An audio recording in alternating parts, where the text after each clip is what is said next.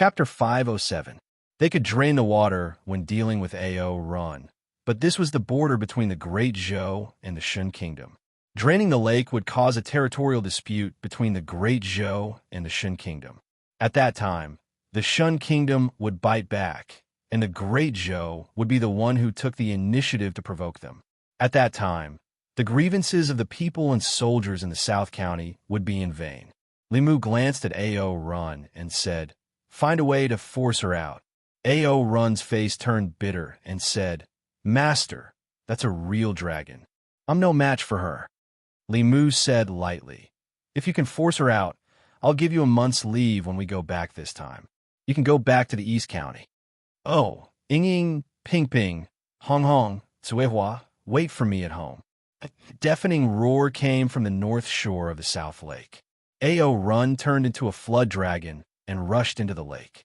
Huge waves began to surge in the lake again, and from time to time, there were bursts of dragon roars. Li Mu stood on the shore and asked the middle-aged man, "What's going on with this dragon?" The middle-aged man cupped his fists and said, "My lord, the South Lake was originally a separate island between the Great Zhou and the Shun Kingdom. However, a few months ago, a giant dragon suddenly came here. When our soldiers approached the shore of the lake, they would be attacked by it. The people of the Shun Kingdom took the opportunity to occupy the island in the middle of the lake and control the entire South Lake. They repeatedly went ashore to provoke us and injured many of our sentries. As soon as Li Mu learned the situation from the sentinel, there was a cry from the lake. Ao Run flew out of the lake again, holding his stomach. A wound on his lower abdomen was healing at a speed visible to the naked eye. He wiped the cold sweat on his forehead and said with fear, "That was close. Damn, you were so ruthless. My baby was almost gone." He was worried that Li Mu would blame him for failing to complete the task, so he immediately said, "Master, don't be angry. I still have a way to force her out." Li Mu glanced at him and said, "Speak." Ao Run said, "We can pee in this lake. If one person can't do it, we can call 100 people, 1,000 people." I don't believe she can still stay in the water. Before he could finish his words, a thick water column shot out from the lake and hit Ao Run, sending him flying 1,000 feet away. Ao Run flew back quickly. He pointed at the lake and said angrily, "Come up here if you have the ability." What answered him was another water column. State affairs were no small matter. This dragon had disgraced the dignity of the Great Zhou. Li Mu said to Ao Run in a deep voice, "Give me your Flood Dragon Core." The Flood Dragon Core was very important to him. Without it, his strength would be reduced by at least half. But since his master had spoken, Ao Run didn't dare to refuse. He carefully spat out a pigeon egg-sized ball and worriedly said to Li Mu, "Master, it's very important to me. You have to take care of it." Li Mu grabbed the pill. Looking at his rough appearance, Ao Run's heart was bleeding. Li Mu put the pill into his sleeve and jumped into the southern lake. This time, he didn't feel any rejection from the lake. Instead, he felt a sense of affinity. Although Ao Run's monster core couldn't increase his strength in the water, it wouldn't suppress him either. As soon as Li Mu entered the water, he saw a dragon tail sweeping towards him. It was too late to dodge. He stretched out his arms, but he was still pushed back dozens of feet. His arms were numb. A white dragon was dozens of feet away, staring at Li Mu with lantern-sized eyes. Li Mu wasn't stupid enough to compete with the dragon in terms of physical strength. With a thought, a golden beam of light flew out from his body. The Dao Bell rapidly expanded in the water and enveloped Li Mu. However, it didn't protect him like before. The bell flowed like water and attached itself to Li Mu's body. Moments later, the Dao Bell disappeared. Li Mu's body didn't seem to have changed, but his skin had darkened slightly. After the Bell spirit absorbed the heaven and earth origin energy and transformed into a human, it could separate itself from the Bell. The Dao Bell also had some uses that Li Mu hadn't expected. The dragon tail attacked again. Li Mu stood in place and allowed the dragon tail to land on his body. Kacha! Li Mu's body didn't move at all, but a sound came from the dragon tail. Li Mu heard a cry of pain in the water. He didn't give the dragon chance. He stretched out his arms and hugged the dragon tail. He used his Herculean art and rapidly rose up. Above the southern lake, there was a huge splash. A white dragon that was more than 100 feet long flew out of the water. Limu hugged its tail. After it flew out of the water, it turned its body and slammed its huge dragon head into Limu. Facing the dragon head that was as large as his body, Limu also slammed his head into it. Bang! There was a loud crash in the void, and the figures of the man and the dragon were both sent flying. However, the white dragon was suspended in the air, motionless, as if it was stunned by the crash, while the figure of the man continued to fly towards it. By the lakeside, A.O. Run's body trembled. This collision hurt even him.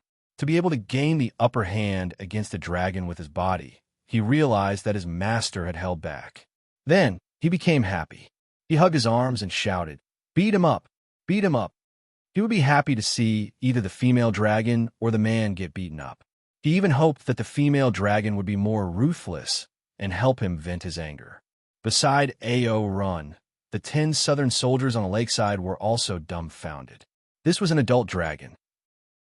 Although its cultivation was at the 5th realm, it could not be tamed unless one was at the 6th realm. Wasn't this lord from the worship department a little too powerful to be able to contend against a dragon with just his body of flesh and blood in the sky? Limu's fist had arrived. The dragon suddenly opened its mouth and spat out a ball of flame. This was dragon breath, one of the most powerful flames in the world. Its power was even greater than the true samadhi fire. It was one of the dragon's racial talents. In the face of this dragon breath, Limu raised his hand. A transparent barrier formed in front of him and blocked the dragon breath completely. The dragon roared at the sky again. Dark clouds quickly gathered above Limu's head, and a strong wind blew. The rain borrowed the wind's momentum and swept towards him.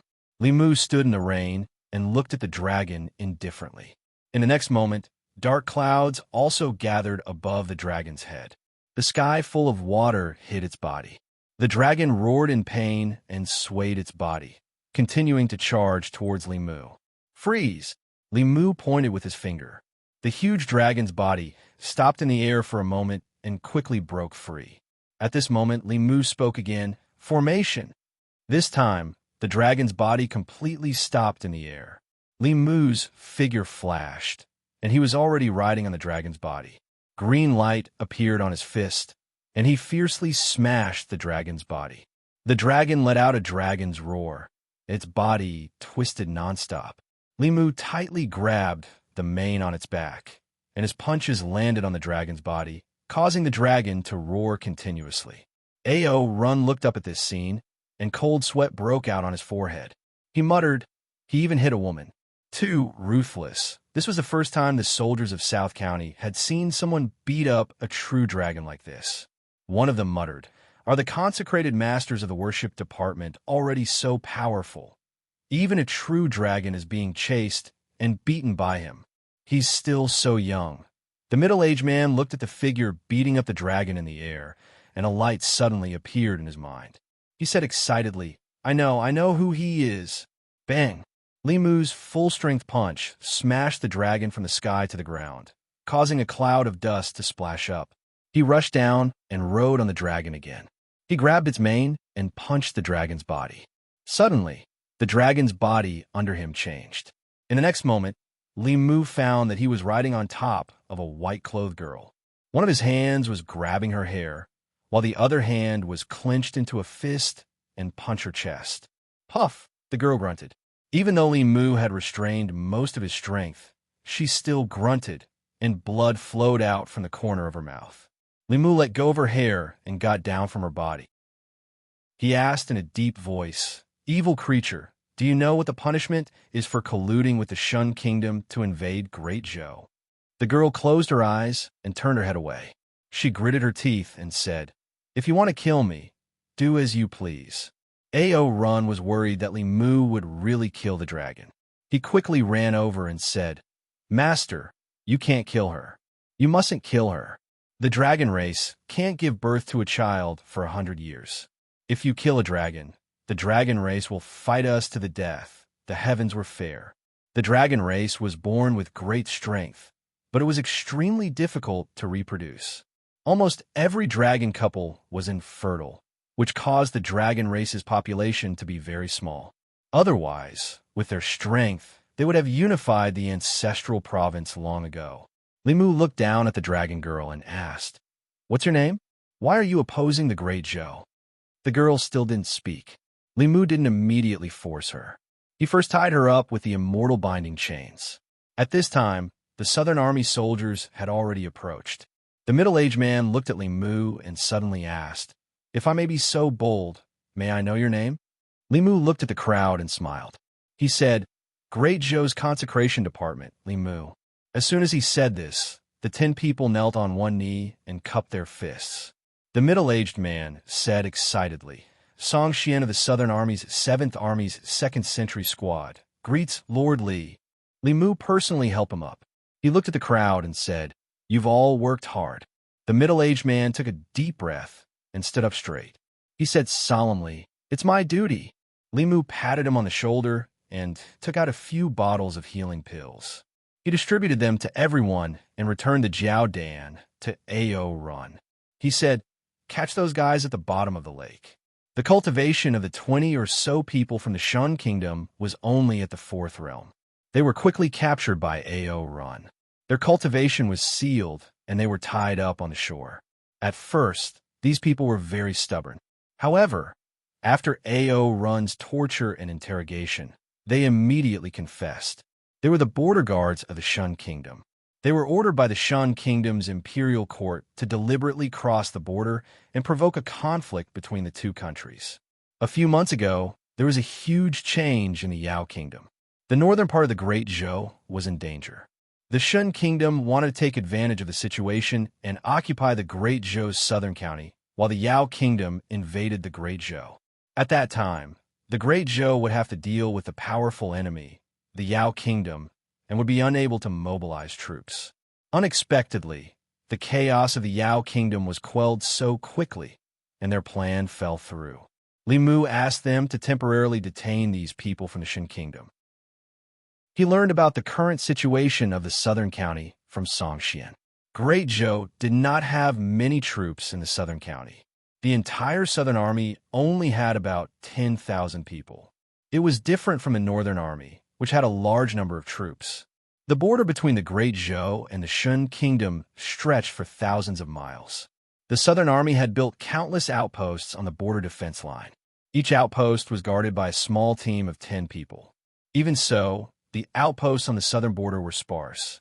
There were often people from the Shun Kingdom who secretly crossed the border and caused trouble in the Great Zhou. In recent months, the Great Zhou had no time to care about the Shun Kingdom. The Shun Kingdom was even more unscrupulous. The people of the southern county were deeply disturbed. Naturally, the faith of the people was extremely low. It was impossible to completely change this situation. The border between the two countries was too long. No matter how many troops Great Zhou had stationed on the southern border, it could not completely eliminate this phenomenon. The imperial court could not waste too many troops here. The simplest way was, of course, to completely scare the Shun Kingdom, just like 100 years ago. However, the Great Zhou could not take the initiative to start a war. Limu rubbed the space between his eyebrows. Suddenly, a bell rang from Song Xian's waist. Song Xian heard the bell and took out a string of bells from his waist. One of them vibrated and made a crisp sound. His expression changed, and he said, "It's the 5th team asking for help. They're in danger." Limu asked, "Where's the 5th team?" Song Xian pointed in a certain direction and said, "To the east, 25 miles away. I'll go take a look first." "Follow me," Limu said. Then, he turned into a stream of light and sped toward the east. 25 miles away, 10 sentries of the Southern Army were surrounding a bald man. The man was dressed differently from the people of the Great Zhou. Although it was said to be a siege, the man was actually fighting against 10 people with ease. With his Realm 5 cultivation, he could completely trample on these small cultivators who were only at the 2nd and 3rd realms. And what he enjoyed was the process of trampling on them. Ever since the Shun Kingdom and the Great Zhou fell out, The people of the country wanted to go to war with the Great Zhou. Even if there was a conflict with the Great Zhou border army, the imperial court would not blame them. The weapons of the Southern Army sentries slashed the bald man's body, creating a series of sparks. The bald man casually hit the dantian of a young sentinel with his palm. His cultivation was completely destroyed, and his aura immediately withered. In a few breaths, this person had destroyed the cultivation of 6 sentinels. Just as he raised his hand again, he suddenly raised his head and looked to the west. There was a powerful aura coming over at high speed.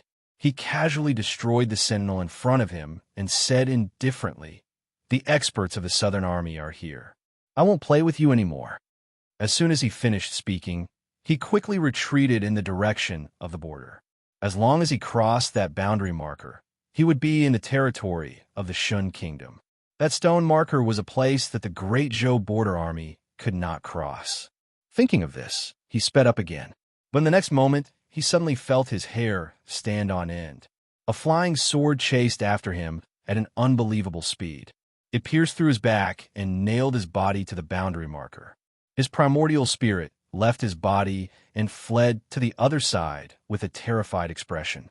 However, even though he had already stepped into the territory of the Shun Kingdom, a small illusory sword chased after him and pierced through his primordial spirit. His terrified primordial spirit was still in the air when it started to slowly dissipate. All of this happened very quickly. Several Southern Army sentinels looked at this scene in shock. After a long time, their expressions changed from shock to joy. Behind them, Ao Run rushed over with his group.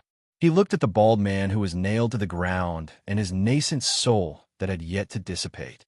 He gulped with difficulty. At this moment, he deeply understood that the reason he was still standing here in one piece was all because he had a loose tongue back then. Li Mu's gaze swept over everyone. When it swept over the dragon girl, she trembled and immediately said, "My name is Ao Qingxin. My home is in the Southern Sea. I sneaked out. I didn't want to go against you, but someone stole my inner core and forced me to work for them." Chapter 508. Li Mu did not have time to pay attention to the dragon. He quickly walked to the sentries and used his magic power to check their bodies. When he withdrew his hand, Li Mu's face was gloomy. Out of the 10 sentries, 7 of them had their cultivation crippled, and 3 of them were seriously injured. Li Mu first used the Buddhist light to stabilize the injuries of the 3 seriously injured, and then gave them a few bottles of healing pills. The 7 sentries whose dantians were destroyed were even more troublesome to treat. Li Mu needed to refine a cauldron of heaven-level pills to rebuild their dantians. Fortunately, his storage space was very rich. Most of them were given to him by Huan Ji. It was only a matter of time before they recovered their cultivation. He had just arrived in the South County and had witnessed 2 border conflicts with his own eyes. It was enough to see how arrogant the border guards of the Shun Kingdom were. An hour later, Li Mu arrived at the main camp of the South Army under the lead of Song Xian and the others. The South Army had a total of 10 armies. The other 9 armies were led by the First Army. Here, Li Mu met the commander of the First Army of the South Army. This was a burly man. His cultivation was only at the 5th realm. When he saw Li Mu, he bowed to him and said, "Lord Li, I've heard a lot about you." Li Mu went straight to the point and said, "I'll skip the pleasantries. In the past few months, the people of the South County have been too weak. I'm here for this matter." Speaking of this, the commander of the South Army slammed his fist on the table and said, "These animals don't dare to fight us head-on, so they go around disturbing the people. Every time we arrive, it's already too late. The people are suffering because of them. Their whereabouts are unknown. In the past few months, the South Army has only caught a dozen of them. For this, several of our soldiers have also died." Li Mu asked, "Where are they?" Commander Zhang said, "In the prison." At this moment, a deputy general hurried into the tent and said, "General, people from the Shun Kingdom have come again. They're causing trouble outside and asking us to release their people." Commander Zhang said angrily, "King bullshit. If we let them go, would our soldiers have died for nothing?" There was a commotion outside the tent, and a dark-skinned man in strange clothes barged in. He spoke in a non-standard Great Zhou dialect and said loudly, "You have no right to punish the people of Great Zhou. Even if they committed crimes in your country, they must be handed over to Great Zhou for punishment. This is the law set by your late emperor." Commander Zhang whispered into Li Mu's ear, "Although this is the rule set by the previous emperor, we can't let this person go. Our soldiers can't die in vain. The Shen nation must pay the price." Li Mu walked in front of the Shen person, looked at him, and lightly said, "The late emperor has been dead for 5 years. Now, this rule has been changed. The Great Zhou is the Celestial Empire. If a foreigner commits a crime in the Great Zhou, his crime will be increased by 1 level." That Xingua man frowned and said, "Who are you? Do you think you can change a country's laws just because you say so?" Li Mu smiled and said, "I'm sorry, but it's true." He looked at Commander Zhang and said, "Bring the Shen nation prisoners here." Commander Zhang clasped his fist and ordered his men, "Bring them here." They walked out. Outside the Southern Army camp, there was a row of tombstones. Commander Zhang explained to Li Mu, "These are the soldiers of the Southern Army who sacrificed themselves over the years. I could only bury their bodies here." These tombstones were engraved with names and dates of birth. Li Mu looked at them. Judging from the dates of birth and death, some of the soldiers were only 18 or 19 years old when they sacrificed themselves. 13 Shen nation prisoners were brought out. Seeing dozens of their people standing outside, they thought they could go back. They smiled and were about to walk over, but they were held back by the Southern Army soldiers behind them. Li Mu looked back and said, "Bring them here." The 13 people kept resisting and struggling, but in the end, they were brought over and stood in front of these tombstones. Li Mu said indifferently, "Make them kneel." The 13 people stood straight, and none of them knelt. Li Mu looked at them. An invisible aura came out of his body. The 13 people suddenly felt the pressure on their bodies double, as if a mountain was pressing down on them. They gritted their teeth and wanted to continue standing, but their backs bent. As the pressure on their heads increased, their knees also bent. In the end, there were only a dozen bang sounds, and all of them knelt on the ground. If they didn't kneel, that force would crush their bones. Seeing this, the Shen nation emissary led more than 10 attendants forward. Li Mu turned to look at them, and his aura swept out. The emissary and the others couldn't help but take a few steps back. They were locked in place by a terrifying aura. They stood in place, not daring to move, and sweat poured down their foreheads like rain. Commander Zhang, who was standing beside Li Mu, also felt this aura. He was extremely shocked. The legendary Lord Li was even more powerful than he had imagined. There was silence in front of the tent. Li Mu looked down at the first person kneeling and asked, "What crime did he commit?" A deputy general walked forward and said, "This person raped several women in the South Commandery." Li Mu took out the saber at the deputy general's waist. Using his finger as a pen, he drew a rune on the saber. Then he said, "In the Great Zhou, raping a woman is punished with 3 to 10 years in prison. If the circumstances are serious, you could be sentenced to death. You raped several women, so it's not too much to sentence you to death, right?" Under the pressure of that powerful aura, the Shen nation cultivator couldn't speak at all. If he opened his mouth, he would be crushed by this aura. He couldn't speak, and he didn't have the chance to speak. Li Mu raised his saber, and a head rolled down. Hot blood rolled down from the headless body, dyeing the ground in front of him red. There were runes engraved on the saber. With one slash, the soul would scatter and the body would die. Even the primordial spirit and soul would not be left behind. Commander Zhang's eyelids twitched. Soon, there was only joy left in his eyes. He also wanted to do the same, but he didn't have Lord Li's courage. The Shen nation envoy's face was ashen. However, under the pressure of that aura, he couldn't take a step forward. It was even difficult for him to open his mouth. Ao Run's face was pale. He secretly hid behind Ao Qingxin. Ao Qingxin dared to show her toughness at the beginning because she thought that no human would dare to kill a dragon. However, she didn't dare to take the risk now. Since just now, this seemingly gentle man had already killed 2 people in a row. He was so straightforward. He was simply an executioner who killed without batting an eye. Perhaps he really dared to kill a dragon. Ao Qingxin couldn't gamble with her life. She didn't dare to gamble with her life. At this moment, she only regretted. If she had known that the outside world was so terrifying, she would have agreed to her father's proposal. So what if she married that guy in the East Sea that she didn't like? It was better than running away from a marriage. After running away for half a year, her inner core was gone. Now, she couldn't even keep her life. Tears flashed in her eyes. She said regretfully, "Father, I was wrong. Please come and save me." Li Mu cut down the first person, then looked at the second person kneeling and asked, "What crime did he commit?" The deputy general took a deep breath, gritted his teeth, and said, "He maliciously attacked our sentry. One of our sentry was sacrificed because of this person. Death penalty." Li Mu waved his saber again. Another headless body fell down. This person slaughtered several people in the border county and collected their souls for cultivation. Death penalty. This person, death penalty. As the 13 headless bodies fell to the ground, the surroundings of the military tent were silent. Whether it was the soldiers of the Southern Army or the emissary of the Shun country, they all held their breaths. It was so quiet that they could hear their own breathing and heartbeat. Soon, the young man from the Great Zhou spoke again. His voice wasn't loud, but it sent chills down the spines of the dozen or so people from the Shun country.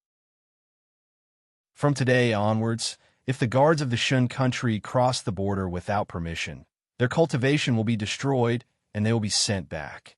If they attack the outposts of the Great Zhou, if they provoke the soldiers of the Great Zhou, they will be killed without mercy. If they cause chaos in the Great Zhou, they will be killed without mercy. If they are found by the lake, they will be drowned in the lake. If they are found in the mountains, they will be hanged on a tree. No one will be spared. He withdrew his aura. The emissary of the Shun country and his entourage fell to the ground, their legs weak.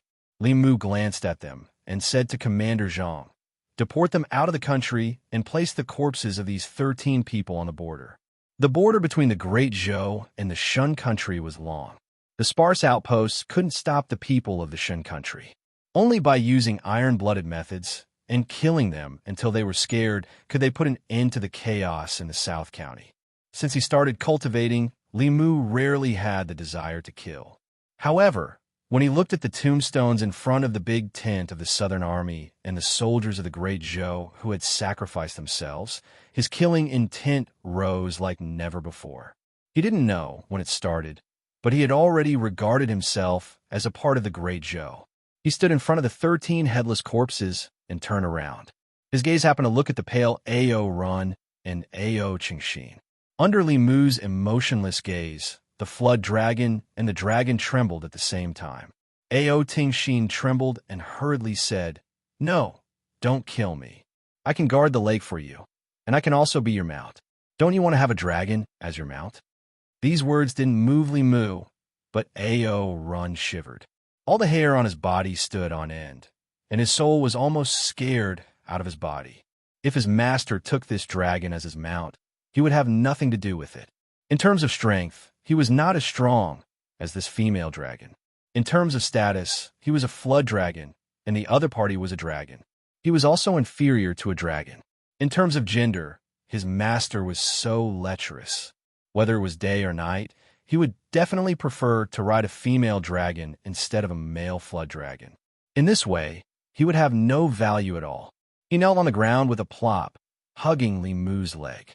With snot and tears, he cried, "Master, don't do this. I've worked hard, even if I didn't make any contributions. You can't forget the old flood dragon when you have a new one. You can ride this female dragon. I'll guard the lake. Don't kill me." Li Mu kicked him away and said angrily, "Who said I'm going to kill you?"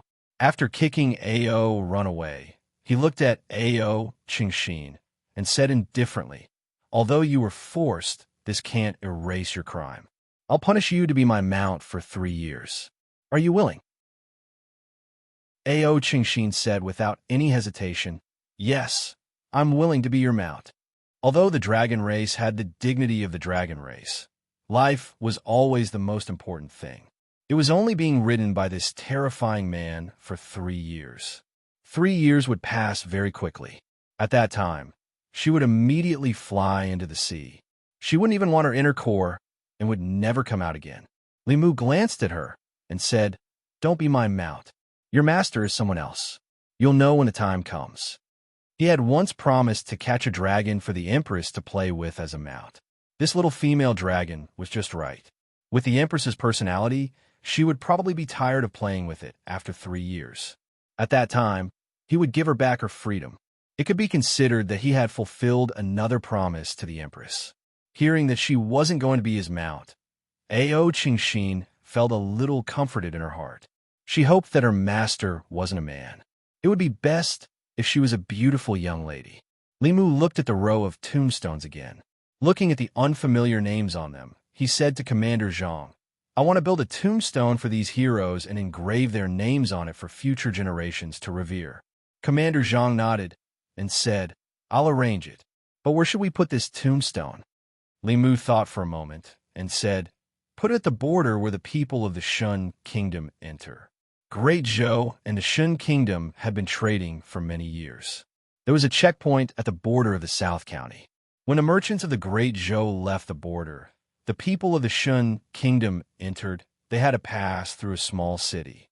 On this day, a huge stone tombstone flew through the air and landed in front of this small city located at the border of the Great Zhou and the Shun Kingdom. The stone tombstone was about 10 feet tall. There were mysterious patterns carved on it. There were also small words secretly carved on the tombstone. Under the stone tombstone, there were more than a dozen corpses of the people of the Shun Kingdom kneeling. The Shun Kingdom's guards had already gathered in front of the border because more than a dozen of their own people had been killed. When they saw this scene, they were even more furious. Damn the people of the Zhou Kingdom. How dare they humiliate the soldiers of the Shun Kingdom? Our imperial court is too weak. If we send troops to the Great Zhou, our Shun Kingdom will soon become the most powerful country in the Zhou continent. The emperor of the Zhou Kingdom is actually a woman. How can a country with a woman as the emperor be the most powerful country in the Zhou continent? This title clearly belongs to our Shun Kingdom. They actually humiliated our soldiers like this. I swear, I will kill 10 people of the Zhou Kingdom to avenge them. But the Zhou Kingdom said that if we cross the border, our cultivation will be crippled. If we violate the laws of the Zhou Kingdom, we will be killed without mercy, you coward. This is for the glory of the Shun Kingdom. So what if you die? 2 figures stood within the borders of the Great Zhou. All kinds of unbearable words entered their ears. Commander Zhang said, "I don't know where these people of the Shun Kingdom get their confidence from.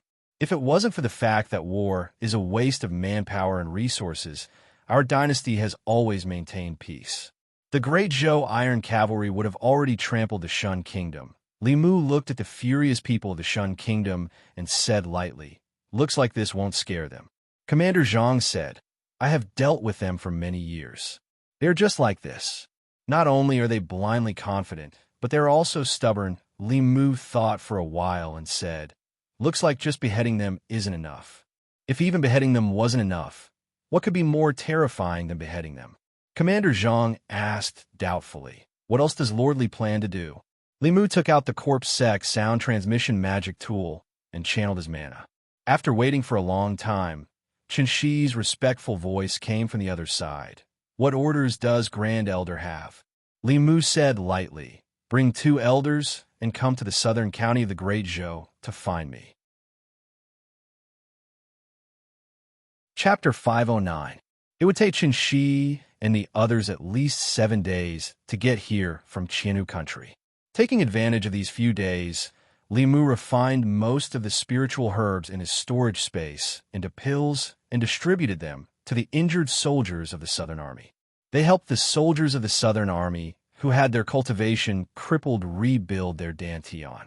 Although the guards of the Shun country were stubborn, they could see more than a dozen corpses on the border as long as they looked up. It was impossible for them not to be afraid.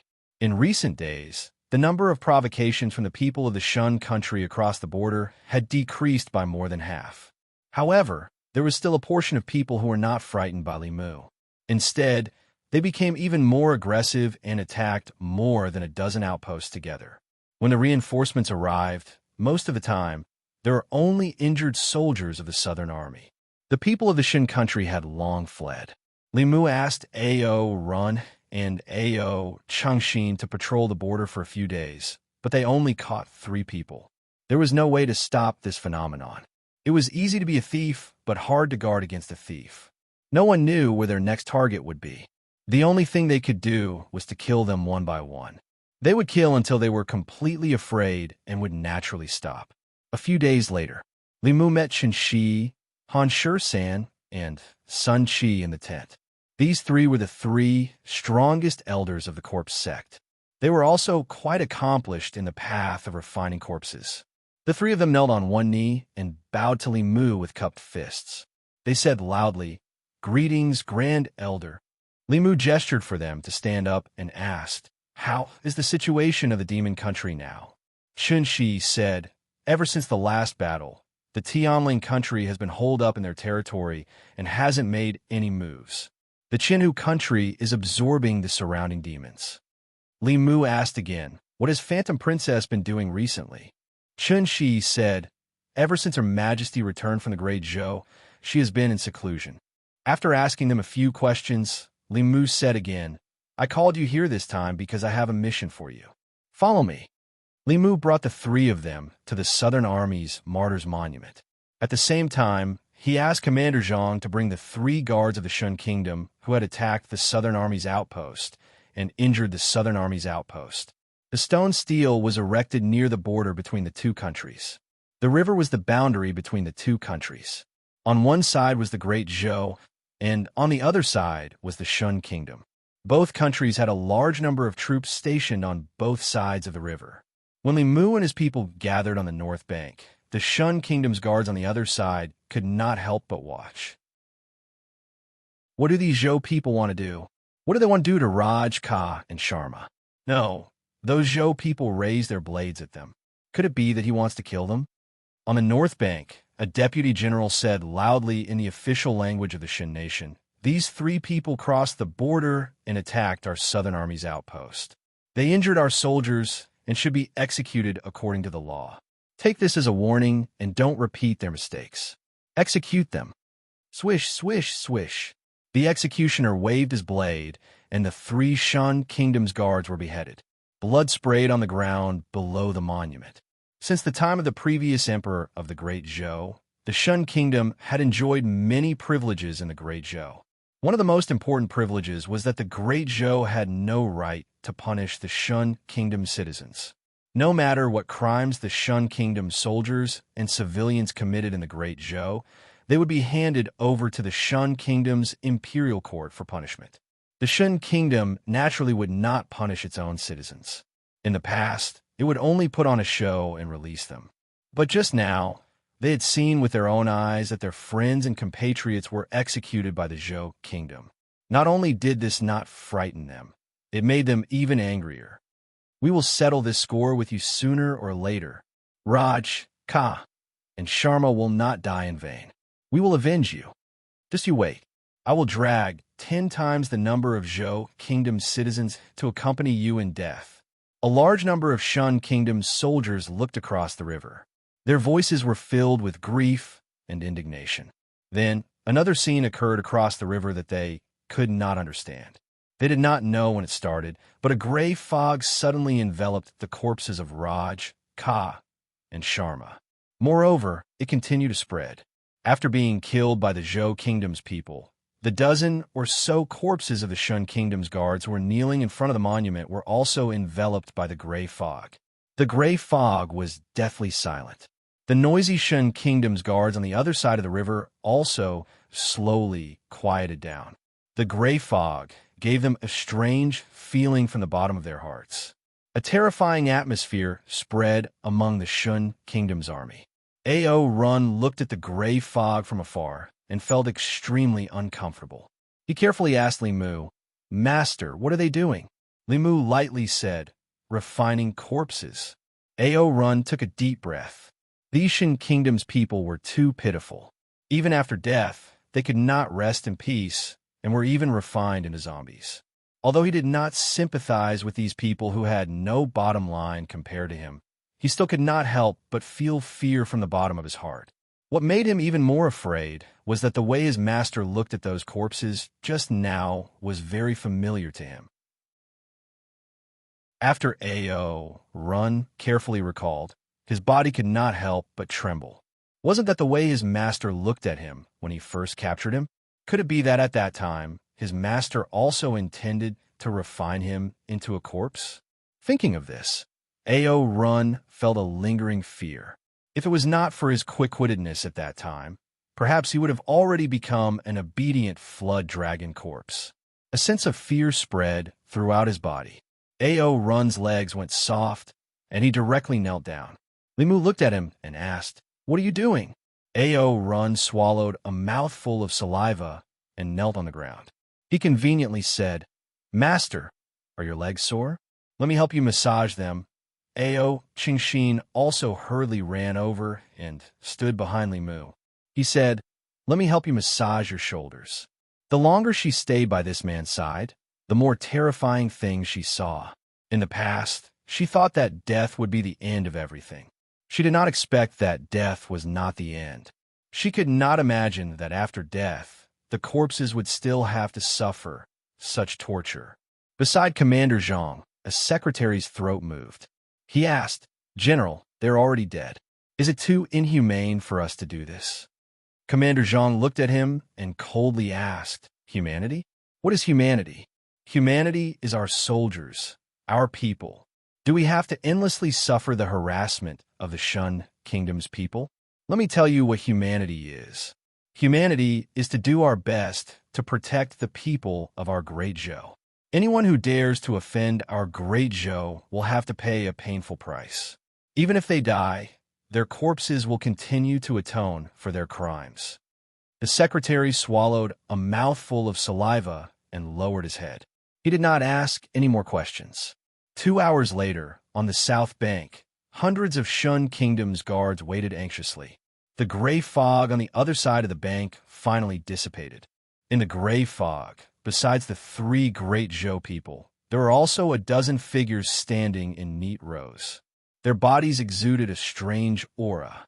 When the Shun Kingdom's guards saw these people, their expressions changed greatly. "Is that Sharma? He was clearly dead. How did he come back to life? Raj and Kadi are also inside.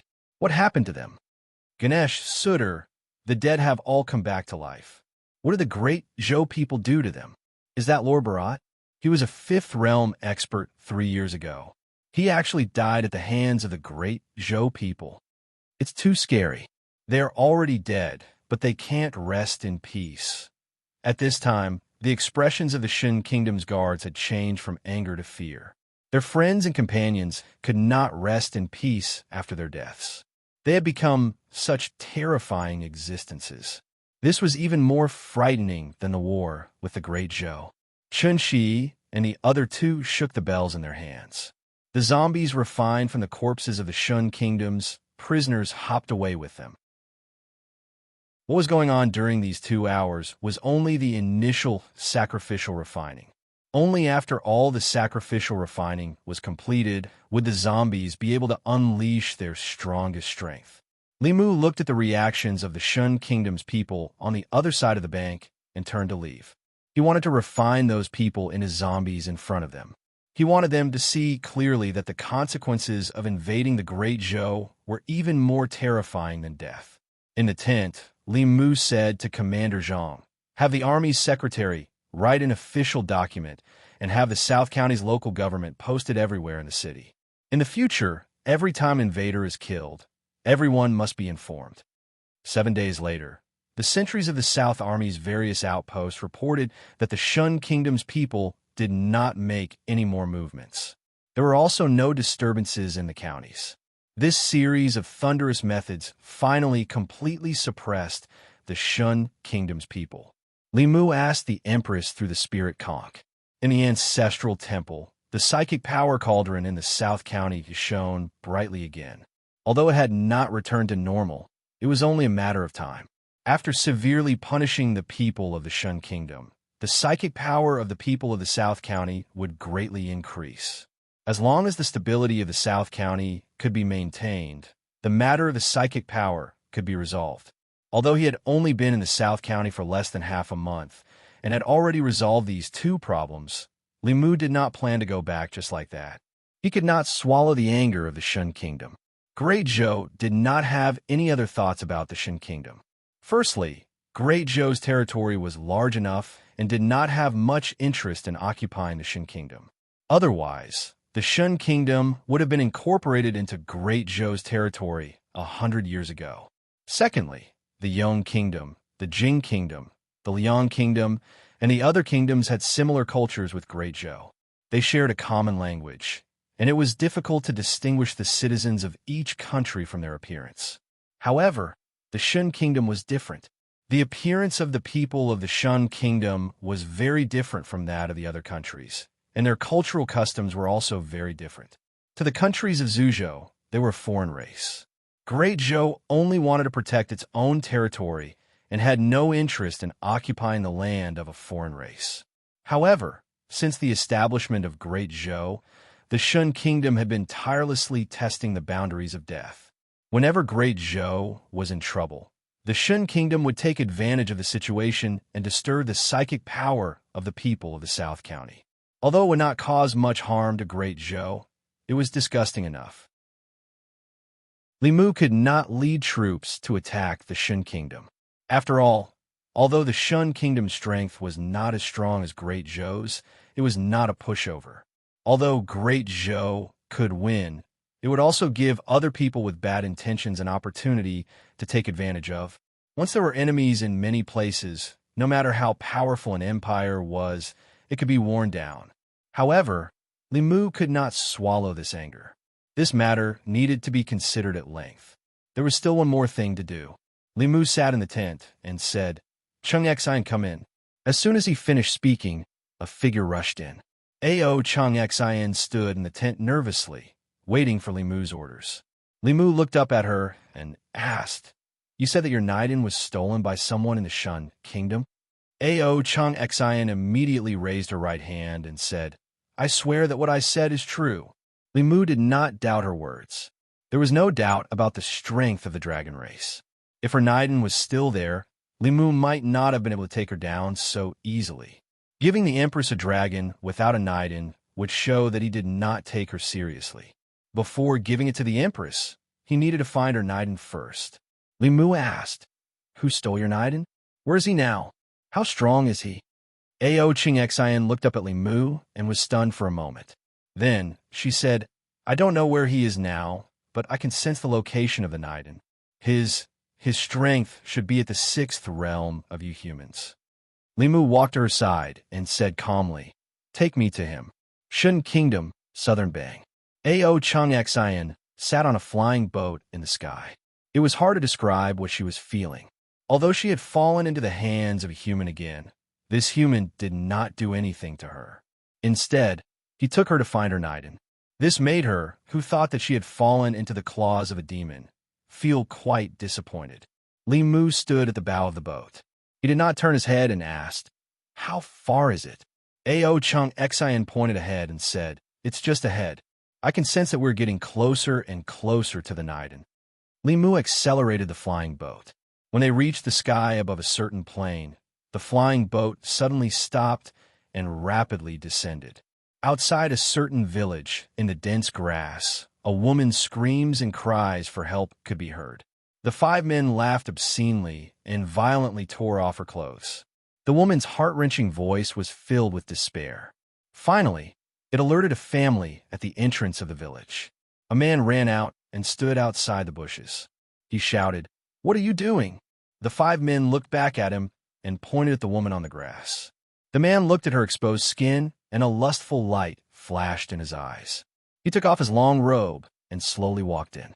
When the woman saw this, her eyes were filled with despair.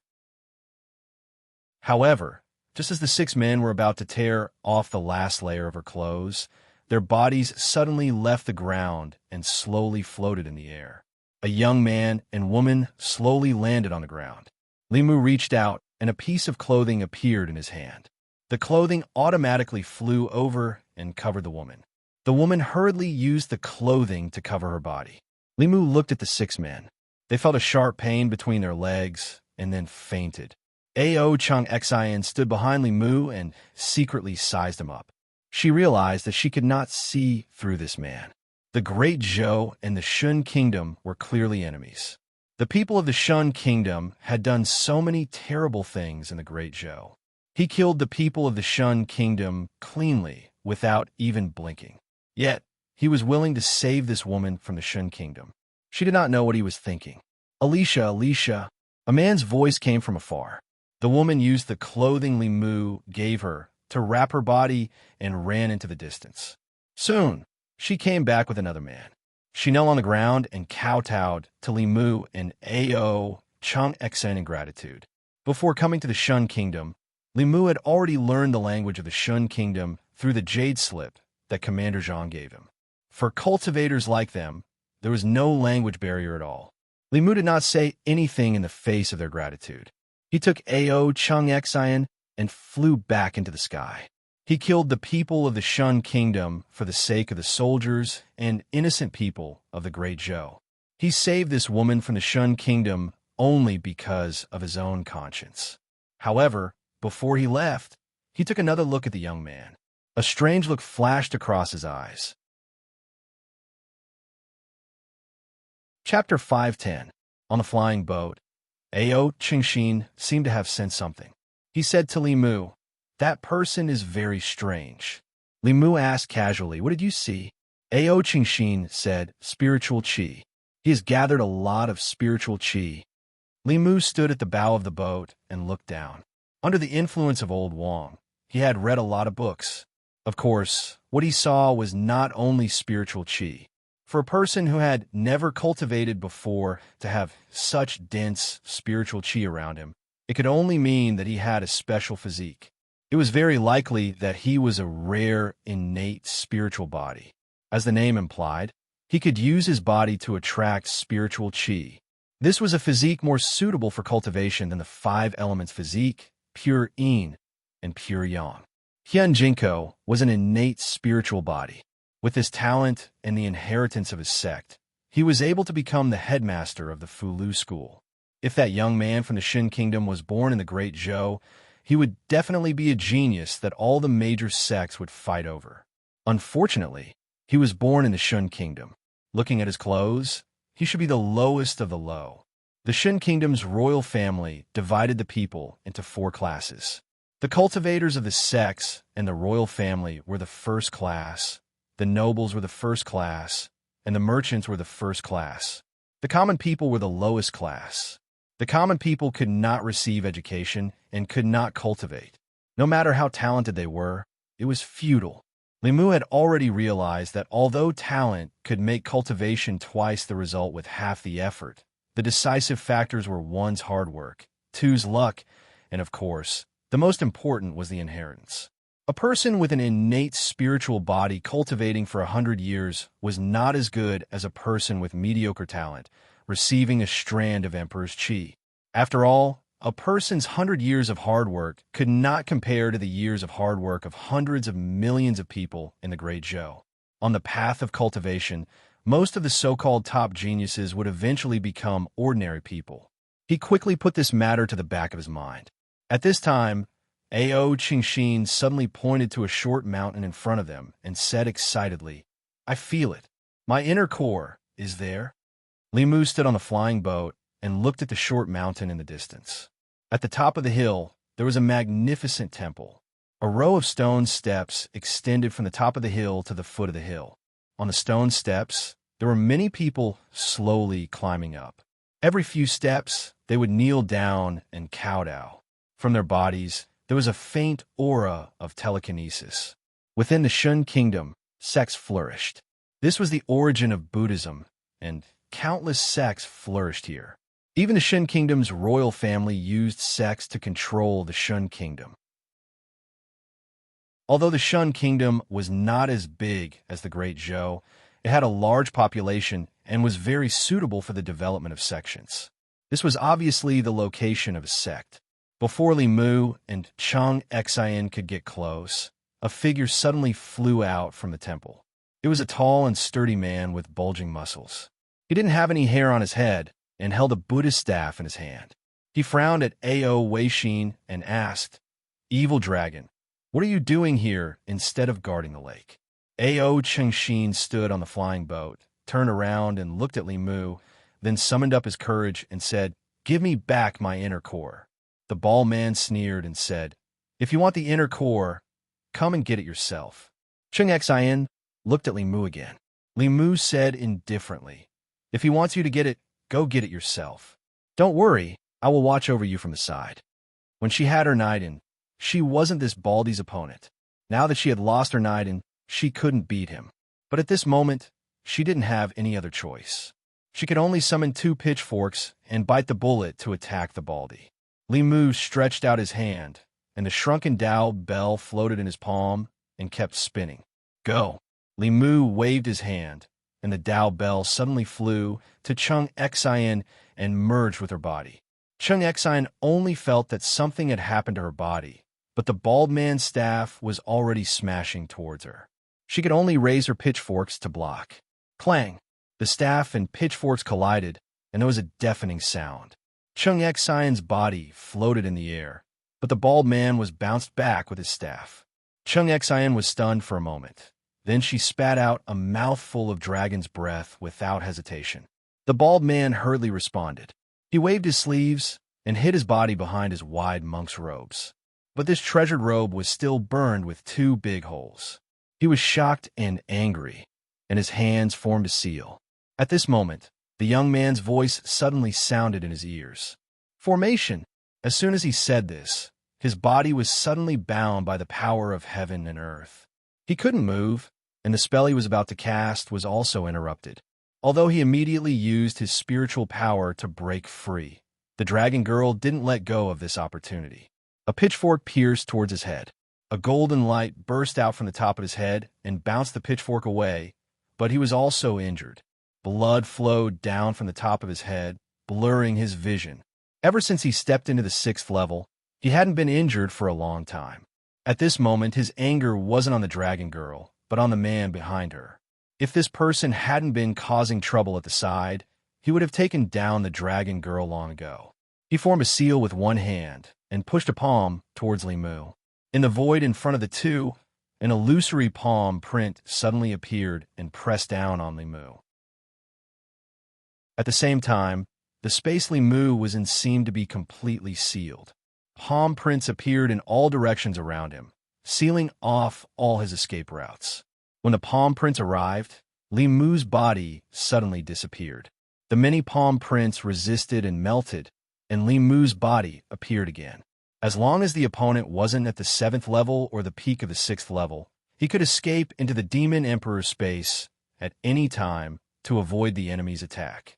The bald man's attack didn't hurt Li Mu, and Ao Shoshin was already charging over with her pitchforks. While he was dealing with the dragon, there were thunderous roars above his head, strong winds blowing, and thousands of swords shooting out. He was in a sorry state, and his treasured robes were already riddled with holes. The young man's spell was strange, and he didn't know what was up with the dragon girl. Although her attacks weren't much stronger, her defense was more than 10 times stronger. He couldn't break through her defense at all. If this continued, he might be exhausted to death by the man and dragon here. He had originally prepared that dragon inner core for the treasure hunt at the bottom of the sea. Now, it seemed like he had to return it. He waved his hand, and a white inner core the size of a pigeon egg flew out and was swallowed by Ao Shoshin. The inner core returned to her body, and her aura soared. Soon, she reached the peak of the 5th level. The bald man regulated his body as he said, "I've given you the item. You can leave now, right?" Li Mu didn't think of directly killing this bald man. Which 6th level elite didn't have a trump card? He couldn't take him down in a short time. Moreover, if he stayed in a stalemate with him for too long, it would be very disadvantageous for them in the Shun Nation's territory if he summoned the other elites of the Shun Nation. However, it wasn't his style to just walk away like this. Li Mu looked at him and said calmly, You snatched someone else's item, and it's fine just to return it? The bald man asked in a low voice. What else do you want? Li Mu said, You bullied my people. You have to pay the price, right? The bald man's face darkened. After a moment of silence, he waved his hand at Li Mu, and a white light shot out. Li Mu reached out to catch it, and a jade scroll appeared in his hand. The bald man said, This is a map of an ancient secret realm that I obtained in my early years. I'll give it to you. Li Mu used his psychic power to check the jade scroll, and found that there was indeed a map imprinted in it. The location marked on the map should be in the Southern Sea. No wonder this bald man wanted Shoshin's inner core. Without the dragon inner core, it was very difficult for humans to move in the deep sea. Every time they dived a certain distance, they would need to use their transcendence energy to resist the water pressure. Below several thousand meters, 6th level elites would need to use all their transcendence energy to barely move. If they encountered any threat, they would be doomed. He kept the jade scroll and said, Shoshin, let's go. Ao Shoshin, who had regained her inner core, was in a good mood. She immediately flew onto Li Mu's flying ship. The bald man looked at the flying ship leaving, and his face darkened. He turned into a ray of light again and flew into the temple. The believers on the mountain path did not know that a great battle had happened in the sky. They were still climbing the mountain and praying devoutly. On the flying ship, Li Mu handed the jade scroll to Shoshin. After Shoshin checked it, she nodded and said, That is indeed the Southern Sea. However, it is not easy to find. The sea is very big, much bigger than the countries on land. It is very, very difficult to find a place in the sea, and it is also very easy to encounter danger. The ancient secret realm was indeed very attractive to Li Mu. There would often be Dao arts inheritances from the previous era there. However, Li Mu did not have the time to look for them now. He still had to settle the matter of the Shun country. The arrogant group of Shun country people at the border was temporarily intimidated. However, according to their temperament, it would not be long before they would forget this painful memory. The flying ship landed outside a city in the northern bang of the Shun country. Ao Shoshin asked Li Mu in confusion, Are we not going back? Li Mu said indifferently, There is no hurry. In the past, his understanding of the Shun country was all from the mouths of others. Since he had come to the Shun country this time, he wanted to see for himself what kind of country it was. The difference in appearance between the two of them and the Shun country people was too great. Li Mu and her changed a little, and they did not seem that special. In the small city, Li Mu and Shoshin walked side by side. Even though she had changed into the clothes of the Shun country people and hid her dragon horns, it was still difficult to hide her natural beauty. Walking on the street, from time to time, men would cast strange looks at her. It was human nature to love beauty. For a woman like her, walking on the streets of any city in the Great Zhou, there would be a high number of people turning their heads. However, the behavior of the people of the Great Zhou and the people of the Shun country were completely different. When the people of the Great Zhou saw a beautiful woman, most of them looked at her with admiration. When they were discovered by a woman, they would also look away in embarrassment. However, the people of the Shun country people would not do that. They would silently look at a woman with naked eyes. If it was just one or two, it would be fine. However, when most of the men on the street looked at her with such eyes, even the powerful dragon girl hid behind Li Mu.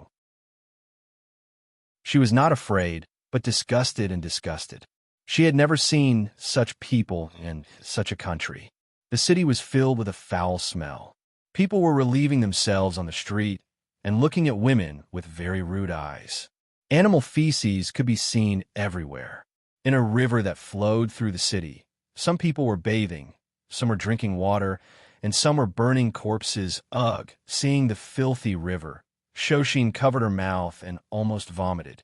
As a member of the water race, as long as she thought about the existence of such a river, she felt uncomfortable all over.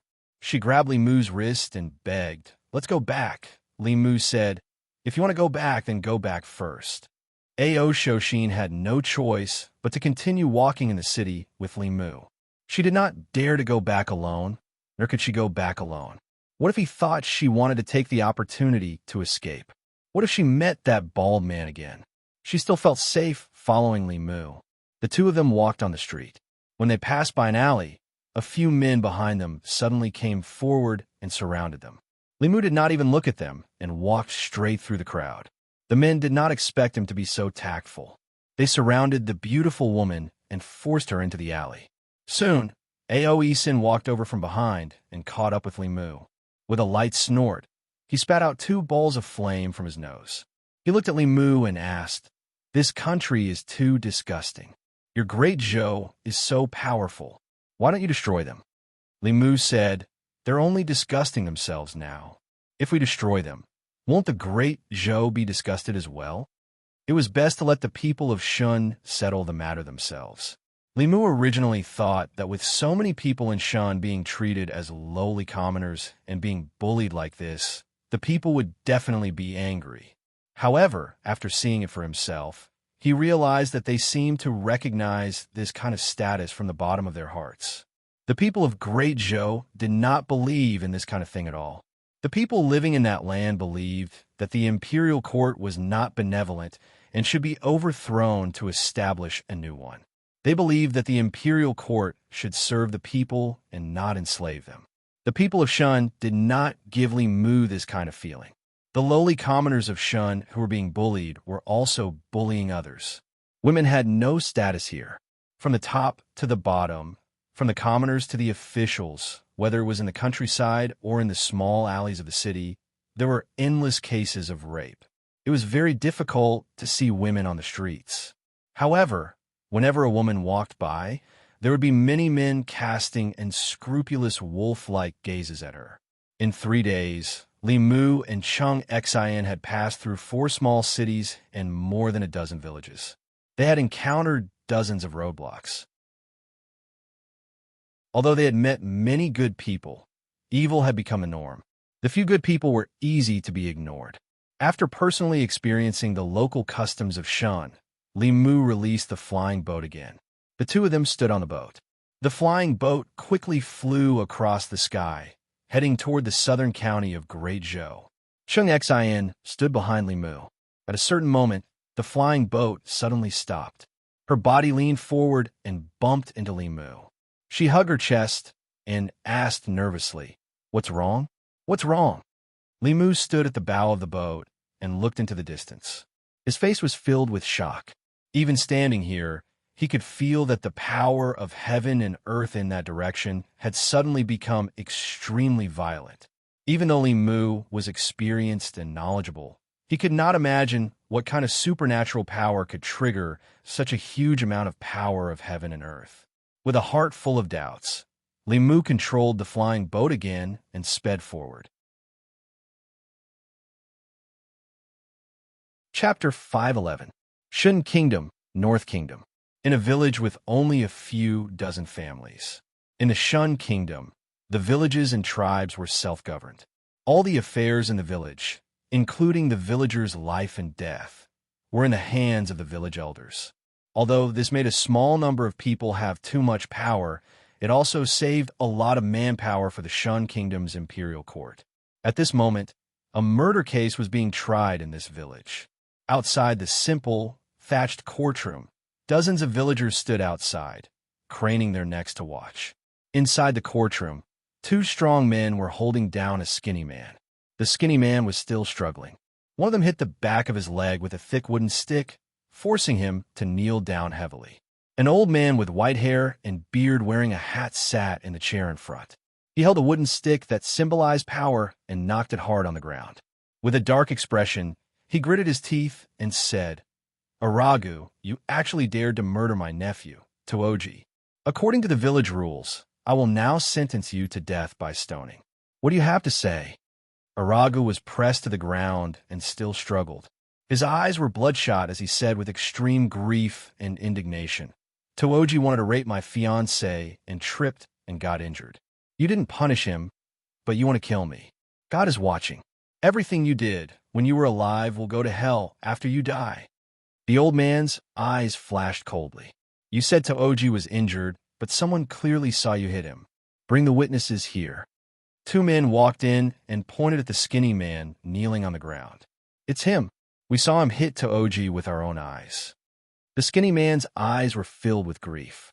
These two men wanted to rape his fiancée, but the Immortals destroyed their manhood. They held a grudge and took revenge on him. Right now, he was filled with endless anger, but he couldn't fight back. The old man knocked his cane hard on the ground and said sternly, "Aragu, as a lowly peasant, you actually dared to hurt a noble. According to the law, you should be sentenced to death. Now, I sentence you to death by stoning. Men, take him away and execute him immediately." The skinny man was taken out and pushed into a pit. Someone had filled the hole with sand and soil. Everything below his waist was buried in the ground, and he couldn't move. Not far away, there was a pile of rocks. The big ones were the size of fists, and the small ones were the size of a baby's head. These were used for the execution. When someone was sentenced to be stoned, the villagers would line up to throw stones at him until he was completely dead. This kind of punishment was very cruel. But the cruelest thing was that the victim's family and friends were also required to participate in the execution. Just as Aragu was about to be executed, a woman rushed over crazily and shouted, "Aragu, Aragu." However, as soon as she approached, she was forcefully pulled away. A man limped over to the sand pit. Half of Araga's body was already buried in the ground, and his hands were tied behind his back. The man had a mocking expression on his face.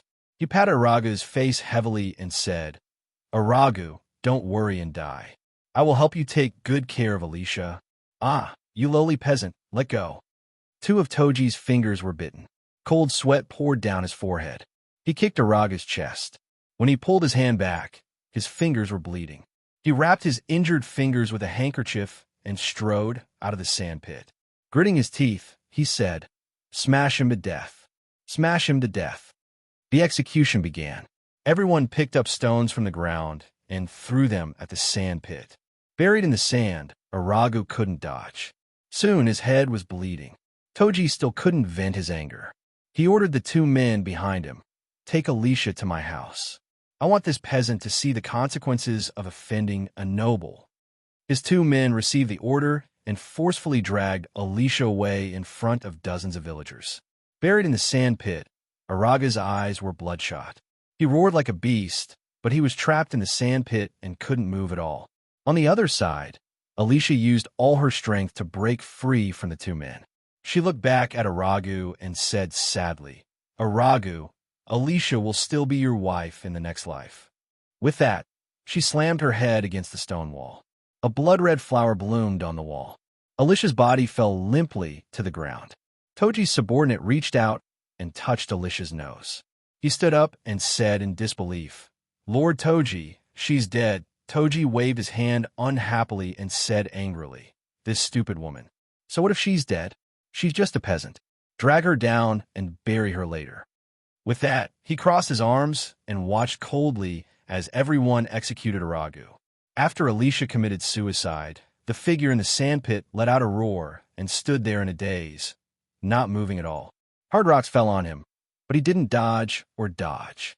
He just stared blankly at Alicia's corpse.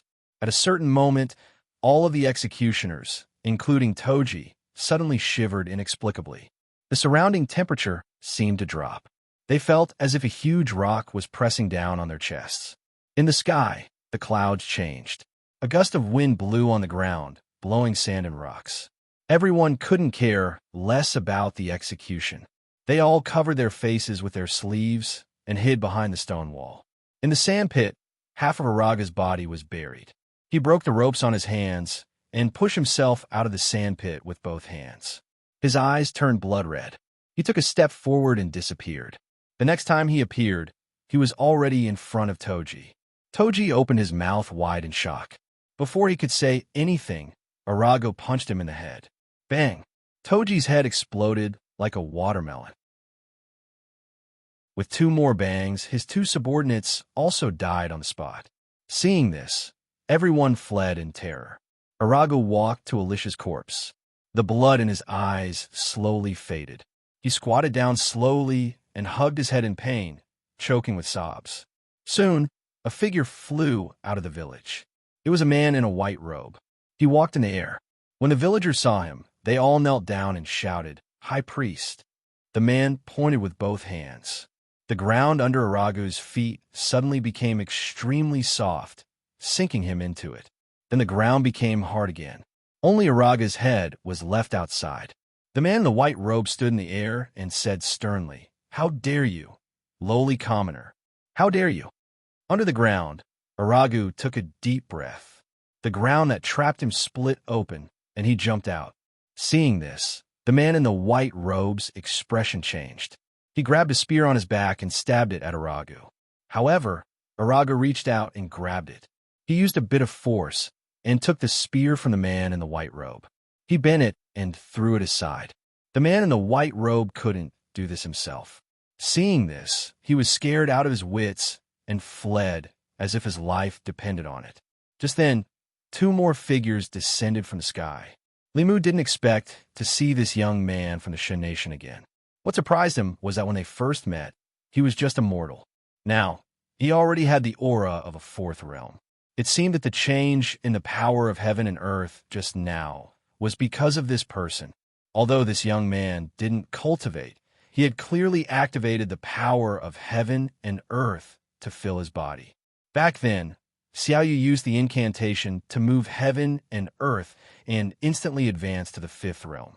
This young man from a Shin Nation situation was completely because of his special constitution. His innate spiritual body awakened once, and it was also his only chance to fill his body. However, because he didn't cultivate and didn't know anything about cultivation, he only had the realm but didn't have the strength of a fourth realm. After the young man glanced at Li Mu and Ao Qingxin, he looked down at the woman's corpse on the ground. Without hesitation, he slammed his head against the stone wall beside him. Boom! With a crash, the stone wall collapsed. He was still standing in the same place. He lowered his head and looked at his hand, then touched his head. His face was blank. Li Mu asked in the language of the Shin Nation, "What are you doing?" The young man looked at Li Mu with sorrow in his eyes. He said, "Alicia is dead. I want to go with her. Even if we become ghosts, we want to be together." Alicia was the woman from the Shin Nation that Li Mu had casually saved last time. At this moment, her corpse was lying on the ground in front of Li Mu. Li Mu looked at the corpse on the ground and said to the young man, "Since you two love each other so much, you don't have to die." He stretched out two fingers and swiped them in front of the young man's eyes. Aragu realized that he had seen Alicia again. He ran over excitedly and wanted to hug her. However, he passed through her body. Li Mu walked over and said, "She's just a ghost now. She needs to cultivate before she can reform her body. Forget it. Since we're fated to meet again, I'll help you again." He formed a seal with his hands. After a wave of the power of heaven and earth, Alicia's body slowly solidified. She was already dead. Li Mu couldn't resurrect her. He could only help her reform her body temporarily. The man and woman hugged each other again. They were very excited. Some things didn't discriminate between countries. Li Mu was moved by the feelings of this man and woman. Since he was already meddling in other people's business, he might as well help them to the end. Li Mu planned to teach them cultivation. With Araga's talent, it would be a waste if he didn't cultivate. Although Alicia didn't have much talent, as long as she cultivated to the third realm, they could be a normal couple. He touched their foreheads with his finger and transmitted the relevant information into their minds. "Thank you, benefactor." The couple knelt on the ground again and kowtowed to Li Mu to thank him. Aragu kowtowed a few times. He looked up and asked Li Mu, "Benefactor, you're from the Great Zhou, right?" Li Mu nodded and didn't deny it. Aragu said longingly, "I heard that everyone in the Great Zhou is equal. If the nobles break the law, they'll be punished. Anyone can cultivate. Women will also be protected. Compared to the Great Zhou, this is a kingdom of demons." Li Mu said, "The Great Zhou wasn't as beautiful as you said from the beginning. It's because of the wise empress leadership that the Great Zhou of today became what it is today." Arago lowered his head and said, "Our empress will only promulgate laws that benefit the nobles. They won't care about lowly people like us." Li Mu looked at him and said meaningfully, You have to create a happy life with your own hands. If all the oppressed people of the Shun Kingdom unite, they can also change the world. After saying that, he said lightly, "Happy, let's go." Two streams of light streaked across the sky again. Arago watched them leave. When the light disappeared from his sight, he looked down at his hands and muttered, "All the oppressed people unite." When he returned to the South County, Li Mu already had a preliminary idea about the Shin Kingdom. Although the two countries often had conflicts recently, neither the Great Zhou nor the Shun Kingdom would easily start a war with the other country. The Shin Kingdom didn't have the strength to start a war. Although the Great Zhou had the strength, there was no need to start a war. After all, for a long time, the national policy of the Great Zhou was to develop peacefully. It was best to let the Shun Kingdom fall into chaos. Logically speaking, with the situation in the Shun Kingdom, countless people were widely oppressed. When they were oppressed to the extreme, they would resist. Such a regime would be difficult to stabilize. However, the most oppressed people in the Shun Kingdom were mostly limited by sections. The slave mentality was deeply rooted. They were willing to be oppressed and naturally wouldn't resist. Moreover, they couldn't cultivate. Even if they wanted to resist, they didn't have the strength to do so. What they needed was guidance. Although these people didn't have the strength, their psychokinesis was very useful. Li Mu could tell that Arago was different from the other people at the bottom. However, he was too weak and couldn't be of much use for the time being. He had only planted a seed in Araga's heart. Now, he needed someone with absolute strength and ability to infiltrate the Shun Kingdom and complete this matter. There were many experts that the Consecration Department could mobilize. They could fight, but no one in the entire Consecration Department could take on the responsibility of guiding the oppressed citizens of the Shin Nation. If it really couldn't be done, Li Mu would have to do it himself. However, unless it was absolutely necessary, Li Mu didn't want to do it himself. This meant that he would have to stay in the Shun Kingdom forever. This was something Li Mu was more resistant to. Speaking of which, the officials in the imperial court were the most suitable for this kind of thing. Their cultivation might not be very high, but they had been in the imperial court for many years. They were all old foxes that definitely had their ways of doing this kind of thing. However, it would be difficult for them to gain a foothold in the Shun Kingdom if they didn't have the strength. This matter could only be discussed at length. The matter in the South County was temporarily settled. Li Mu left Ao Run here to ensure that the border waterways were safe. He returned to the divine capital with Chung Xin. He planned to discuss it with the Empress slowly. However, before they reached the divine capital, Li Mu's expression suddenly changed on the flying boat.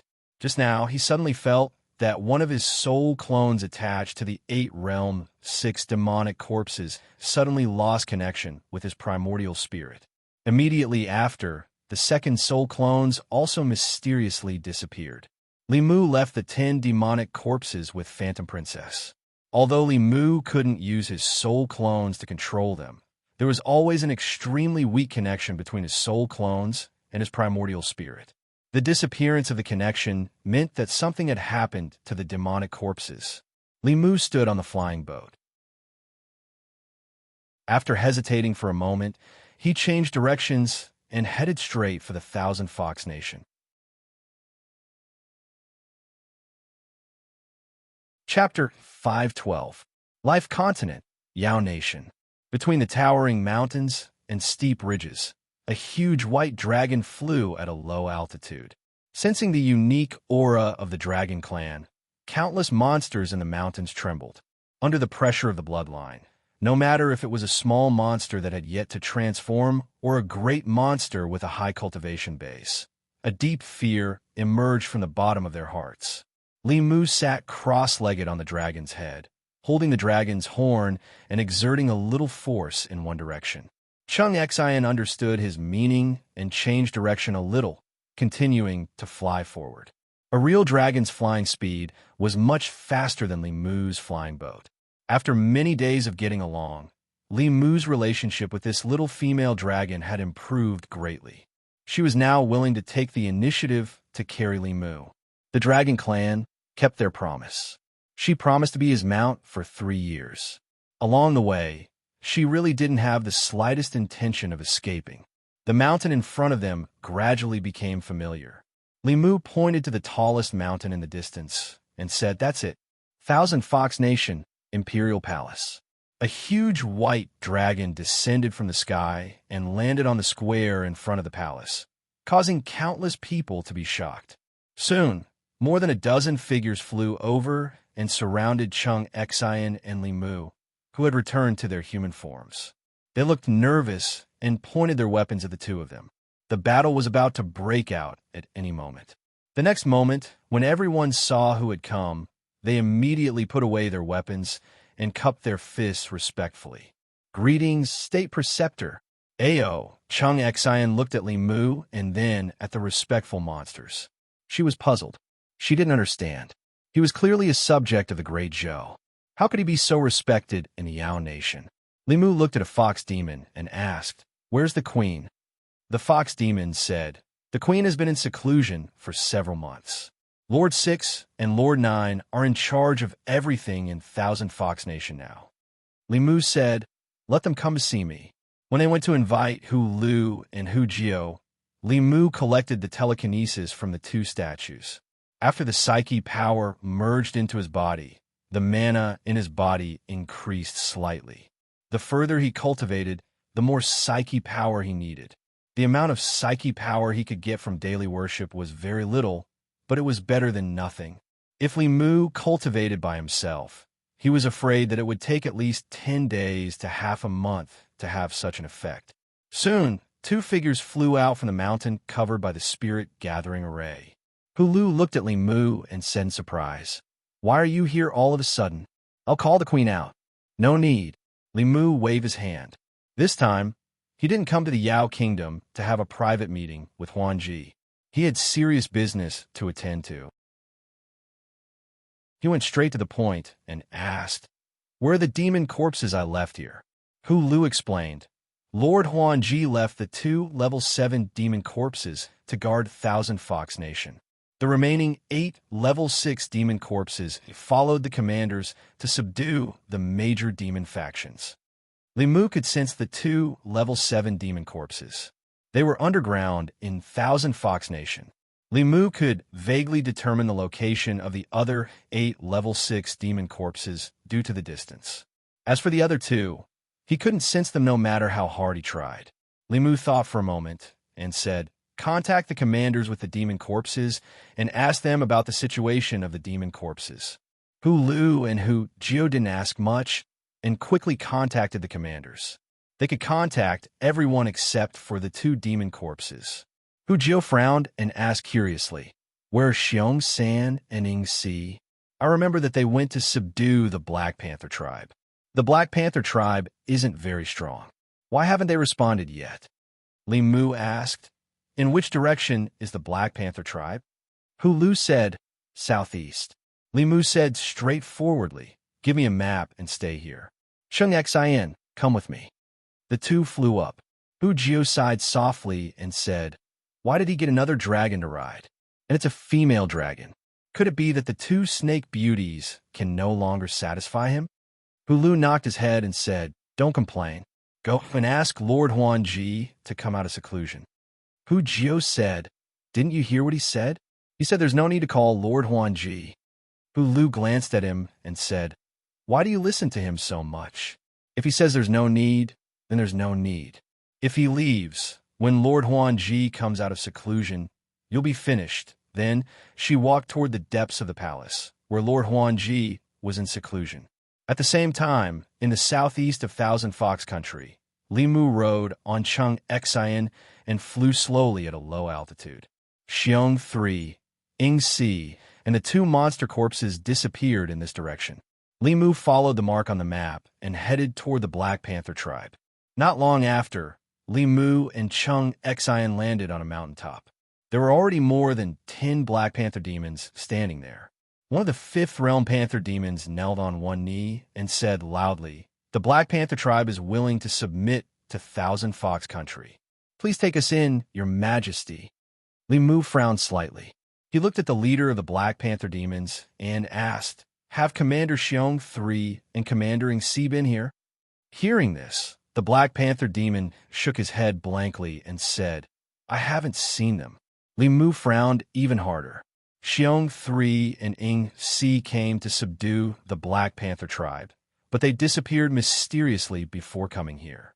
Judging from the Black Panther tribe's reaction, they didn't seem to be lying. Li Mu looked at them and said calmly, "Go to Thousand Fox Country and register yourselves." With that, he and Chung Xin left immediately. The Black Panther demon had been a Thousand Fox Country before and had long yearned for that place with abundant spirit chi. He had also seen the statue of the Grand Tutor and knew that the Grand Tutor was highly respected in Thousand Fox Country. However, seeing the Grand Tutor leave on a dragon with his own eyes was still a huge blow to him. The Black Panther tribe had probably followed a powerful master this time. Chung Xin flew slowly in the sky. Li Mu had a thoughtful look on his face. To be able to trap 2 6th realm demonic corpses in Yao country without a sound, it had to be someone with 7th realm cultivation. Could it be the Blue Wolf King's doing? Or was it the Black Snake tribe and Flying Bear tribe suppression of Thousand Fox Country? Just as Li Mu was pondering, his nascent spirit suddenly sensed the existence of 2 demonic corpses. However, that feeling strangely disappeared in an instant. Li Mu suddenly stood up from the dragon. After thinking for a moment, he flew back. Soon, the same feeling appeared again. Li Mu looked down and realized that he was floating in the air above a valley. The valley was overgrown with weeds. At first glance, there was nothing special about it. However, with his attainments and formations, he quickly saw through the mystery. Li Mu's lips moved. He praised, "What a brilliant concealment formation." The person who set up the formation had used the terrain of the valley to set up an almost natural concealment formation. Using the environment to set up the formation, there were no traces of the formation. If he hadn't sensed the 2 demonic corpses, he really wouldn't have discovered this place. Li Mu floated in the air and slowly descended. When he descended to a certain height, the scenery in front of him suddenly changed. The barren valley disappeared and was replaced by a small city. There were many figures moving about in the city. Li Mu looked down from above. He actually saw the shadow of the divine capital in this small city. Perhaps no one would have thought that there would be such a pocket-sized divine capital in the Great Zhou in this nameless valley of the Fey Nation. Li Mu sensed the 2 demonic corpses in the city and re-established a connection with his nascent spirit. With a thought, 2 figures flew out of the city and headed straight for Li Mu. However, just as they flew 100 feet out of the city, they suddenly disappeared. When they reappeared, they were inside the city. They flew away again and returned to their original spots. It was as if they had entered a strange cycle. Li Mu wanted to enter the city. However, after descending 100 feet, his body reappeared at its original spot. And at that moment, a strange power of heaven and earth appeared around his body. Li Mu thought for a moment, and his body descended again. This time, when the power of heaven and earth appeared again, he directly controlled it and easily landed in the small city. In the small city, countless figures looked at Li Mu strangely. Li Mu could tell that they were all demonic corpses in human form. Although these demonic corpses looked at him with surprise, there was no fear or other emotions. After their attention was temporarily attracted by Li Mu, they began to busy themselves with their own matters. Li Mu walked on the street and was out of place with everything around him. What he felt the most about this place was order. Everything was neat and tidy. Everyone had their own duties. Everywhere was filled with order. Even the divine capital did not give Li Mu such a feeling. In this small world, there was a strange power. Li Mu pursued this power and headed to a building at the end of the small city. This building was similar to a temple. The door was open. Li Mu stood outside and saw a prayer mat inside. A figure sat cross-legged on the prayer mat with his back to him. This figure gave Li Mu an inexplicable sense of familiarity. After Li Mu walked in, the figure stood up from the prayer mat and turned to look at him. "Lordly, how have you been?" Li Mu said in shock. "It's you." The moment he saw Zhou Zhong, Li Mu was not so surprised about what he had seen in the small city outside. Zhou Zhong was undoubtedly a disciple of legalism. It was said that when a cultivator of legalism advanced from the 6th realm to the 7th realm, they needed to establish a country ruled by law. Although this small city was pocket-sized, it matched the description of legalism in the ancient books. No wonder he had only stayed in the army for a few months before leaving. It turned out that he had secretly come here to break through. Li Mu looked at Zhou Zhong and said meaningfully, "Old Zhou, you've hidden yourself well." Zhou Zhong waved his hand, and a jade table and 2 jade chairs appeared in the hall. He indicated for Li Mu to sit down and then asked, "Those 2 Yao corpses are yours?" Li Mu said, "That bear Yao and eagle Yao are also my people. What did you do to them?" Zhou Zhong grabbed at the air, and 2 figures appeared in the hall. After the 2 men appeared, they immediately ran behind him and said nervously, "Be careful, Imperial Advisor. This person is very strange." Li Mu waved his hand and said, "Don't worry. We're old friends." Zhou Zhong moved his finger and poured out 2 cups of tea from the jade pot on the table. The fragrance of the tea permeated the air. He took a sip and asked, "Lord Li, since when have you become the Imperial Advisor of the Yao Kingdom instead of staying by His Majesty's side?" Li Mu said, "It seems that you really don't care about the outside world. The Great Zhou and Thousand Fox Kingdom have formed an alliance and are no longer enemies." Zhou Zhong put down his teacup and said, "It's not that I haven't heard of it. A few days ago, I heard that a human man became the demon empress of Thousand Fox Kingdom. You must be talking about Lord Li, right?" Li Mu waved his hand and said, "It's all a rumor. Don't take it seriously." Zhou Zhong glanced at him and did not continue on this topic. He asked, "Is Qing doing well?" Li Mu said, "She's doing well in the divine capital." He then asked Zhou Zhong, "Lord Zhou, you should be breaking through to the 7th realm soon, right?" Zhou Zhong shook his head and said, "The upper 3 realms are easier said than done. If you're lucky enough and cultivate for another 30 years, you should have a chance." This sentence seemed to be humble, but it was actually bragging. Zhou Zhong was only 40 years old this year. After 30 years, he would only be 70 years old. A mortal might only be 70 years old, but this was not old for a cultivator. Among the current 7th realm cultivators on the continent, except for the Empress, there was probably no one younger than 70 years old. Moreover, Zhou Zhong's cultivation had been slowly cultivated by himself. He hadn't relied on inheritances or fortuitous encounters. If he reached the 7th level, he would be able to sweep through all the experts in this level. Even if the Lord of Illusions and the Blue Wolf King worked together, they wouldn't be his match. At that time, among the 7th realm cultivators, only the Empress and the sect masters of the various sects would be able to stand up to him. Li Mu thought for a moment and said, "Lord Zhou, why don't you return to the Great Zhou and govern the 36 counties and billions of people in the Great Zhou? Isn't that much better than staying in this deep mountain valley?"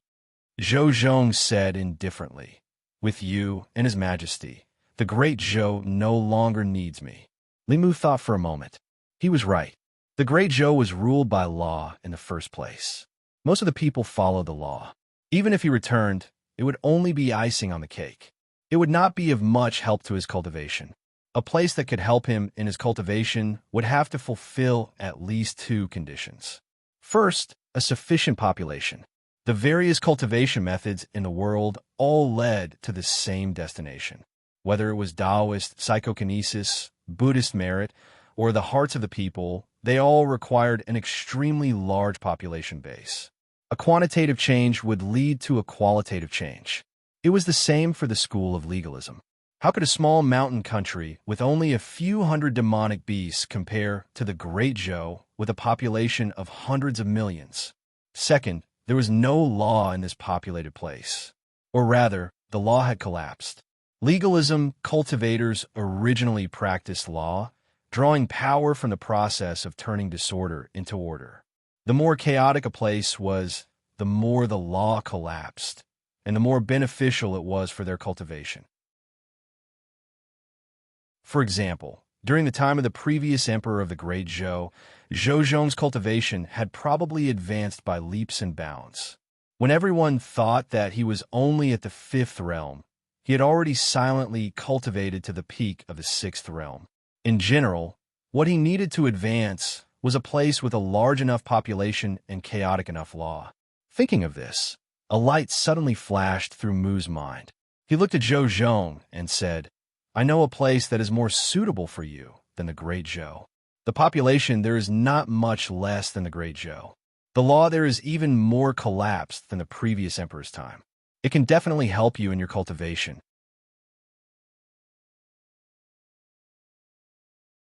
Chapter 513. Before Li Mu could finish, Zhou Zhong asked directly, "Are you talking about the Shun Kingdom?" Li Mu nodded and said, "Yes, it's the Shun Kingdom." Zhou Zhong rubbed the teacup with his fingers and said lightly, "The Shun Kingdom is already a mature country. It's not possible for one person to change such a country." Li Mu said, "Just tell me what you need. The Great Zhou will try its best to satisfy you. The Thousand Fox Country can also help." Zhou Zhong glanced at him and asked, "Can you represent the Great Zhou and the Thousand Fox Country?" Li Mu said, "You don't have to worry about that. This is a win-win situation. You can be promoted, and the Great Zhou can be free of the Shun Kingdom's troubles. Why not?" The two looked at each other. Silence was better than 1,000 words. 2 hours later, several figures flew out of the valley. Li Mu rode the white dragon, and the 2 demon corpses carried Xiong 3 and Yingxi. They flew in the direction of the Thousand Fox Country. No one was more suitable than Zhou Zhong to lead the people of the Shun Kingdom to freedom and liberation. He needed to be promoted, but it was difficult to do it alone. Li Mu had his own ideas, and he only needed a reliable tool to work for him. The two of them hit it off immediately. When Li Mu approached the Thousand Fox City, a white shadow suddenly flew out of the city. Then, the shadow of a foxtail attacked Li Mu. Li Mu raised his hand and grabbed at the foxtail. A huge palm print appeared in the void and grabbed at the foxtail. When the two collided, Li Mu's palm print collapsed. However, the foxtail's momentum did not decrease and continued to attack him. Li Mu formed another seal and summoned a barrier to block the foxtail's attack. However, in the next moment, a white shadow flew up from the Thousand Fox City and hit Li Mu. Li Mu's body was sent flying. He hurriedly dealt with the attack of the Phantom Princess and said, "Are you crazy?" Phantom Princess did not respond at all. She held 2 short swords in her hands and continued to approach Li Mu. It was only then that Li Mu realized that something was off. Her strength had increased too much since the last time they met. Based on what she was displaying now, she had definitely surpassed the 5th level. When she launched another foxtail attack, Li Mu looked at her, but it indeed found 6 foxtails. She had already become a 6-tailed beast. No wonder she attacked him the moment she saw him. She probably wanted to get back at him. Li Mu struggled to deal with her. If he did not use his mystiques and spells, and did not use his Dao Bell, he was naturally no match for a 6th realm cultivator. However, he could not use powerful Dao techniques like the demon-slaying protection curse on Phantom Princess. Li Mu's heart moved, and 2 demon corpses appeared in front of Phantom Princess. Li Mu took the opportunity to say, "I already know that you have advanced. It's about time." Phantom Princess did not continue to pester Li Mu. She stopped while she was ahead. She floated in the air and asked Li Mu, "Are you here for me?" To prevent her from making a fuss, Li Mu nodded and said, "I lost contact with the 2 demon corpses not long ago. I was worried that something happened to you, so I came to take a look." Phantom Princess looked at him and said suspiciously, "But Hu Jio said that you did not let them call me out." Li Mu glanced at Hu Jio below and explained, "I was worried that it would affect your cultivation. Speaking of which, how did you reach the 6th level so quickly?" Phantom Princess was unconvinced. "So what? Zhou Yi is still at the 7th level. You're not curious about her, but why are you curious about me?" Li Mu just wanted to change the topic and ask casually. She was already at the peak of the 5th level. Now that she was the empress of a country, She could enjoy the psychic power of thousands of demon corpses. She also had the foundation that Thousand Fox Country had accumulated for many years. Growing another tail was just a piece of cake for her. He did not expect that she would drag the Empress into everything. Fortunately, the Empress was not here. Otherwise, the two of them would probably fight again. Li Mu did not reply to her and flew to the square in front of the palace. Phantom Princess also flew down. At this time, Ao Chung Xian flew over impatiently. She looked at Phantom Princess and asked Li Mu, "Is this my master for the next 3 years?" Phantom Princess looked at the girl with dragon horns on her head and asked, "What master?" Li Mu's eyelids twitched. He waved his hand at Chung Xian and said, "What master? I don't even know what you were talking about. Go play by yourself first. I will call you when we go back." Phantom Princess grabbed Chung Xian's wrist and brought her to the side. She asked, "What do you mean by what you said just now?" Li Mu glared at Chung Xian and took the initiative to explain, "This dragon has committed a serious crime. I captured her and brought her back to be Her Majesty's mount." Phantom Princess snorted and said bitterly, "You keep saying, Your Majesty, and giving her everything. Are you as good to your wife as you are to Zhou? Li Mu looked at her and said, "You heartless fox, you know who I'm the best to. This dragon is only at the 5th level. How many things have I given you? 2 7th level, 8 6th level, a page of the heavenly book, and countless pills. Touch your conscience. Do you have a conscience?" Li Mu took the initiative after the attack. Phantom Princess was speechless. He did not stop there. Instead, he took the opportunity to fling his sleeve and said with great disappointment, "I gave you everything I have, and you actually said such things. You have disappointed me too much." Chung Xian, let's go. After that, he turned into a stream of light and flew straight into the sky. Li Mu had a wishful thinking in his heart. If Phantom Princess did not chase after him, it would be good. He would directly return to the South Commandery. This was his plan from the beginning. In the past, her strength was not as good as his, and Li Mu had taken advantage of her a lot. This time, her cultivation had finally surpassed Li Mu's. With the fox's vengeful personality, he would definitely suffer if he stayed here. However, his wishful thinking fell through in the end. Phantom Princess was faster than him. She stretched out her hands, puffed out her chest, and blocked in front of Li Mu. She whispered, "I was wrong. Don't go." Li Mu looked at her. He did not know whether to leave or not. In the end, he flew back. Zhou still had a few days to take care of the small country. It was fine for him to stay in Thousand Fox Country for a few days, as long as the Empress did not know. As soon as Li Mu returned to the Imperial Palace, the spiritual snail in his storage space began to ring.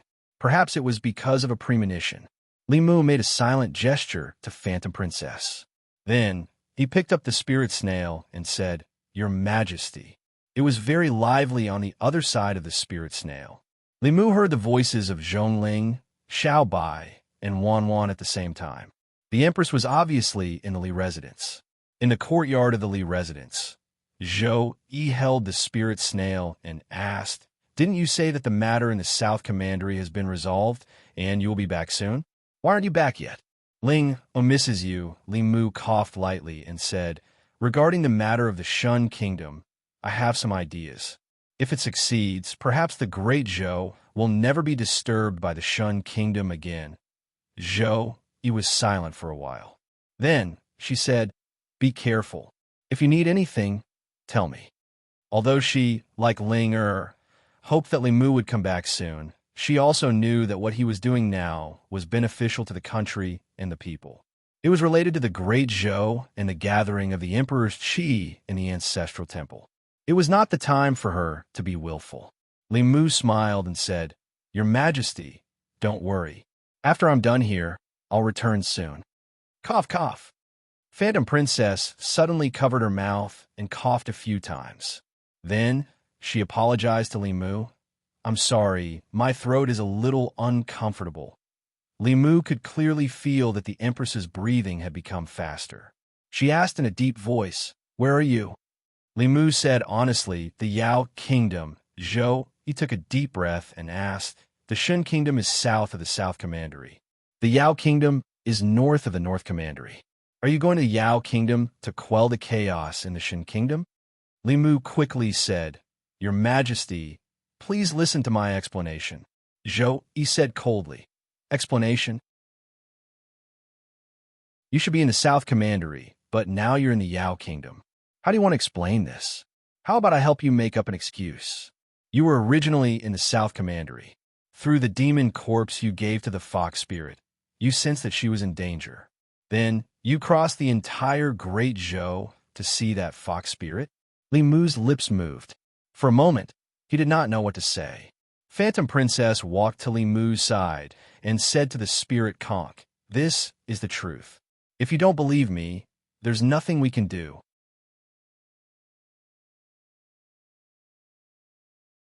Chapter 514. When Phantom Princess opened her mouth, Li Mu's hair stood on end.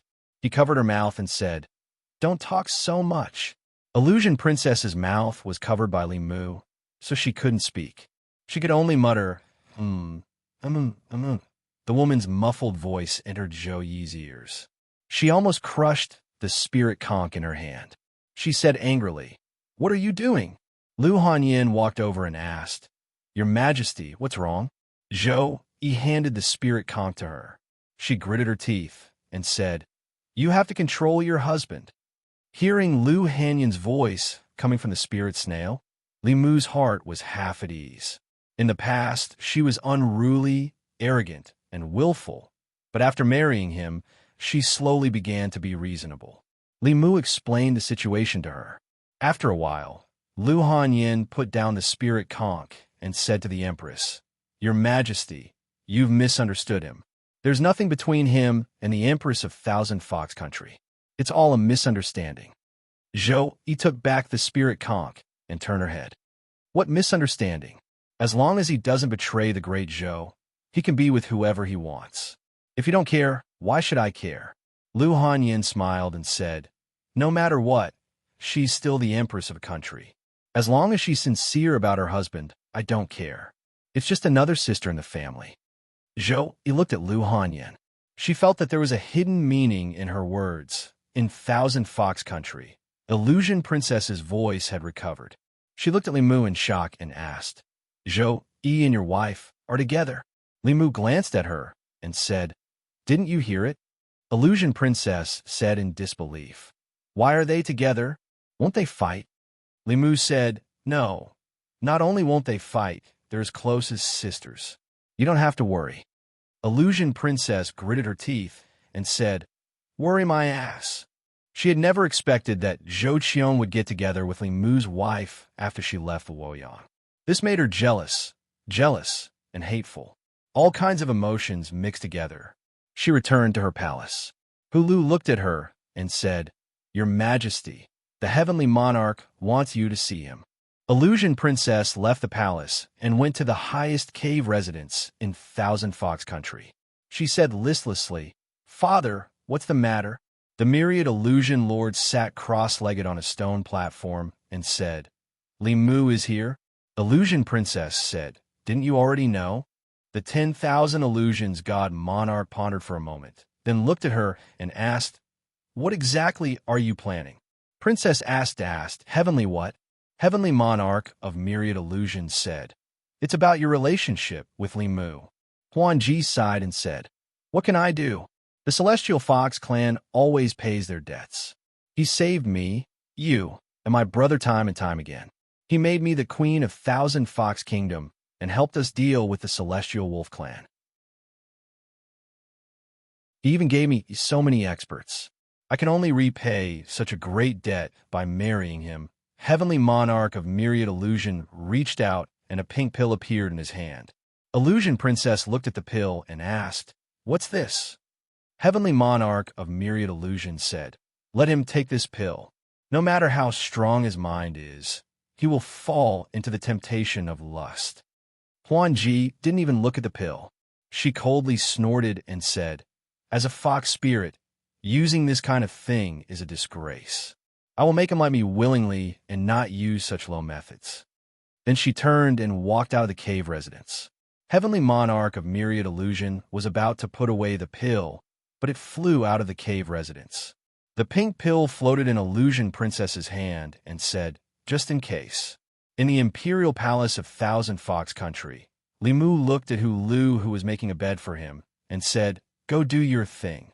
I'll do it myself."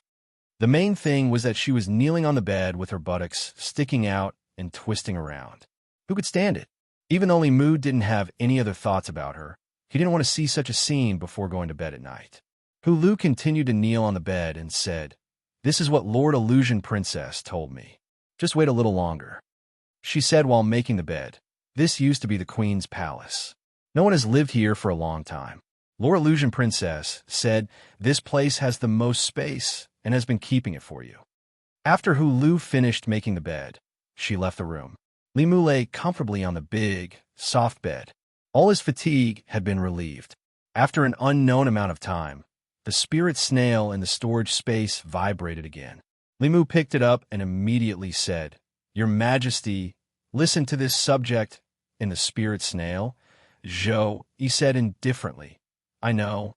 Limu let out a sigh of relief and said, "This subject met Zhou Zhong here. Leave the matter of Shun Country to him. Your Majesty can rest assured." The Empress didn't seem to be interested in this matter at all. She reminded Limu, "Be careful of that fox in Yao Country. Don't do anything to let Han Yin down." After he left, it seemed that the relationship between the Empress and Lu Han Yin was developing quickly. Limu was relieved and said, "Your Majesty, don't worry. This subject knows what to do." Before he finished speaking, the door was suddenly pushed open. Limu saw Illusion Princess walk in and immediately pulled up the blanket. He asked vigilantly, "What are you doing?" Illusion Princess glanced at him and said, "Why are you so afraid? Do you think I will eat you?" Limu sat up from the bed and revealed his naked upper body. He said in disdain, "Why would a man like me be afraid of this? You should be the one who is afraid of me eating you." Illusion Princess snorted coldly, "Then eat me." Limu realized that she couldn't be treated like a normal girl. He took off his pajamas and covered his body. He asked, "Why are you here so late?" It seemed like there were only 2 people in the room, but there were actually 3 of them. Ling Kong was still under his blanket, and Phantom Princess had come to his room in the middle of the night. If Limu hung up now, the Empress would probably think about it for the whole night. Anyways, he was not afraid of anything. This showed that he was magnanimous. Illusion Princess sat beside the bed and asked, "When are you leaving this time?" Limu said, 3 days at least, 5 days at most." Illusion Princess frowned and said, "So soon?" Limu said, "I just came to see if there's anything here. Since there's nothing, I should leave. There are still important things to deal with in the South region. I can't stay for too long." "For Zhou again?" "Not all. In the past, Limu worked for the Empress. Now, he worked for himself. However, there was no need to explain to Illusion Princess about the Emperor's aura. However, he didn't say anything. The atmosphere in the hall became awkward again. The awkwardness between 2 people was okay. However, the awkwardness between 3 people was even worse. Limu hoped that Illusion Princess would leave quickly. However, Illusion Princess didn't have any intention of leaving. She asked, "How did you meet your wife?" Limu asked, "Which one are you talking about?" Illusion Princess said too. Limu said, "It's a long story." Illusion Princess thought for a while and said, "Then tell me how you fell in love with them." This was not a secret. Limu said, "When I was still a small constable, Ching was my superior. We were together every day. We caught ghosts together and subdued demons together. Then we fell in love with each other." Illusion Princess remembered this in her heart and asked, "What about Lu Hanyan?" Limu said, "At that time we were neighbors. Neighbors walked with each other every day. It's normal for us to fall in love with each other, right?" It would have been better if Illusion Princess didn't mention it. When she mentioned this topic, Limu recalled the process of meeting the 2 women in Yangqiu County. Although there were many twists and turns, fortunately, the heavens were good to him. After going around in circles, they returned to Limu's side. Illusion Princess continued to ask, "Then when did you fall in love with Zhou Yi?" Li Mu was still immersed in his memories. He murmured, "There's no specific time to fall in love with someone. Maybe it was when we were in Changle Palace." After a long time, Li Mu was halfway through his words when he suddenly realized something. He immediately shut his mouth. Illusion Princess looked at him and was shocked. "You really like Zhou Yi?" Li Mu strode to the bed. He didn't know when the Empress had hung up the spiritual conch. He allowed a long sigh of relief. In Changle Palace, Zhou Yi, who had already fallen asleep, walked down the bed and walked back and forth in the bedroom. Her hands tightly held the corner of her nightgown. A trace of red cloud quickly appeared on her face.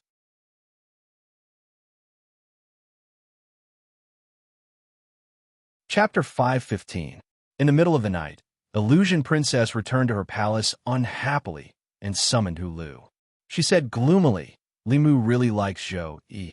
If Zhou Yi had taken the initiative, he would have become the Empress of the Great Zhou. I don't understand. We're both Empresses. How am I not as good as Zhou Yi? Is she prettier than me? Does she have a better figure than me?" Hulu shook her head and said, "Her Majesty and the Empress of the Great Zhou are both first-class beauties in the world. In terms of appearance and figure, you can only say that each has her own merits. It's impossible to tell who's better." Then, she changed the topic and continued, "However, the Great Zhou is vast and far beyond our Thousand Fox Nation. Her Majesty can only compete with the Empress of the Great Zhou in terms of status if she unifies the entire demon nation. In addition, the Empress of the Great Zhou is also at the top of the world.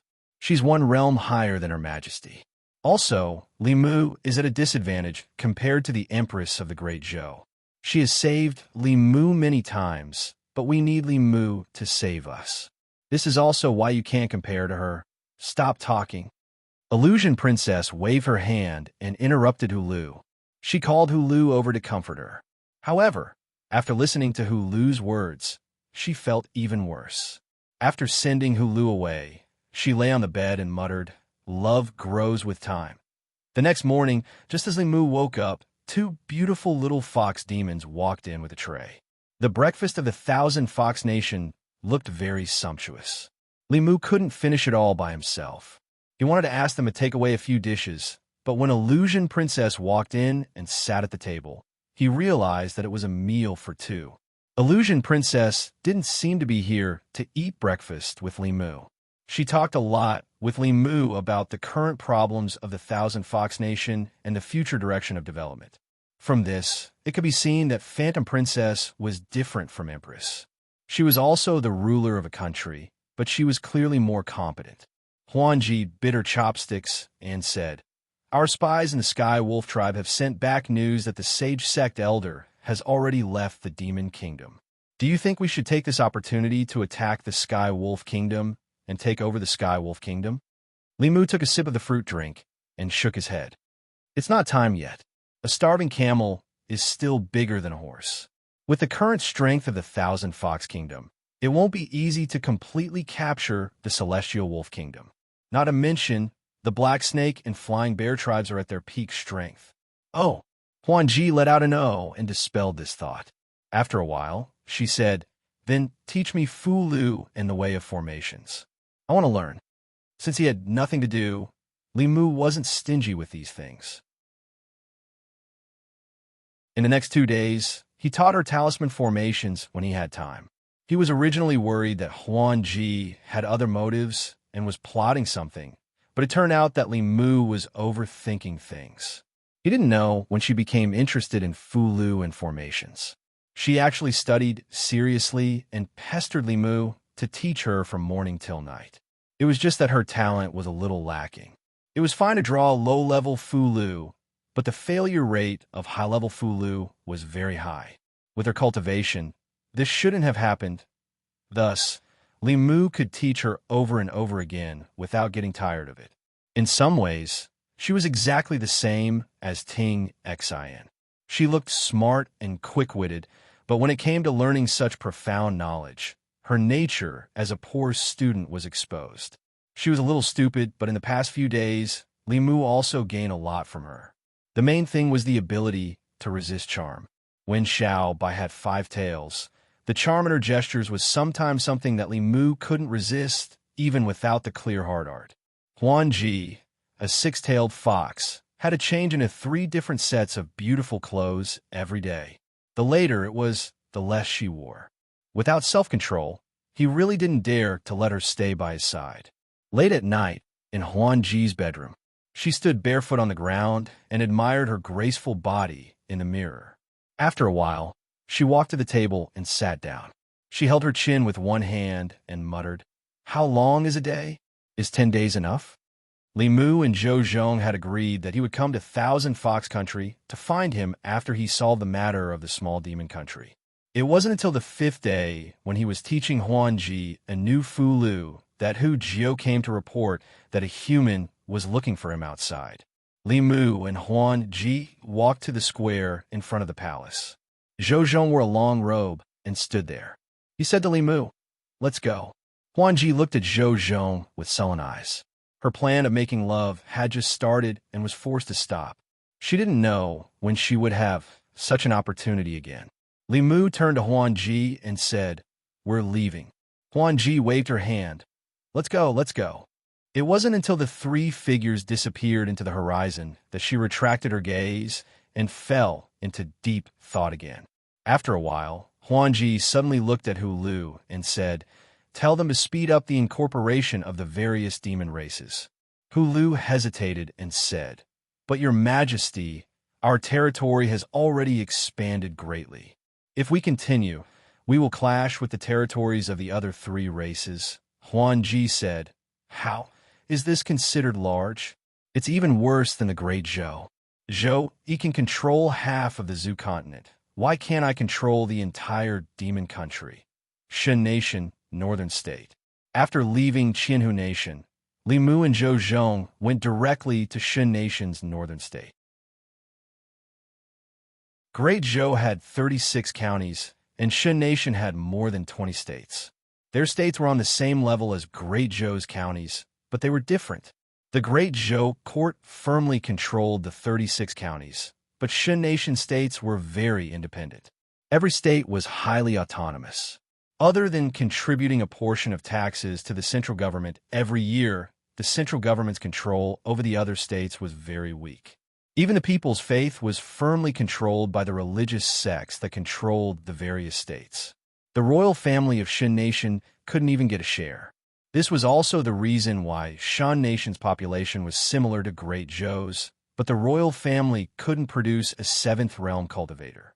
All of Shen Nation's faith was divided among countless religious sects in the various states. Not only could they not get much from the various states, but the central government also had to give these religious sects all sorts of benefits every year in exchange for them to manage the various states, suppress rebellions, and prevent this huge country from collapsing. The reason why this country was able to survive until now and not fall apart was because of these religious sects that had different names but were of the same origin. They were all branches of the ancient Shin sect. Their names were different, but their teachings were similar. They all divided people into 3, 6, and 9 classes. The upper-class people were served for generations, while the descendants of the lower-class people could only serve the upper-class people. Li Mu had already investigated thoroughly. The one in control of the Shen Nation's northern state was a sect called the Vajra sect. This sect had countless followers in the northern state. The Vajra sect's leader had attained the 6th realm under the support of the northern state's citizens' psychokinesis for decades. Shen Nation's northern state bordered Great Zhou's southern state, so Li Mu chose this place as his target. If he wanted to implement reforms in northern state, the biggest obstacle would be the Vajra sect. He had to solve this problem first. When the 3 of them flew towards the Vajra sect's Mount Vajra, Li Mu felt that this place was slightly familiar. After carefully identifying it, he remembered that he and Chung Xin had been here not long ago. It was here that they took back Inshin's inner core from the bald man. As Li Mu and the other 2 approached, a figure flew out from the temple on the short mountain. The bald man looked at Li Mu and Chung Xin in horror and said angrily, "Didn't I return the inner core to you? Why are you here again?" Li Mu was stunned. He looked at him and asked, "You're the leader of the Vajra sect?" The bald man said in a deep voice, Why are you looking for me? Limu looked at him and said, I'm sorry for taking your things last time. This time, I'm here to give you something. The bald man was stunned. He asked, what is it? Limu waved his hand and threw a small bell at him. The small bell quickly covered the sky and covered the bald man, Limu, and Zhou Zhong.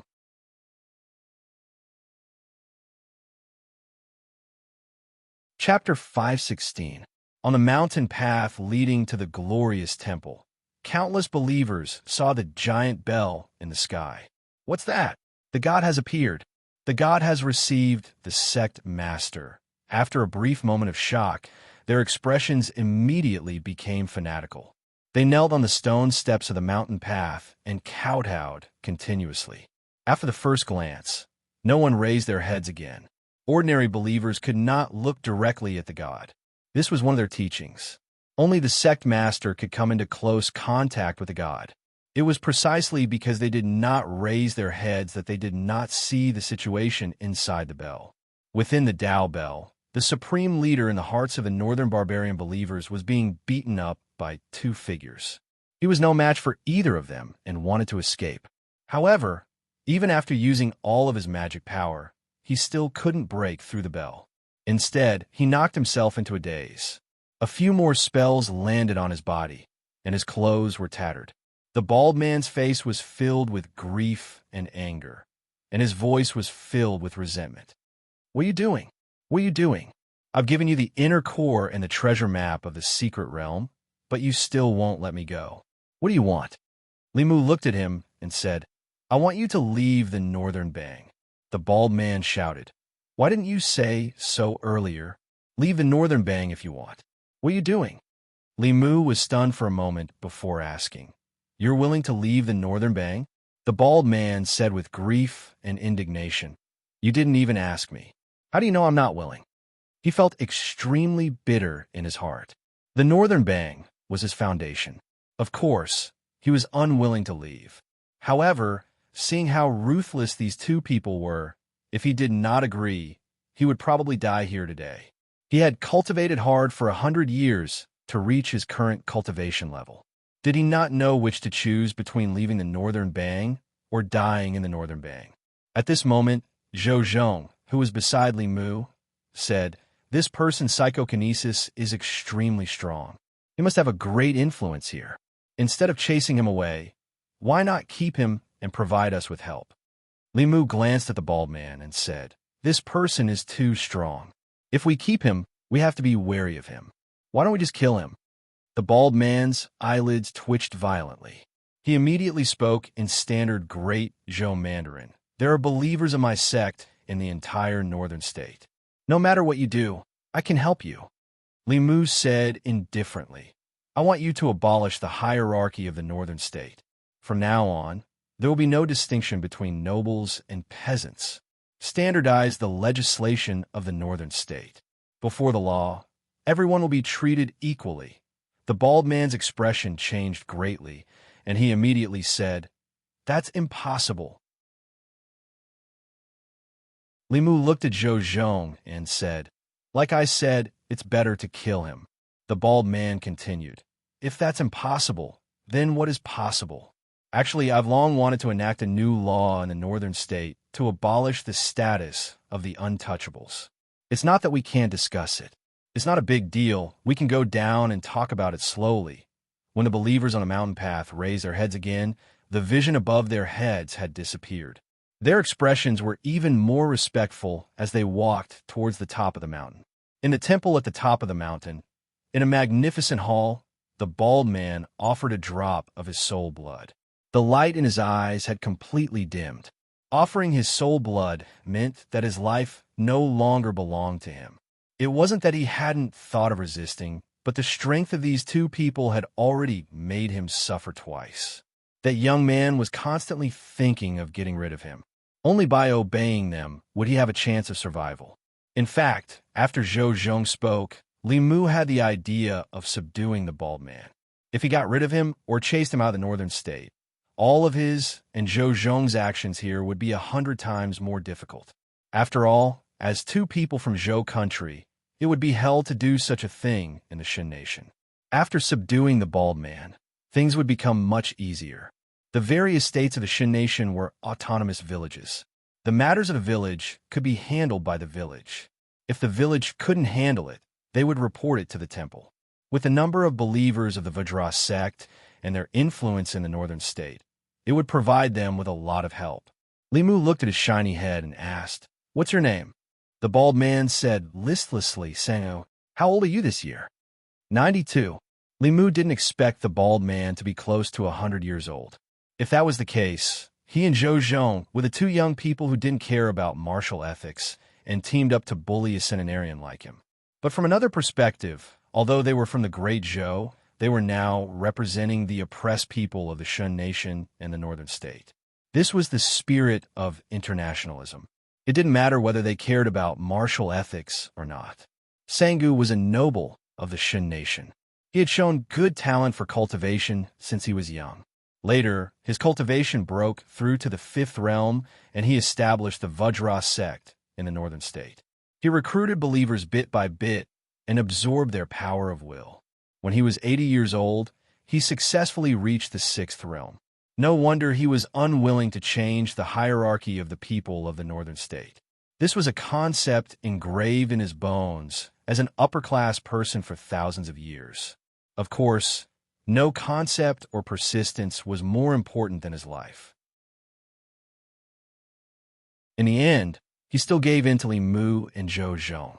The first thing he did under the instructions of Li Mu and Zhou Zhong was to abolish the hierarchy of the people of the northern state. As for the reason for doing so, it couldn't be more simple. As the leader of the Vajra sect and the spokesperson of the god that many people of the northern state believed in, he could push everything to the god. This was not his own decision, but an oracle. Many believers saw the vision of heaven and earth and believed it without a doubt. When the lower-class people and pariahs heard this, they naturally cheered. The nobles of the northern state immediately objected with all their might. They were born as upper-class people and had hereditary land. They could enjoy the services of the lower-class people and pariahs. Now, how could they be willing to deprive them, their descendants, and their descendants of this right? For this, they were even willing to violate the dignity of the sect. However, their resistance seemed so powerless in the face of the absolute power of the Vajra sect. The first thing they lost was their noble status, followed by their land. All the land in the northern state was taken back and distributed to the people of the northern state according to the number of people. These lands did not belong to anyone, but the people could farm on them. Everything that was harvested from the land belonged to the people. This major move won the support of all the pariahs of the northern state. In the past, they did not have any land. All the land belonged to the nobles. They worked for the nobles, but could not even exchange food and clothing. This was the first time they had their own land. This meant that they could easily feed a family. After this, the northern state quickly promulgated new laws. The elders in the village no longer had the power to privately punish the villagers. The northern state would redivide the areas and set up government offices. The new laws applied to all the people of the northern state, regardless of whether they were commoners or nobles. Under the new laws, everyone was treated equally. Some people rejoiced, while others were shocked, angry, and sorrowful. How dare Sangu treat us like this? Did he forget that he is just like us? In a certain luxurious residence, the nobles of the northern state gathered together. Everyone was filled with righteous indignation. An old man wearing a luxurious robe and holding a golden scepter fiercely slammed his scepter on the ground and shouted, "Spectre! A terrifying spectre is wandering in the northern state. We can't let it continue to wreak havoc. Immediately report to the new capital."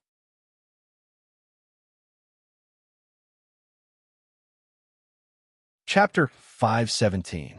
After communicating with the Empress, she asked Li Mu when he would return as usual.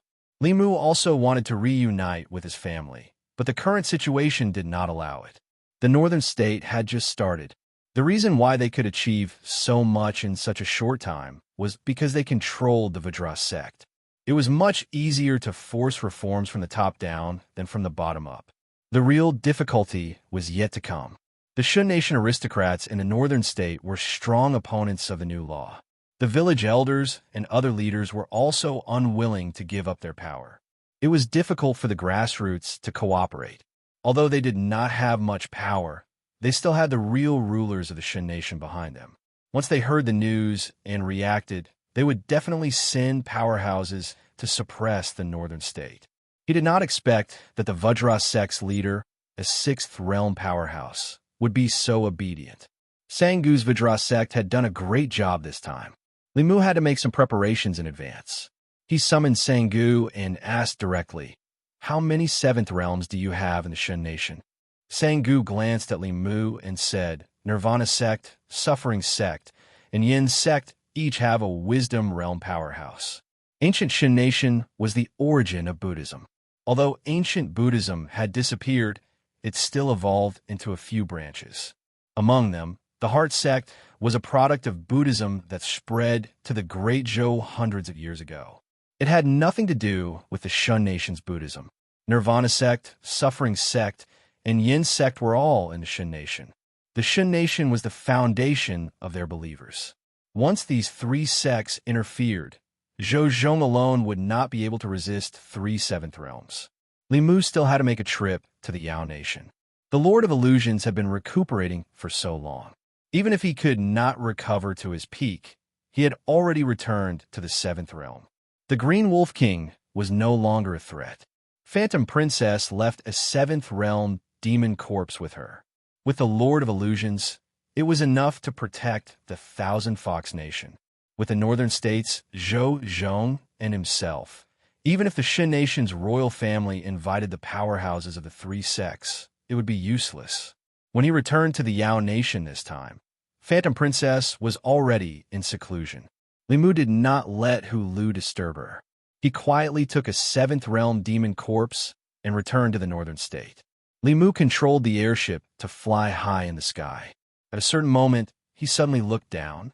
Below the clouds, on the ground, a figure was frantically fleeing.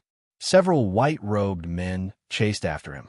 The leader of the group held a magic staff and said angrily, "You lowly commoner, how dare you offend your superiors? After I catch you, I'll let you suffer 108 punishments before you die." Igo flew at full speed. His spiritual power was almost exhausted. He wanted to live a good life with Alicia, but when he and Alicia went to the market to buy groceries, Alicia caught the eye of an aristocrat. After a conflict with the aristocrat, he seriously injured the aristocrat's entourage, angering the family behind the aristocrat, and was chased by several priests of the family. Under the teachings of his benefactor, Aragu had already started cultivating. However, he did not know many spells and was no match for these people. He could only flee helplessly. He hadn't been cultivating for long, so his flying speed was far slower than the flying carpets under their feet. Soon, they caught up with him. Bang! A magic staff hit Araga's back hard. He spat out a mouthful of blood and could no longer summon any spiritual power. 5 white-robed men jumped down for the flying carpets and walked toward him step by step. They mocked, "Lowly commoner, run, keep running." Alicia had already settled Alicia. Now that he had settled Alicia down, Araga no longer had any worries. He clutched his chest and leaned against a tree with difficulty. Looking at the people walking toward him, there was no fear on his face. Instead, there was a trace of mockery. He said lightly, "Laugh, laugh. You won't be able to laugh for long. The lowly commoners you speak of will soon take away your land and your self-righteous honor of being superior. The lowly commoners you oppressed will eventually dominate this country." The white-robed man with the magic staff had a gloomy expression. He said coldly, "These traitorous lowly commoners will eventually be suppressed, but you won't live to see that day." With that, the magic staff in his hand emitted a blinding light and went straight for Araga's head. The magic staff flew out halfway and stopped in the air. After the 5 white-robed men's minds buzzed, the spiritual power in their bodies drained rapidly. The next moment, they blacked out and fell to the ground. Araga was already prepared for death. This sudden change made him confused, until a figure slowly descended from the sky. Aragu was stunned for a moment. Then, excitement appeared on his face. He said in surprise, "Benefactor." Limu looked at him and smiled. "Seems like we are really fated." When Limu returned to the Vidra sect, there were two more people beside him. They were Aragu and his wife, Alicia. Araga's identity was a true lowly commoner. He could represent the oppressed, lowly commoners of the northern state. The commoners of the northern state needed such a leader. It was important to have good reason. After all, Sangu and his Vajra sect members were the most superior beings in the Shin nation. It was difficult for them to gain the trust of the lowly commoners. A lowly commoner like Aragu was the best candidate to represent them. Although he was still very weak now, Limu had his eyes on his future. With a natural spiritual body, as long as he did not slack off in his cultivation, it would be easy for him to advance to the 6th realm in the future. When Limu suggested that he should lead the commoners of the northern state, Aragu agreed without hesitation. In the Vajra sect, Sangu had not seen Limu for 2 days. He thought that he had left the Shin nation and was secretly happy. This young man was ruthless and merciless. He almost died in his hands. Seeing him here again, Sangu felt like a bucket of cold water had been poured over him. The fire that had just been ignited in his heart was extinguished. He originally thought that the central state would not sit by and do nothing with such a huge change happening in the northern state. The new capital would very likely invite the strongest cultivators of the 3 sects to suppress the rebellion. Then he would be able to regain his freedom after being coerced. However, when he saw the tall figure standing behind the young man, his heart sank completely. The silent figure standing behind the young man had a lifeless aura, and he could not see through him at all. He now suspected that the young man was a 7th realm cultivator.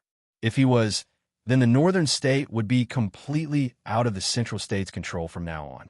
There were only 3 7th realm cultivators in the entire Shin nation.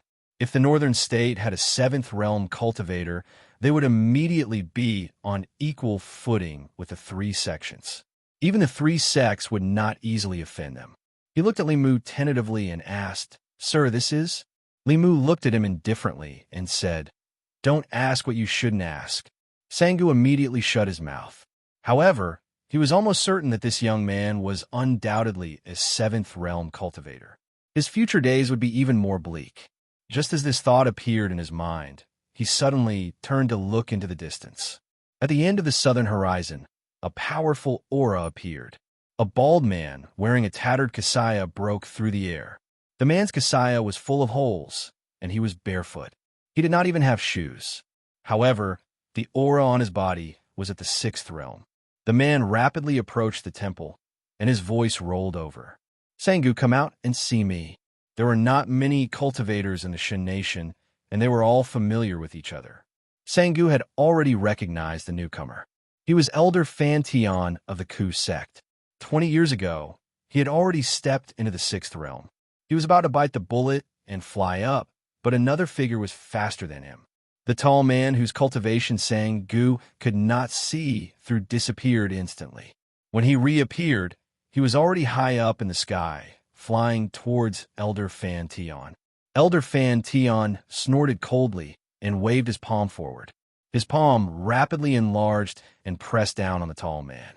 Sangu's throat moved, and he secretly swallowed a mouthful of saliva. Elder Fan Tian was the 3rd most powerful cultivator in the Ku sect. His attack was a Buddhist abhijna. This palm seemed ordinary, but it contained a part of the world. It was suppressed by the power of the world, and it could not be broken by anyone below the 7th realm. Even if he faced this palm, he would have to retreat. Faced with this palm, the tall figure did not dodge or retreat. Instead, he crashed into it.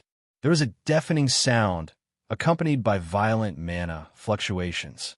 The giant palm collapsed immediately. The figure did not slow down and crashed into Elder Fan Tian's body. A golden light erupted from Elder Fan Tian's body. That was his indestructible Buddhist Dharma body. Even so, he was still knocked back 100 feet. Blood spurted from his mouth. The figure's sharp nails pierced into his body, sealing his mana instantly. Then, the demon corpse carried Elder Fan Tion by the neck and flew to Li Mu. It casually threw him on the ground. Sangu's throat moved again. Without hesitation, he kicked Elder Fan Tion's body and shouted, "Speak! Who sent you here? What are you doing here?"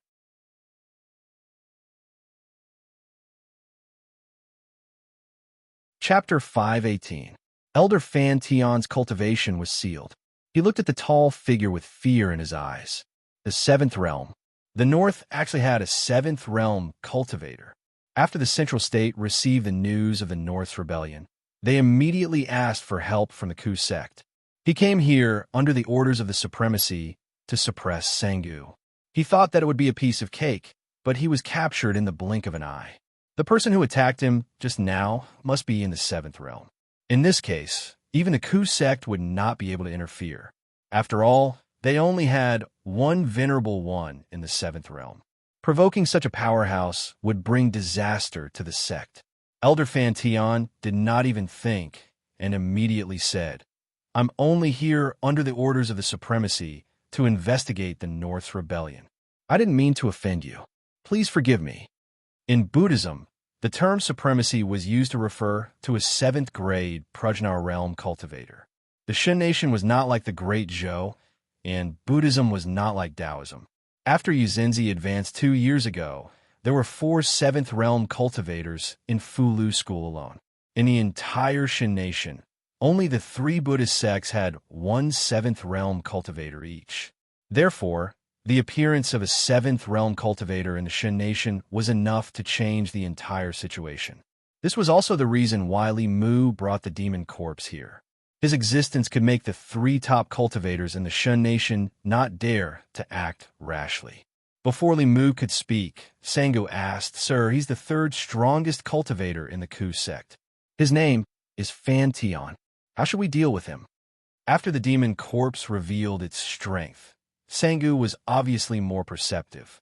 Li Mu looked at him and said, "Let him go." Sangu was stunned and asked, "What?"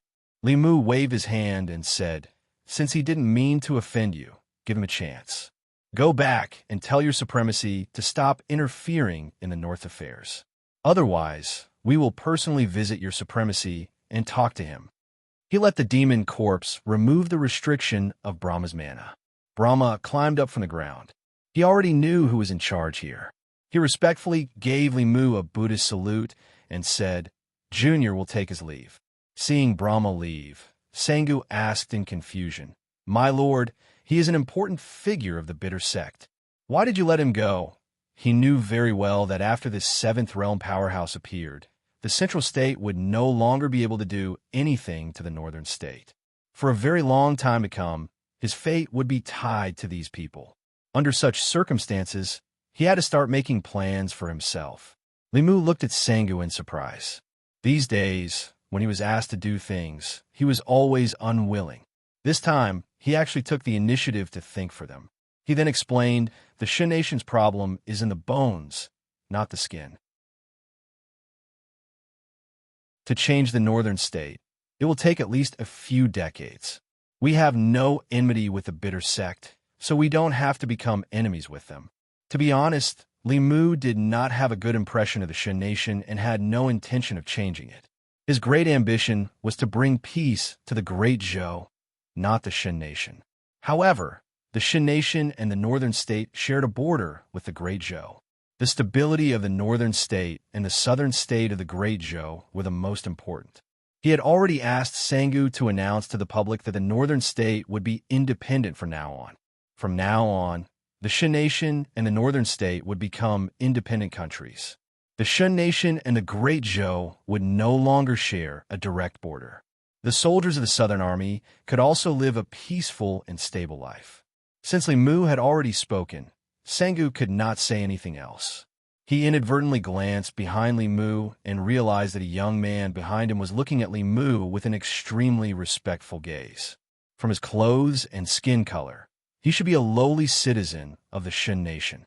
Sangu's gaze moved away from him and quickly returned back. He was shocked. He stepped in front of a Ragu and grabbed his wrist. He muttered, such a physique, such a physique. Araga was shocked. At this moment, Sangu spoke urgently. I am Sangu. Are you willing to acknowledge me as your master? Everyone in the northern state knew of Sangu's name. He was the belief of the Vajra sect. However, Aragu, whose thoughts had changed, did not respect him. Instead, he was somewhat repulsed. He knelt in front of Limu and said, I want to acknowledge you as my master. Limu did not even think about it. He waved his hand and said, I don't accept disciples. If you are willing, you can acknowledge Sangu as your master. He is more than capable of teaching you. His benefactor was already a godlike existence in his heart. Although he could not acknowledge him as his master, which disappointed Aragu, he did not dare to ask to become his benefactor's disciple. He knelt in front of Sangu and said, Greetings, master. Everything he had experienced made him understand that he had to have enough strength to protect himself and his loved ones. Only then could he do what he wanted to do. Sangha looked at Limu gratefully. Limu turned and walked out of the hall. Sangha did not have much lifespan left. To them, no matter how powerful they were when they were alive, it was inevitable that they would return to dust after their lifespan was exhausted. When there was no hope of breaking through in their later years, many people's greatest wish was to find a disciple to pass on their lifelong knowledge. With Aragu's physique, even a 7th-level cultivator would not be able to resist snatching him, let alone a 6th-level cultivator. It was good to have a cultivator like Sangha teach him. It would save him a lot of detours on the path of cultivation. Zhou Zhong walked over from afar and said, I'm not used to the Vajra sect's people.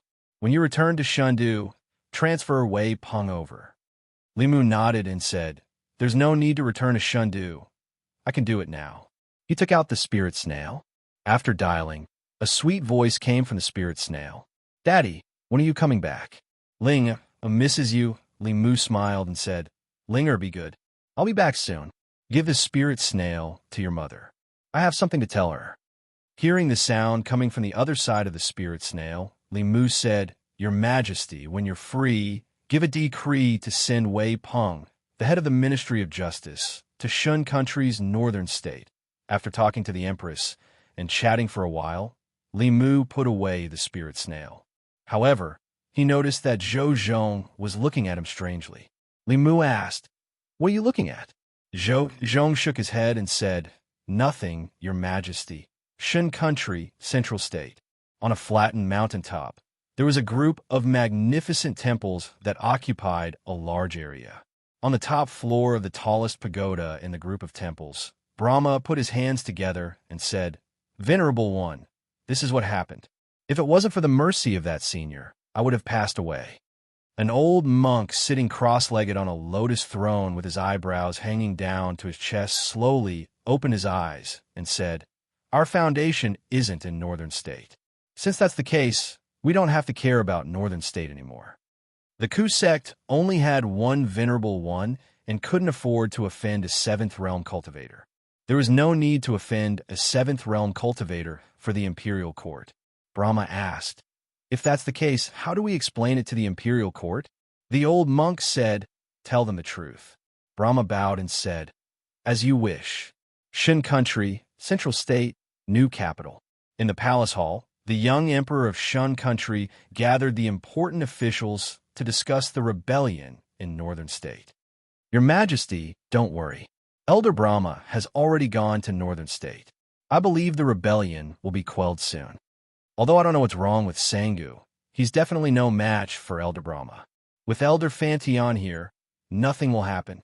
While everyone was discussing enthusiastically, an official stumbled in from outside and shouted, Your Majesty, it's bad. Northern State has sent an urgent message. Northern State has declared independence. Preposterous. The Emperor of Shun Country was furious. He pulled out the sword that symbolized power from his waist and pointed to the north. He said, Send troops, we must send troops. Gather the defense forces and send troops to Northern State immediately. An official advised, Your Majesty, please calm down. Elder Brahma hasn't returned yet. Perhaps the rebellion in northern state has been quelled. As soon as he said that, another official hurriedly ran in from outside and said while panting, "Your Majesty, news from the Ku sect. Elder Brahma has returned. The Venerable One has passed down a decree that the Ku sect will no longer interfere in northern states' affairs." An official asked in shock, "Why? Could it be that even Elder Brahma can't quell the rebellion?" Even if Elder Brahma can't, the Venerable One doesn't have to give such a decree. The Emperor of Shin Country was even angrier. He clenched the sword in his hand and said in a deep voice, "Send troops." The official hurriedly said, "Your Majesty, you can't." Elder Brahma said that there's a seventh realm powerhouse behind Sangu. Even the Ku sect doesn't want to provoke him. The expression on the Shun Emperor's face froze. After he regained his senses, he loosened his grip on the sword and put it away. He used his sleeve to gently wipe the blade and said in a low voice, "It's not good to send troops. It's just one northern state. Our Shin dynasty has more than 20 states. It doesn't matter if there's one more northern state or one less northern state. Don't you think?"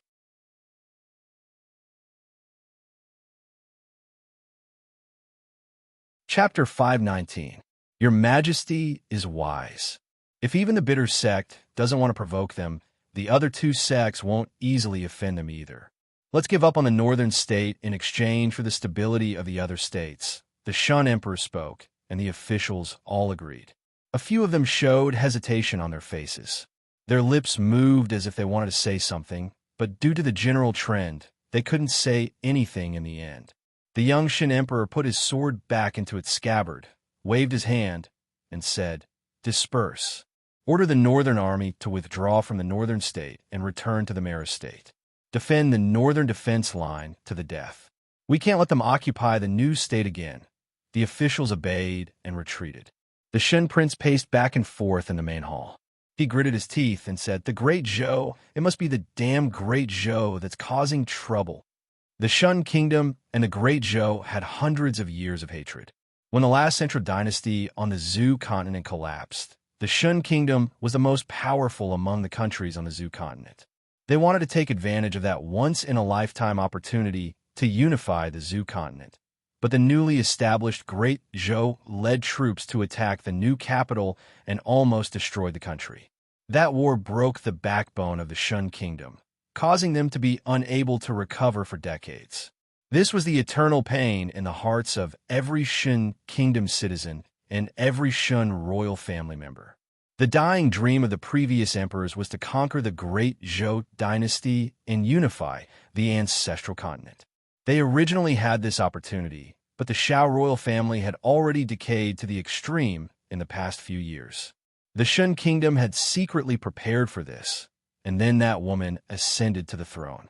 She used 5 years to lead the Great Zhou back to its peak, causing the Shun kingdom's decades of preparation to go up in smoke. The Shun emperor took a deep breath and squeezed out a voice from between his teeth. "Venerables and elders? None of them are reliable at critical times. So, Your Majesty, do you want to consider cooperating with us?" A voice suddenly sounded. The Shun emperor's expression changed. He looked at a shadow in the corner and said sternly, "Who's there? Come out." Nanjing and Great Zhou. Under the towering monument of heroes, the southern army of the Great Zhou and the northern army of the Shun kingdom faced each other across the river. Under the iron fist of official Li, in recent days, no one from the Shin kingdom dared to cross the border and cause trouble. Instead, they faced each other across the river. Shun country's north bank. A stream of light flew over from afar and flew into the Shun country's northern army's tent. 2 hours later, there was a sudden commotion in the northern Indian army, and many people began to move. When the sentry of the southern army saw this scene, he immediately said, "Quick, the people of the Shin nation are making a move. Quickly inform Commander Zhang." After receiving the news, Commander Zhang immediately left the military camp and went to the border. He asked in a deep voice, "What happened to the people of the Shun kingdom?" Several high-ranking military officers stood by the riverbank and looked at the other side with puzzlement on their faces. At first, when the northern army of the Shun Kingdom made a move, they thought that the other party was going to provoke them on a large scale. They were already on full alert and prepared for war. However, the actions of the other side made them somewhat confused. After the commotion in the northern army of the Shun Kingdom, they began to tear down the tents of the camp, smashing the stoves built outside, and pulling down the northern army flag erected in front of the camp. A deputy general was puzzled and said in shock, "What are they doing? Are they going to rebuild the camp?" Another general said, "Why does it look like they're retreating? Damn, they're really leaving. The northern army is retreating from the border. What are they doing?" All the soldiers of the southern army stood by the riverbank and watched as the northern army of the Shun Kingdom tore down their camp, leaving behind a mess, and retreated. Some of them had been guarding the border for decades and had fought with the northern army of the Shun Kingdom for decades. This was the first time they had seen such a strange scene. This was the border between the two countries. How could the Shun Kingdom withdraw their army for no reason? When the generals saw this, they became vigilant. What trick is this? Are they deliberately acting like they're retreating to make us lower our guard? Why are the people of the Shun Kingdom so careless? We still can't let our guard down. Just as everyone was worried, a dragon's roar came from the sky. Two streams of light landed in the crowd. Commander Zhang walked forward and cupped his hands. "Lord Li, the northern army of the Shun Kingdom suddenly retreated for no reason. In your opinion, this?" Li Mu smiled and said, "Don't worry. This is a normal military movement. The Shun Kingdom and the Northern Kingdom are already independent. Naturally, the Northern Army will not be allowed to stay. From now on, the Great Zhou will no longer border the Shun Kingdom. The soldiers of the Southern Army can live in peace." What? The Shun Kingdom and the Northern Kingdom are independent? How is this possible? When the generals heard this, they all exclaimed. The Northern Kingdom was a part of the Shun Kingdom, just like the Southern County would always be an inseparable territory of the Great Zhou. Whether it was an external invasion or internal strife in the Southern County, the imperial court would not sit idly by. Think about it. Would the Great Zhou allow the Southern County to be independent? Only Commander Zhang was shocked. He looked at Li Mu and asked, "Lord Li, did you do this?" Li Mu waved his hand and said, "I only did a little work. It's not worth mentioning." "All right, I'll have to trouble Commander Zhang to go to the county office and let them tell the public about this matter so that the people of the Southern County can rest assured." Commander Zhang came back to his senses after a long time. He cupped his hands and bowed deeply to Li Mu. He said, "I admire Lord Li from the bottom of my heart. The people of the Shun Kingdom provoked the Great Zhou at the border of the Northern Kingdom. They thought that Lord Li would beat the northern army of the Shun Kingdom until they were afraid, and that would be the end of this matter. They did not expect that he would directly take drastic measures to make the Northern Kingdom of the Shun Kingdom independent. The Northern Kingdom of the Shun Kingdom would become an independent country.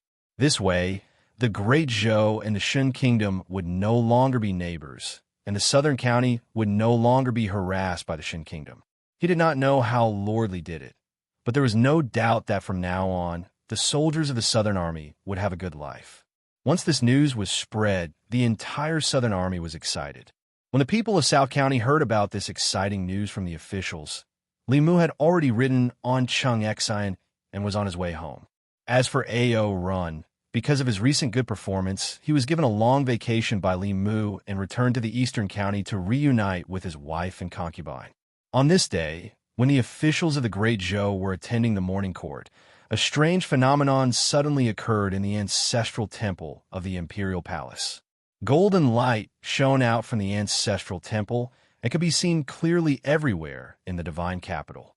Mr. Mei hurried to the ancestral temple to check and soon returned to the Ziwei Palace.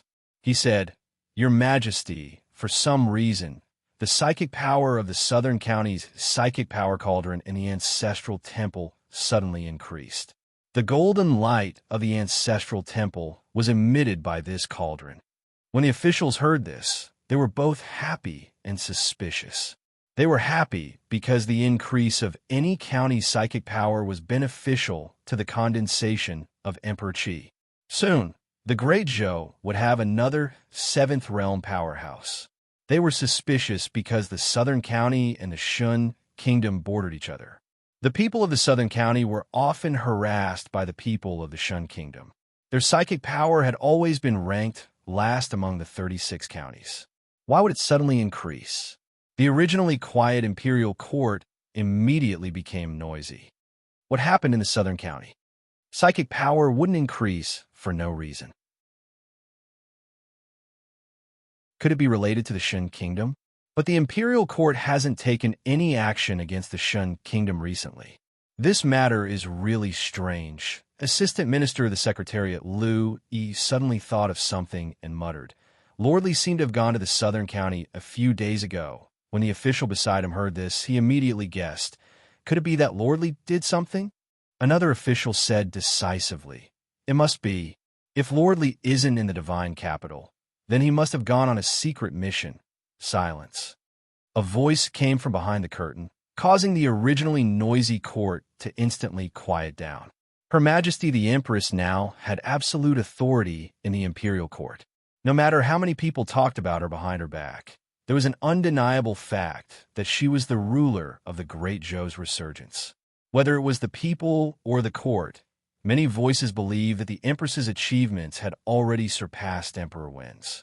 Behind the curtain, Zhou Yi said calmly, the increase in psychic power in the southern county might be because of the independence of the Shun kingdom and the northern Bang. There's no need to doubt. If there's anything, please report. If there's nothing, the court will be dismissed. The court fell into a long silence. Seeing that no one was going to report, Zhou Yi's figure gradually disappeared behind the curtain. After a long silence, the first voice appeared in the court. Then it became noisy again. What did Her Majesty just say? The Shun Kingdom and the Northern Bang are independent? When did this happen? Why didn't the departments receive any news? This heavy news shook the hearts of the courtiers. The last time they talked about the Shun Nation was when the Northern Army and the Shun Nation's Northern Army provoked a dispute at the border. How long had it been since then? The Shun Nation's Northern Army was gone. It was no wonder that the psychic power in the southern county had increased. The Shun Kingdom was divided. So how could they bother to harass the Great Zhou? Moreover, although the states of the Shun Kingdom had always been independent, the division of a state and independence was something that happened in the previous dynasty of the Shun Kingdom. They would not believe that the Great Zhou had not interfered in this. After hearing this news, they recalled what had happened recently and found some clues. The Assistant Minister of the Ministry of Justice said, "I was still curious. Manager Wei was doing well in the Ministry of Justice and was about to be promoted. Why did Her Majesty suddenly send him to the southern county? I think he didn't go to the southern county of the Great Zhou, but the northern Bang of the Shun Kingdom. Brilliant. This move is really brilliant.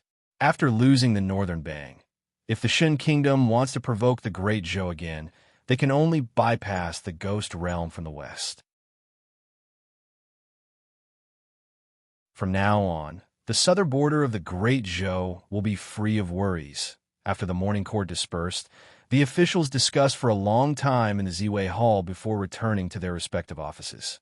Soon, the news of the northern Bang of the Shun Kingdom's independence spread to the ears of the people of the divine capital. The people were still puzzled by the golden light emitted from the palace just now. When they heard the news, they were all excited. Because of the previous emperor's decree, they did not have a good impression of the people of the Shun Kingdom. In addition, the people of the Shun Kingdom provoked them at the border, causing the people to hate them even more. They were very happy to see the Shun Kingdom on fire. Limu was 10 miles away from the divine capital. He asked Chung Xian to transform into her human form and fly into the city at a low altitude. Ever since she entered the divine capital, Chung Xian's eyes had been looking around. Clearly, for a little female dragon who had grown up in the sea and had only been to the Shun Kingdom with Limu, the divine capital of the Great Zhou was the real world of flowers to her. Everything here was so new and interesting. Looking at the children on the street happily licking sugar-coated haws, she casually took one from the haystack on the shoulder of a passing sugar-coated haws vendor. She put it in her mouth and took a bite. The sweet and sour taste made her eyes turn into crescents. Seeing that she was about to leave after eating the sugar-coated haws, the vendor suddenly became anxious. He hurriedly chased after her and said, "Hey, miss, you're so beautiful. Why don't you pay for your food?" Limu took out a few copper coins and handed them to him, saying, "I'm sorry. Is this enough?" "It's enough, it's enough." The vendor nodded. Just as he was about to take the coins, he looked up and saw Limu. He was stunned for a moment and then said happily, "Lordly, when did you come back? I haven't seen you in a long time." Limu said, "I just entered the city." The vendor immediately said, "Then I can't accept this money. This little thing isn't worth much. I'll just take it as a gift to this miss. I wish Lordly and this miss a long and happy life together and have a child soon." In the hearts of the people of the divine capital, his image as a lecher could not be changed. Limu forced the payment and did not explain to him. He took Chung Xin to the Li mansion. Along the way, there were many people who greeted him warmly. In the crowd, one of the people seemed to have realized something and whispered, "The Shun Kingdom and the Northern Bang didn't become independent earlier or later. They just had to become independent when Lordly wasn't here." He looked at Limu's back and asked loudly, "Lordly, where have you been these days?" Limu looked back at him and said, "South County." Looking at his back, the man slapped his thigh and said repeatedly, "I knew it. I knew it." After Limu entered the city, it took him a long time to reach the door. In the Li mansion, when Xiaobai happily ran over to open the door and Lu Hanyin and the others walked to the door, they all looked at Ao Changxin, who was behind Limu. In order to give the Empress a surprise, Limu did not tell her about Changxin. Of course, he also did not tell Lu Hanyin and the others. Lu Hanyin pulled Limu to the side and asked in a low voice, "What's going on?" Before Limu could explain, Lu Hanyin pinched his waist. She glared at Limu and said angrily, "Have I been too good to you? You even dare to bring her back without saying anything. What about you? Let me tell you, I will only forgive you this time. There won't be a next time. Otherwise, I will bring Sister Qing and Wanwan back to Mount Baiyan. You can live with these little vixens." Limu looked at her and said innocently, "What are you thinking? You didn't agree. How would I dare to bring people home casually? This is the mount I caught for Her Majesty." He waved his hand at Chung Xin and said, "Chung Xin, let them see your identity." Chung Xin nodded obediently. A pair of dragon horns gradually grew out of her forehead. Xiaobai grabbed Limu's arm and subconsciously hid behind him. The pressure of the dragon clan made her, who only had a trace of the heavenly fox bloodline, naturally feel afraid. As the top race on the continent, Lu Hanyin and the others had never seen the dragon clan before. They surrounded Chung Xin and sized her up, making her feel very uncomfortable. However, after secretly glancing at Limu, no matter how uncomfortable she was, she could only endure it. There was a fluctuation in the space in the courtyard. The Empress slowly appeared with Zhongling in her arms. "Father." When Zhongling saw Limu, she immediately flew over happily. Limu held her in his arms and walked to the Empress's side. He looked at Chung Xin and said, "Your Majesty, this is the mount that I promised you. This dragon has committed a crime in the South County.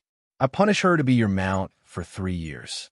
Ao Chung Xin looked at the woman in front of her and finally knew who her master for the next 3 years would be.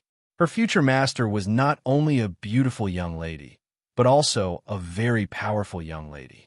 She was even more powerful than her father and even her grandfather. In front of such a powerhouse, her pride as a member of the dragon clan quickly dissipated without a trace. Before Limu came back, he was worried that Lu Hanyin and Li Qing would be unhappy that he only gave the Empress a mount. Later, it turned out that he was thinking too much. If it was just an ordinary gift, they would definitely feel unbalanced in their hearts. However, this was a dragon. Other than the Empress, who else was qualified to find a dragon as a mount? For hours later, Limu brought the women and the Empress, who had changed her appearance, to walk on the streets of the divine capital. Ao Chung Xin followed behind the Empress step by step, looking like a competent follower. The women were shopping, while Li Mu silently absorbed telekinesis. In a short 4 hours, the telekinesis of the people of the divine capital had increased by several times. Lu Hanyin walked in front and asked Ao Changxian, "What did you do when you were in the Thousand Fox country?" Ao Changxian said, "Nothing. I just cultivated in my room." Lu Hanyin glanced at Li Mu and asked, "What about him?" Ao Changxian shook his head and said, "I don't know. My lord stays in the room with that queen every day. I don't know what he's doing." Li Mu raised his eyebrows and immediately explained, "What do you mean you don't know what he's doing?" "I didn't do anything. If you don't believe me, you can ask His Majesty. I stayed in the Thousand Fox country for a few days to wait for Lord Zhou, in order to promote the stability of the southern border." Zhou snorted and said, "What's the use of asking me? I don't know what you did with that vixen in the room." Li Mu had no choice but to say, "I'm wholeheartedly for the people. Even if you don't believe me, you should listen to the voices of the people. On the streets not far away, there were many people discussing the matter of the Shin country. I heard that the matter of the Shin country's northern bang was done by Lord Li." "No way." "What do you mean, no way?" "Shin country's northern bang became independent, and Lord Li just happened to come back from the southern county. Even if you think with your feet, you know why Lord Li went to the southern county. With Lord Li around, it's a blessing for the people and the great Zhou." The people chatted for a while, and the topic gradually changed. "Didn't they say that Her Majesty and Lord Li have a child? When does Her Majesty plan to make Lord Li the Empress? I want to know, too. We're so anxious. But if that's the case, what about Lord Li's wife?" "That's true. But if Lord Li can't be with Her Majesty, I'm afraid everyone will be upset." Soon, no one beside Li Mu spoke. Lu Hanyin was expressionless. Li Qing lowered her head and did not say anything. Wan was at a loss. Xiaobai looked at Li Mu and then at Zhou Yi. Li Mu and Zhou Yi looked at each other, and the Empress immediately looked away.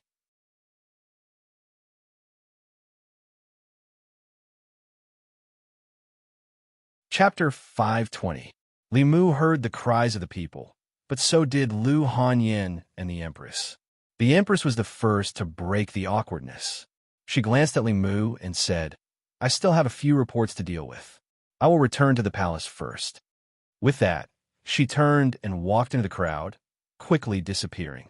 Lu Hanyin also glanced at Li Mu and said, "Go back. Why are you still standing here? Do you want to hear the cries of the people again?" Life was full of surprises. If Li Mu knew that this would be the case when he returned to Shin capital, he would rather stay in the Shun kingdom for a few more days and do his part to liberate the oppressed people of the world. As expected, Lu Hanyin went to sleep with Li Qing that night. This meant that Li Mu would have to sleep alone in the study. In Li Qing's room, the two of them were still awake. They called Wan and Xiaobai to play cards together. Ever since they no longer needed to cultivate, they had more things to do for entertainment. Li Qing glanced in the direction of Li Mu's study and then looked at Lu Hanyin. She hesitated and said, "He just came back. It's not good for us to do this, is it?" Lu Hanyin looked at her and asked, "He is our husband. Why would the people say such things? Are you not angry at all that you want them to be together?" Li Qing only smiled and said, "Sister, didn't you accept Her Majesty long ago? Why don't you tell him directly?" Lu Hanyin snorted and said, "Wouldn't that be letting them off easy? I won't say anything. I want to see how long they can pretend to be stupid for. Anyway, it's quite fun to watch the show." Then she glanced at Li Qing and said, "You are not allowed to say it either. You are not his leader now. Don't try to protect him every time." Li Qing could only nod. Lu Hanyin then looked at Xiaobai and Wan. The two girls immediately promised. Li Mu was lying on the bed in the study. He had a lot on his mind and couldn't fall asleep. Suddenly, he heard a creak in his ear. The window of the study room was pushed open, and a petite body got into his bed. Xiaobai mysteriously whispered into Li Mu's ear, "Benefactor, let me tell you a secret. Don't tell Sister Lu that I told you." Li Mu was puzzled. "What secret?" Xiaobai leaned close to Li Mu's ear and whispered, "Sister Lu agreed to you and Sister Zhou a long time ago. She said that she wanted to see how long you guys could play dumb for. She wanted to watch the show. After Li Mu came back to his senses, he kissed her hard on the cheek. In this family, Xiaobai would always be his sweet little jacket. Although Lu Hanyan had expressed such thoughts several times, as the first wife of the Li family, if she didn't make it clear, no one would dare to act blindly without thinking. Since he knew what she was thinking, Li Mu didn't have anything to worry about. The next morning, he ate breakfast and went to Changle Palace as usual. The Empress wasn't there. Only Mr. Mei was. Li Mu asked casually, "Where's Her Majesty?" Mr. Mei said, "She's admiring the flowers in the Imperial Garden." "Why are you looking for Her Majesty?" Li Mu sat behind the table, stacked with memorials, and said, "Nothing. I'm starting to get busy." Mr. Mei left Changle Palace and went to the Imperial Garden. He said to Zhou Yi, who was staring at a bunch of roses in a daze, "Your Majesty, Li Mu is here." Zhou Yi didn't say anything. She picked a rose and peeled off the petals one by one. Mr. Mei and Shangguan Li looked at each other and saw the surprise in each other's eyes. Her Majesty loved and cherished flowers, but now she was picking flowers. This meant that she was in a bad mood. When she came back from outside the palace yesterday, she was in a bad mood. Without a doubt, someone must have provoked her again. Zhou Yi peeled off a flower until only the bud was left, then returned to Changle Palace. Li Mu was reading memorials. He looked up and said, "Your Majesty," yesterday on the street. Without waiting for him to finish, Zhou Yi said, "The people speak without thinking." I didn't take it to heart. You don't have to worry about it. Just explain it to your wife. Li Mu shook his head and said, "Although they speak without thinking, this is the voice of the people.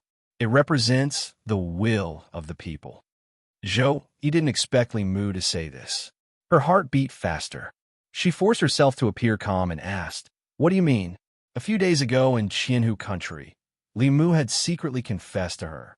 With the Empress's guard against Huanji, how could she take the initiative to break off the spirit conch when Li Mu and Huanji were alone in a room in the middle of the night?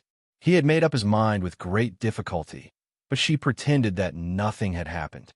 Now, she was asking the obvious. She couldn't let Li Mu take the initiative every time.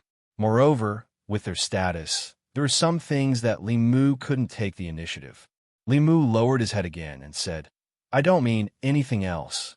It's fine as long as Your Majesty doesn't take it to heart." Although Zhou Yi wasn't young, she had no experience in relationships. She was too thin-skinned. If she was impatient, she wouldn't be able to win the Emperor's heart. It was better to take it step by step. Li Mu read a few more memorials.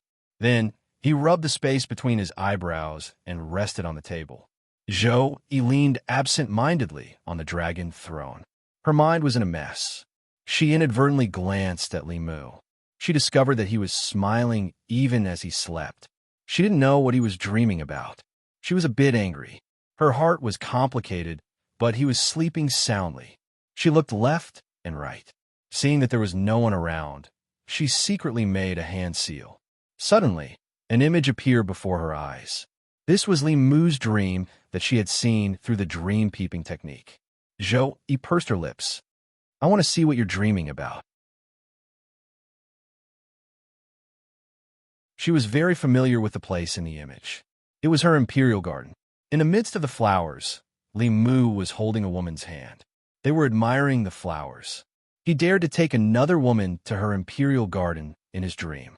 Zhou Yi was angry. She was about to disturb Li Mu's beautiful dream. However, when she looked up and saw the woman's face, her body couldn't help but tremble. The woman Li Mu was holding hands with in the imperial garden in his dream was none other than herself. The anger in Zhou Qiang's heart instantly disappeared without a trace. His eyes were filled with joy and anticipation as he stared at the scene in the sky. Even his breathing slowed down. At this time, the sound of footsteps came from outside Changle Palace. Mr. Mei and Shangguan Li walked in. Zhou immediately dispelled the image and sat up straight. However, her eyes swept over Li Mu from time to time. She was extremely curious about what he was dreaming about. Mr. Mei and Shangguan Li walked into Changle Palace. The sound of footsteps suddenly woke Li Mu up. He sat up straight and looked at the Empress guiltily. He was about to continue reading when Zhou Yi suddenly asked, I saw that you were sleeping soundly. What did you dream about? Li Mu shook his head and said, I didn't dream about anything. Mr. May glanced at him and said, Ali and I were standing outside the hall. We saw you smiling. How could you say you didn't dream about anything? Li Mu smiled embarrassedly and said, I dreamed about my wife. Zhou Yi's face turned red for no reason. She quickly returned to normal and said, Changle Palace is stuffy. Come with me to the Imperial Garden. Ali Mei Wei, you two stay here and tidy up. Li Mu stood up and said, As you wish. Shang Wanli took a few deep breaths as she tidied up the Imperial desk. She asked, Is it stuffy here? And His Majesty just came back from the Imperial Garden. Mr. May glanced at her and said, Hurry up and do your work. Why do you have so many questions? In the Imperial Garden, Zhou Yi walked in front. She was in a good mood and had a smile on her face. Li Mu followed behind her with a faint smile on his face.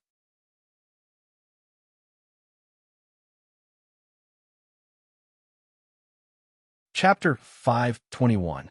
In the inner mansion apartment, Shangguan Li and Mr. May each came out with a box of high-quality incense. Shangguan Li was puzzled. That's strange. When did Her Majesty like to use incense? Didn't she hate these things before? She said that this kind of fragrance makes it difficult to concentrate and makes one sleepy. Mr. May shrugged and said, It's not just Her Majesty who is strange. Li Mu has already treated Changle Palace as a sleeping place. He doesn't read many reports every day and has to lie down and sleep for at least 4 hours. It seems that having too many women at home isn't always a good thing. Changle Palace. Several burners of incense were burning. Aoisin leaned against a pillar and dozed off. There was a trace of crystal at the corner of her mouth and a happy smile on her face. The fate of being someone's mount was completely different from what she had imagined. She thought that she would be ridden every day in the future, going through wind and rain, waking up early and sleeping late. She didn't expect that the life of a mount would be to live in a large and luxurious palace. She had nothing to do every day except wait for 3 meals in the morning, afternoon, and evening. There were countless delicious dishes here, unlike the Dragon Palace, where there were only lobsters and abalones. She had long been tired of eating them. Opposite Ao Isin, Li Mu lay on the table and continued to weave his dream. With the Empress peeping from outside, he didn't dare to have any adult scenes in his dream, but occasionally holding hands and hugging was still okay. Although his relationship with the Empress hadn't developed further in reality, in the long run, it could always melt the defenses in her heart. On the dragon throne, Zhou Yi was holding a book upside down. The content of the book wasn't words, but a dynamic scene. She used the book to cover it, so that only she could see it. In the scene, Li Mu was planting vegetables on the grassland beside the lake. In the flower field, not far away, another Zhou Yi was holding a pair of scissors and trimming the flowers. Leaning on the dragon throne, Zhou Yi's face was hidden behind the pages of the book. A look of longing appeared on her face. This was the life she longed for. Was this Li Mu's plan for the future? A possibility suddenly appeared in her mind. What would she do if Li Mu told her what he thought? She had never experienced such a thing before. Just thinking about it made her feel a little helpless. These past few days, she had fantasized countless times. If there really was such a day, they could confess their feelings to each other. How would they get along in the future? Her heart was nervous and expectant. When Li Mu got up from the table and looked at Zhou Yi, she immediately put down the book in her hand and hurriedly stood up. She said, I'm going to the Imperial Garden alone to relax. Don't follow me, of course. Li Mu knew that if no one wanted to follow them, it meant that he shouldn't. The Empress was really too much. When it came to relationships, she was so hesitant and wishy-washy. She was not straightforward and decisive at all. He had already made it so obvious in his dream, but she still pretended to be confused until the end. He was the Empress. Could it be that he should be the first to speak about this kind of thing? Ao Run had said something that was right. If you like someone, you should fight for it. Only by fighting for it would you have a chance. The Empress obviously didn't take this advice to heart. However, this kind of thing couldn't be rushed. Li Mu planned to take a few days off and give her the cold shoulder first. He would see if she was anxious when the time came. He wasn't in a hurry to woo the Empress. The matters at home were more troublesome. He had already slept in the study for several days. As the first wife of the Li family, Lu Hanyin was very dissatisfied with the voices of the common people. Every time Li Mu wanted to coax her, he was rejected at the door by her. This couldn't go on. Just as Li Mu was thinking about this matter, in the Li residence, Li Qing said to Lu Hanyin, "Sister's anger has almost subsided. Don't tell me you're still planning to let him sleep in the study tonight?" Lu Hanyin glanced at Xiao Bai and said indifferently, "I think he's sleeping very comfortably in the study. Maybe he's already so happy that he doesn't want to go home. If he still doesn't take the initiative to come over today, he'll have to sleep in the study for the rest of the month." Xiao Bai, who was practicing magic, moved her ears and quietly slipped out. Not long after, in the Changle Palace, Li Mu asked in surprise, "She really said that?" Xiao Bai nodded and said, "Benefactor, you'd better go and find Sister Lu tonight. Otherwise, you'll have to sleep in the study for the rest of the month." Li Mu picked her up and spun her around. He said, "Okay, Xiao Bai. From now on, you'll stay undercover by their side. If there's any news, report to me at any time." Xiao Bai smiled and said, "Don't worry. I'll always be on Benefactor's side." Only when she lowered her head did a trace of disappointment flash through her eyes. Actually, she preferred her benefactor to sleep in the study. This was because only when he slept in the study did he completely belong to her.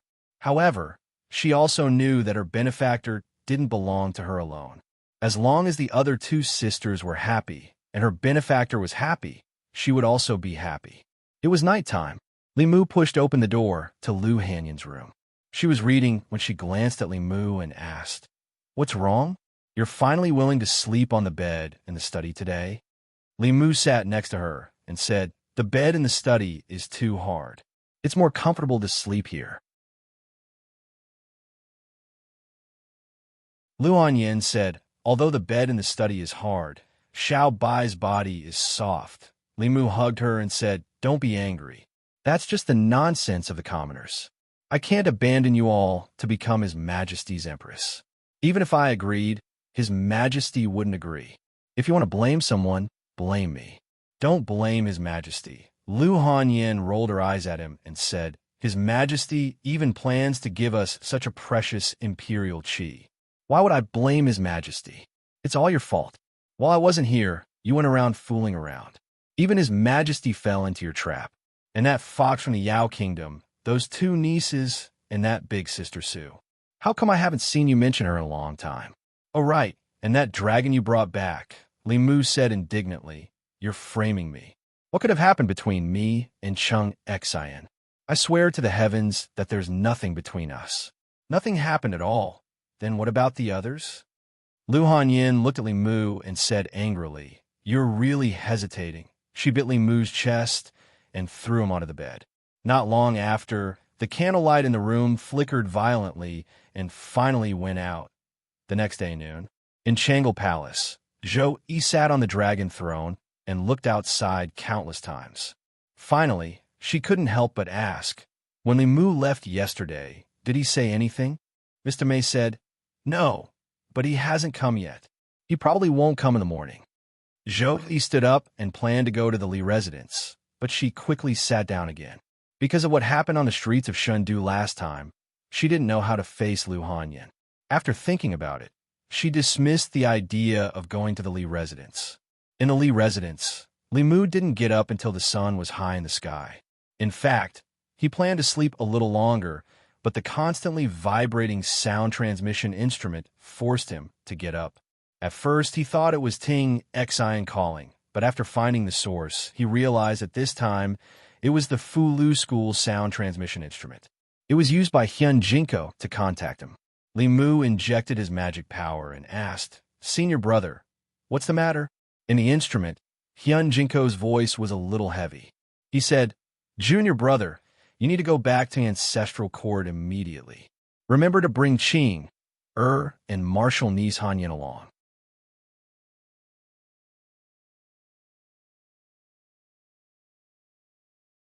Chapter 522. Li Mu had never seen Xian Jizi speak in such a solemn tone. Hearing this, he also became serious and asked, "Senior brother, what happened?" Jizi said briefly, "The two uncle masters are nearing the end of their lifespans and have returned to the ancestral court." Jizi's short sentence had already conveyed a lot of information. Li Mu said in a deep voice, "I understand. We will leave immediately." After putting away the sound transmission Dharma artifact, Li Mu had a complicated expression and sighed softly. Ever since Yuzhen Zi advanced to the 7th realm, the Fulu school had 4 7th realm powerhouses for a short period of time. 2 of the Grand Elders had left the sect decades ago and had been wandering outside, searching for opportunities to break through. It seemed that they hadn't found that opportunity these days. As disciples of the Fulu school, Li Mu, Lu Hanyan, and Li Qing explained the situation. The 3 of them didn't delay and immediately set off for the northern region with Zhongling Baiyun Mountain, the ancestral court of Fulu school. In the Dao Palace of the main peak, all the elders, including the sect master, gathered. They couldn't hide their heavy expressions. Hyun Jinko was silent for a moment and asked, "Is there no other way? Can't the ancestral court gather the materials for a single heavenly secret talisman?" Sect Master Jizi shook his head and said, "The only heavenly secret talisman made of materials has already been used on Uncle Master Fu Daozi." Dan Xiaopik's first seat, Dan Yangzi thought for a moment and said, "I will go to the Pill Cauldron sect. They don't lack spear herbs. I might be able to gather 2 if I use Fu Lu to exchange with them." Jizi continued to shake his head and said, "I have already asked Senior Sister Wuchen. Half a month ago, the Pill Cauldron sect failed to refine 2 important pills. They also lack spirit herbs. Moreover, the 2 Uncle Masters know that they have no hope of advancing, so they don't want to waste any more materials." As his voice fell, the atmosphere in the hall fell silent for a long time. The death of the 2 Grand Elders was undoubtedly a huge blow to the Fulu school. It would greatly reduce the strength of the sect. The elders present also suffered a heavy blow to their hearts. He had cultivated bitterly all his life in order to achieve immortality, but in the end, he still couldn't avoid dust to dust and dust to dust. Wouldn't the 2 Grand Elders be their future selves as well? At this time, 3 figures rushed in from outside the palace. Jizi looked at Li Mu, Li Qing, and Lu Hanyan and said, "You're here. The 2 martial uncles wanted to see you before they died." Li Mu asked straightforwardly, "Can't we use the heavenly secret talisman to stall for time?" Jizi shook his head. "We don't have enough materials. Moreover, the talisman of heavenly secrets is very useful for those of the 6th realm. However, with the cultivation of the 2 Uncle Masters, it can only extend their lifespans by 3 years at most. The 2 Uncle Masters are unwilling to waste resources. For cultivators of the 7th realm, it was very likely that they would go into seclusion for more than 2 years. 2 years passed in the blink of an eye. At that time, they still couldn't avoid the fate of death. "Li Mu, I can think of a way to procure the materials. 3 years is 3 years. There's no need." 2 figures floated in from outside the hall. The 2 old men in linen clothes gazed at Li Mu's group of 3 with gratification in their eyes as they said, "Not bad. Even though the 2 of us old fellows are about to die soon, the talisman sect still has a future." Looking at the 2 old men, the peak masters cupped their hands. Martial uncles. This was the first time Li Mu saw the 2 Grand Elders of the Fulu school. Their auras weren't strong, and they looked like old men who were about to die. However, their eyes were extremely clear, without any turbidity. Li Mu and the other 2 cupped their hands and bowed. "Greetings, martial uncles." The old man on the left looked at Li Mu and his praise grew.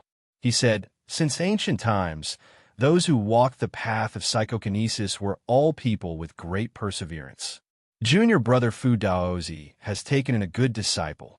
In the next 100 years, the Fulu school will depend on you." Li Mu asked, "How many years do you 2 martial uncles have left?" Jizi sighed and said, "Martial uncles Tian Yangzi and Tian Qingzi are twin brothers. Their lifespans are close to 360 years. Now, they only have 2 years left. Li Mu, 2 years plus 3 years is 5 years. 5 years ago, I hadn't cultivated yet. Now, I'm only one step away from the 6th realm. Maybe in these 5 years, you two martial uncles have a chance to advance. Tian Yangzi smiled and said, we know our own cultivation better than anyone else. Not to mention 5 years. Even if you give us another 50 years, we won't be able to touch the threshold of the path integration realm. In the entire Zhu province, only the Empress of the Great Zhou has a chance to advance to this realm in her lifetime. He glanced at Li Mu and the other heads and said, 360 years, 180 years. We've lived long enough. In the next 2 years, we'll record our lifelong understanding of talisman Dao and cultivation for our descendants. Our cultivation can help 2 disciples in the creation realm advance to Dongxian. You can also refine our corpses into corpses to enhance the strength of the sect and guard against the invasion of the devil path. In the silence of the crowd, the 2 of them floated away.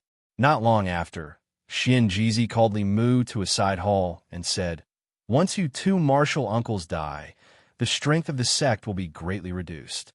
The devil path won't let go of such an opportunity. For hundreds of years, the devil path has attacked Mount Baiyun several times for this reason. Li Mu moved Zhongling out of the demon emperor's space and stretched out his hand. The shrunken Dao bell floated in his palm. He said to Xian Jizi, Zhongling has already transformed. I'll leave the body of the bell on Mount Baiyun. It's enough to deal with the devil path. If the devil path really makes a move, the great Zhou court won't just stand by and watch. Xian Jizi shook his head and said, Uncle Masters, you still have 2 years left in your lifespan. Keep junior brother, Dao Zhong, to protect yourself first. Your safety is more important. I summoned you back to the mountain this time for another important matter. He looked at Li Mu and said, according to past practice, before the elders of the sect die, they will pass on their lifetime's cultivation to a core disciple. Martial uncle's cultivation can allow 2 5th realm disciples to advance to the 6th realm. They want to choose between you and the 2 martial nephews. What do you think? For a large sect, this was a very important inheritance. Before the sect's experts died, they would leave everything to the younger disciples. This was to preserve the sect's strength to the greatest extent and ensure that the inheritance would not be severed. Li Mu didn't answer. He only said, let's use the Tianji talisman to extend the lifespan of martial uncles for as long as possible. What if a miracle happens during this period?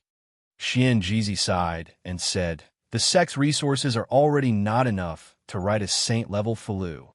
Li Mu said, senior martial brother, you don't have to worry about the materials. I'll take care of it. Xian Jizi asked, how can you take care of it? Saint-level Fulu was extremely precious. Even with the entire Fulu school's resources, it was still difficult to gather them.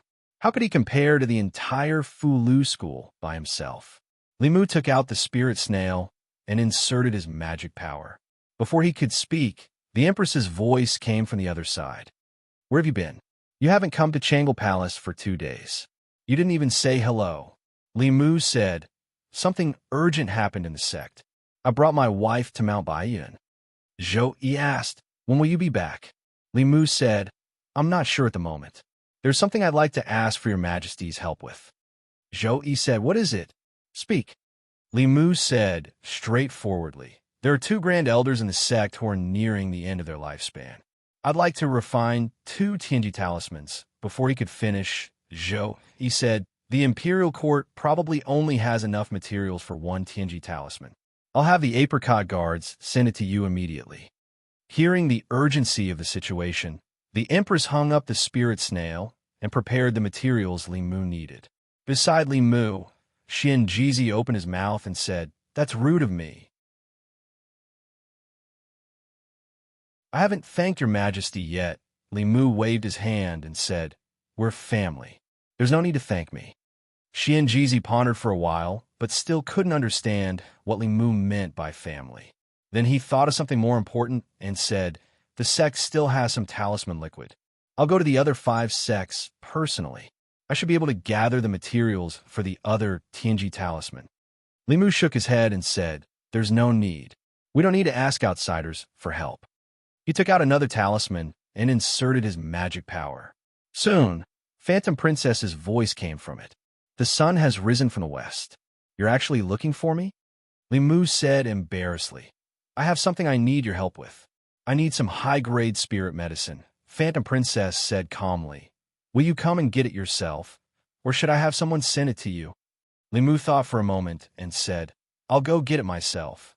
After putting away the talisman, Xianjizi looked at him and asked, "Who's on the other side?" Limu said, "The Queen of the Thousand Fox Kingdom." He said there was no need to ask outsiders for help. Xianjizi thought for a moment and asked with uncertainty, "The Queen of the Thousand Fox Kingdom is your wife?"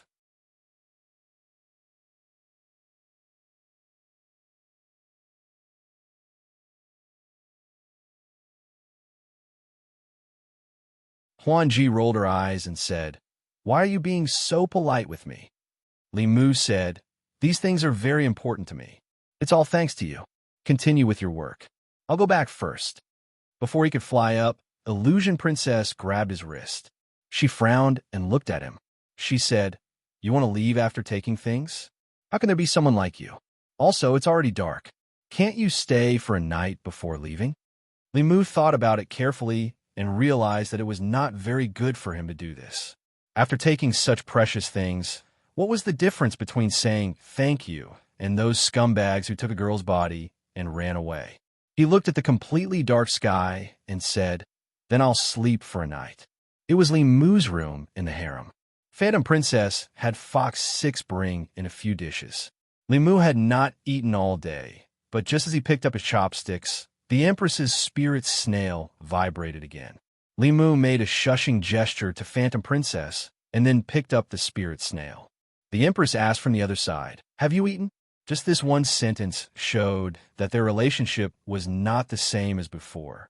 The Empress used to use the spirit snail to summon him, and she would always find some excuse, such as discussing national affairs or giving advice on cultivation. But now she was so direct. With the Empress's personality, what was the difference between "have you eaten" and "I miss you"? It seemed that his strategy for the Empress was starting to work. Limu smiled and said, "I'm eating." Phantom Princess suddenly felt that her throat was uncomfortable again. She covered her mouth and coughed a few times. Cough, cough. The Empress's voice changed immediately. "Didn't you say that something happened at Fulu School, and you secretly went to see that fox spirit again?" Limu explained, "Your Majesty misunderstood. I only came to Thousand Fox Country to get some spirit medicine to make the talisman liquid for the talisman of Tianji. Tomorrow morning, I will leave for Shendu." "Zhou," he whispered, "I didn't give you enough. You still need to find that fox." Phantom Princess snorted and said, "Unfortunately, I don't have anything here, but I have a lot of spirit medicine. If you don't have any more spirit medicine, come find me." Zhou Yi directly asked Limu, "When is that fox leaving? I want to talk to you alone." Phantom Princess said unhappily, "You're the one who interrupted our meal. You should be the one leaving." Limu was in a dilemma. He had taken both the Empress and Phantom Princess's gifts, so no matter which one he sided with, he would be letting the other down. He put down his chopsticks and said, "I have been running around for 2 days. I want to rest. Phantom Princess, you can go back first. Her Majesty should rest early too." Phantom Princess heard this and could only leave. After she left, Limu took out the spirit snail again and whispered, "Your Majesty." She left.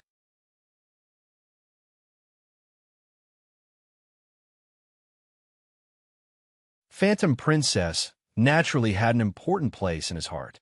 But how important was it? Limu couldn't explain it with words. Limu walked to her side, grabbed her hand, and placed it on his chest. He said, "I don't know either. Why don't you feel it for yourself?" Since he couldn't describe it with words, he would let her feel it for herself. Phantom Princess placed her hand on Limu's chest. She could clearly feel his emotions. She didn't know how to describe it. The only thing she knew was that she was very important in Limu's heart. She grabbed Limu's hand and placed it on her chest. She said, "Feel it too." Other than the fullness, Limu also felt a love that could drown him. This was Phantom Princess's feelings for him. Phantom Princess looked at Li Mu and said, "You also like me, but it's not as deep as I like you. But it's okay. You'll know how good I am in the future." She sat down again and took out a bottle of wine from the storage space. She poured a cup for Li Mu and herself. She said, "I'm very happy tonight. Drink with me."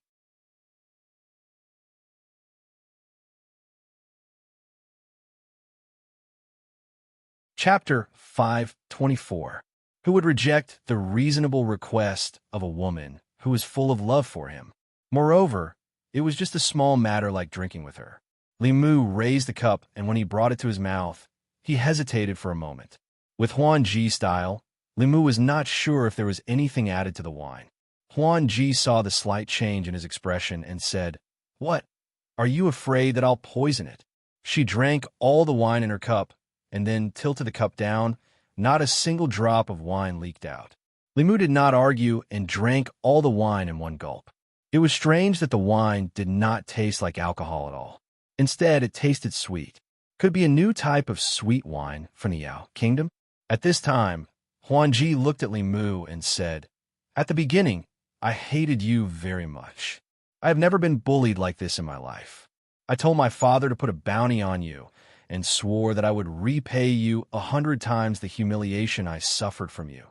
Li Mu explained, "That time, you provoked me first. Then what about the White Emperor's cave?" Huan Ji took a deep breath and continued, "You, a man, brought people from the 6th Dao sects to bully a woman like me. You stole so many things from me and even stole the Demon Emperor's heavenly book."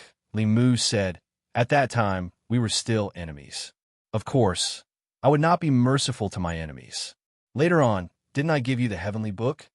Huan Ji ignored Li Mu and continued, "Later on, something happened to my father and brother. Me and Fox 6 were hunted down. It was you who saved us. You killed Bai Xian and took back the 1,000 Fox Kingdom. You resisted the attacks of the Demon Sect and the Celestial Wolf Tribe.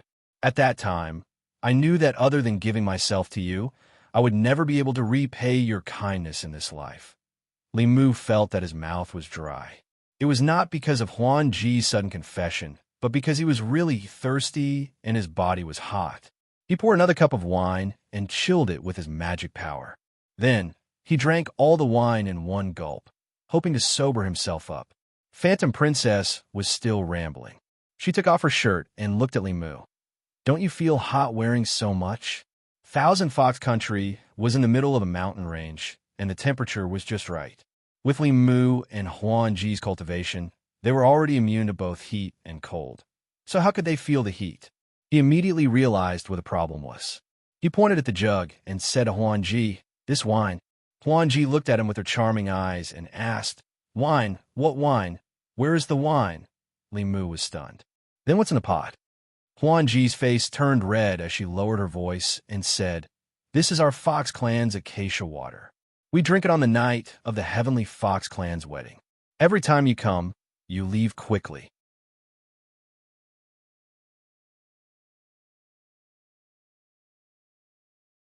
It wasn't that he had encountered a difficult decision, but he still couldn't accept that Huan Ji had forced him to lose his virginity. The queen had warned him many times to be careful of Huan Ji, but Li Mu didn't take it to heart. It was too late to say anything now. He hadn't made any substantial progress with the queen, but he had already done it with Huan Ji. Li Mu hadn't told Lu Hanyin and Li Qing about this yet, because it was embarrassing. The biggest problem now wasn't Lu Hanyin and Li Qing. If the queen knew about this, the consequences would be unimaginable. She and Huan Ji were like fire and water. She would definitely think that Li Mu had betrayed her. Li Mu secretly glanced at the queen and lowered his head to continue reading the memorial. Zhou Yi also glanced at Li Mu and asked, "How did your cultivation level increase again?" "Were you?" Li Mu immediately stood up and said, "I didn't betray your majesty. The Grand Elder of Fu Lu School imparted his power to me." Zhou Yi finished speaking and looked at Li Mu again. "What did you say you betrayed?" Li Mu slowly sat down and lowered his head. "Nothing." Zhou Yi frowned and said, "I've already noticed. After returning from 1,000 Fox Country, you've been absent-minded. Is that fox so attractive to you?" Li Mu's expression didn't reveal anything. He said seriously, "Your Majesty, you've misunderstood. I was just thinking that reality is so cruel. Even a seventh realm Grand Elder can't avoid reaching the end of his lifespan." Zhou Yi said, "What's there to think about? Everyone will die one day. 180 years is already a lot. A meaningful decade is better than a century." Li Mu said slowly, "Although that's the case, isn't cultivation for longevity? Most cultivators fight for their lives and only live a few years longer than normal people.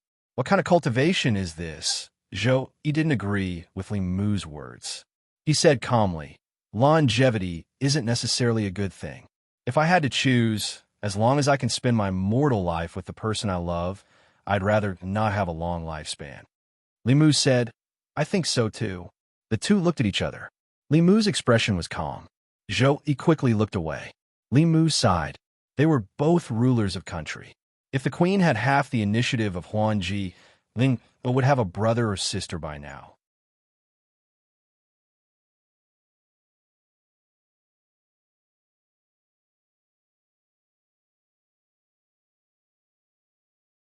The walls of the courtyard were mottled and half collapsed. The courtyard was also overgrown with weeds. Clearly, no one had lived here for a long time. Only some homeless beggars in Shindu would use this place as a temporary residence. The two walked in through the collapsed wall. In the courtyard, a skinny young man in tattered clothes took the bowls from their hands. He poured the copper coins into his clothes and curled his lips. He said, "They say that the people of Shindu are generous, but this is all there is to it. It took us so long to get this much."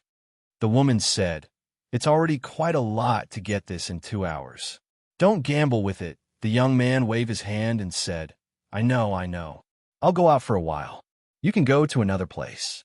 Shindu is so big, it's enough for us to curry favor for a few months." Watching the young man leave, the man said, "I told you not to give the money to him. He went to gamble and lost it again." The woman waved her hand and said, "If it's gone, then go ask for more. The people here are so generous. We're not afraid of not getting enough. We only have one son, and we'll need him to send us off in the future." The man sighed and didn't say anything else. At this time, the woman said with some regret, "We shouldn't have lost that useless thing. If we had kept him until now, he would have been able to be sold for a high price, at least 100 taels." The man waved his hand and said, "Let's not talk about this.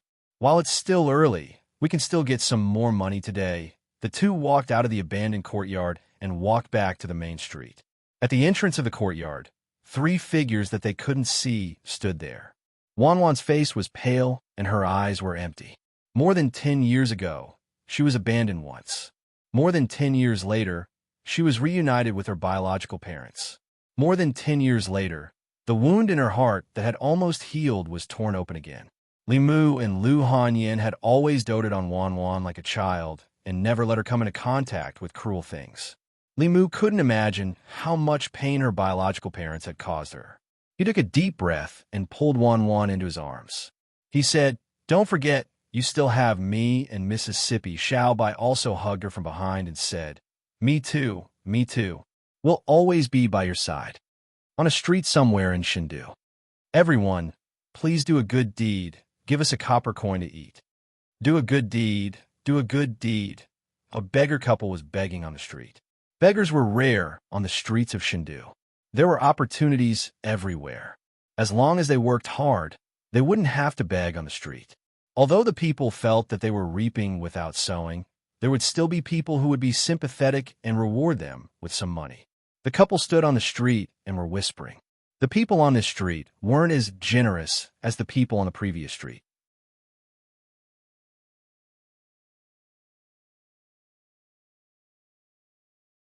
Ao Chengxin swallowed the bulging food in his mouth and then said, "I can't go back. Our dragon race's promise is worth 1,000 gold. We said 3 years, and it's 3 years. Not a day less."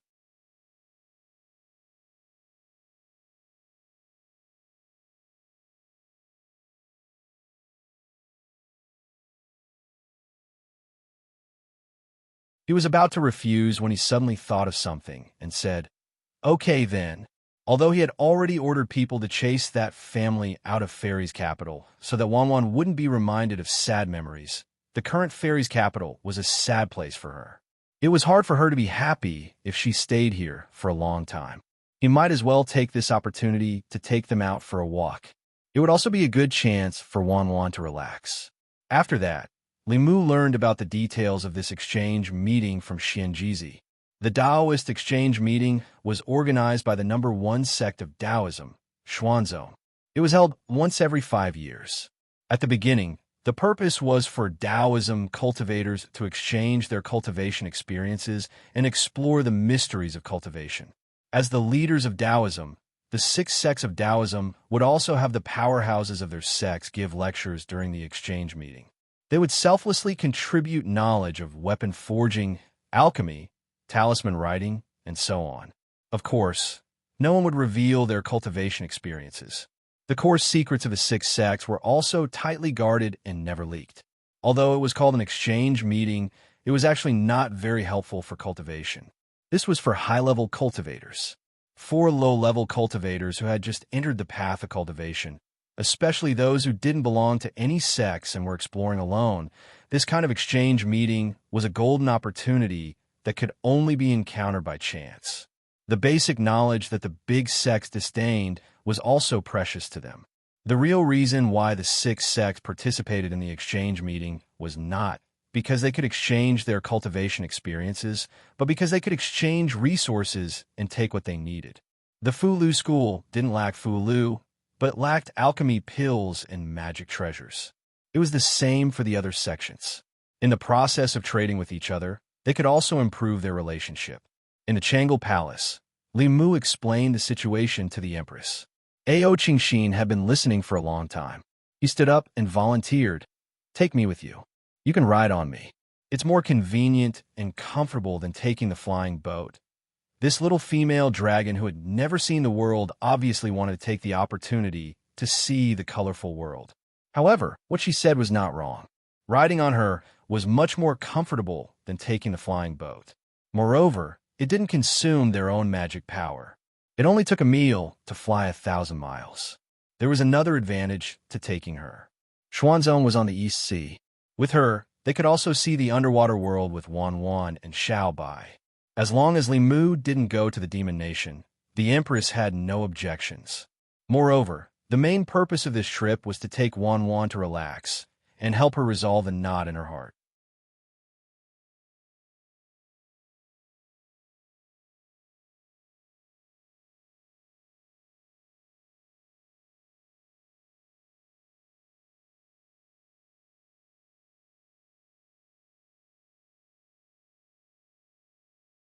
No wonder Xianjizi didn't come.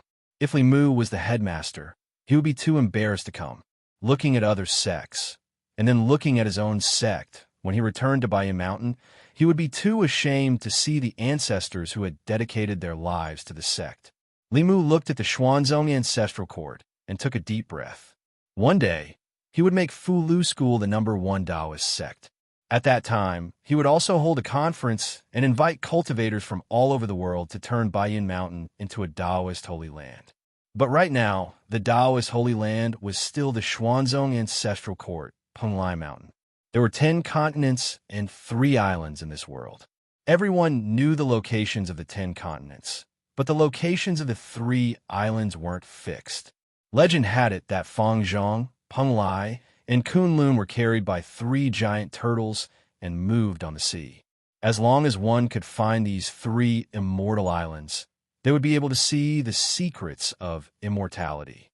Countless cultivators once went out to sea to search for these 3 immortal islands. Among them, there was no lack of 6th realm and 7th realm experts, especially those who were at the end of their lifespans and wanted to find a chance to live. However, no one had ever heard of anyone finding it.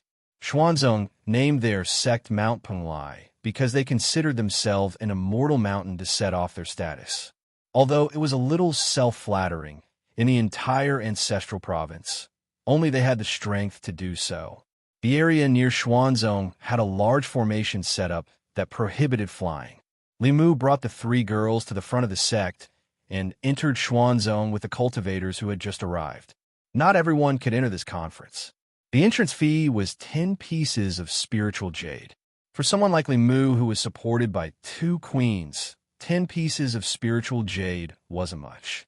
However, some rogue cultivators would still need to put in some effort to gather 10 pieces of spiritual jade. As the number 1 sect of Taoism, Xuanzong's method was a little petty, but there was nothing to criticize. The cultivation of the Xuanzong disciples responsible for collecting spiritual jade at the entrance was not very high. They were only at the 2nd or 3rd realm, but their faces were filled with arrogance. They did not even look 5th realm cultivators in the eye. This was normal. In the number 1 sect of Taoism, even if they were only guarding the mountain, they were still Xuanzong disciples. In their eyes, even Xuanzong's dogs were superior to outsiders. Li Mu handed over 40 pieces of spiritual jade and entered Xuanzong with the 3 girls. Some of the cultivators who came here were alone, but most of them came in groups of 3 to 5. Most of the cultivators who came here wanted to exchange for some treasures. They did not need to worry about their own safety in Xuanzong, but that was no longer the case once they left Xuanzong. After every conference, there would be cases of people getting greedy for treasures and killing people for their belongings. After a long time, the cultivators who came here in search of fortuitous encounters learned to travel in groups. Even though the cultivators who came here came in groups, it was still very rare for a man to have 3 beauties by his side like Li Mu. This attracted the attention of many people. The male cultivators revealed looks of envy as they pointed at Li Mu's back. This person is so lucky. Apart from being a little handsome, he looks very ordinary. However, he has 3 beauties by his side. Could he be from some cultivation clan or the disciple of some large sect? The women of the cultivation world are not so superficial as to only look at the face. I think he must have an extraordinary background. Many female cultivators who walked through Xuanzong's entrance were also discussing softly. Look at his bearing. He must be the disciple of a famous sect. I don't think so. He's so handsome and fair. Maybe he's a Xiao Bai who was raised by a high-level woman. Definitely not. If he was raised by a high-level woman, why would he have these 3 beauties by his side? It can't be that these 3 beauties are raising him, right? You don't understand. It's precisely because there are high-level women raising him that he can raise others. Of course, it's also possible that he has some special skills, which is why he has these 3 beauties following him. It'd be great if he was a disciple of a large sect. This person looks like a lecher. With my looks, if he takes a fancy to me, I won't have to worry about cultivation resources in the future. Forget it. With your looks, he wouldn't want you even if you gave him for free. You should just give up. Li Mu and Wanwan walked in front, and their faces darkened from the gossip behind them. This group of gossipy women actually hit the nail on the head. His Dharma treasures, spirit medicines, and spirit jades basically all came from the Empress and Phantom Princess. However, there was nothing he could do about this. Putting aside the fact that he was not the Talisman Puppet Sect's sect master yet, even if he became the Talisman Puppet Sect's sect master in the future, and the entire Talisman Puppet Sect would belong to him, he would not be as wealthy as Huan Ji or the Empress.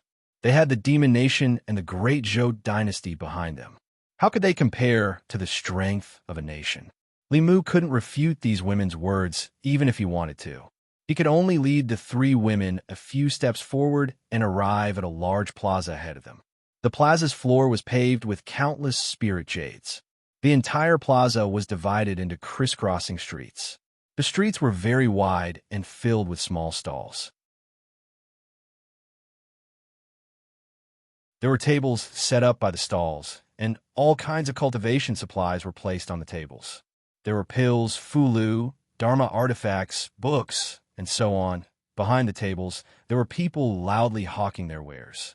Profound level divine travel talisman, 10 spirit jades for 1. Middle level essence nurturing pill, 100 spirit jades for 1 bottle. 500 spirit jades, profound level flying sword. Please take it away. Basic fulu, basic array formation encyclopedia. Price can be negotiated. standing in front of the plaza and looking at the countless inverted immortal mountains. It was like a scene in the divine capital. In Li Mu's heart, the Eastern Sea Xuanzong, the number one sect of Taoism, didn't seem like much.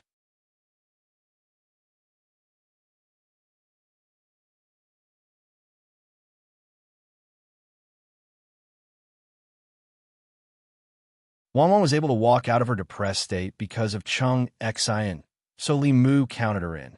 It was said that every dragon had countless treasures, and their wealth was comparable to that of a country.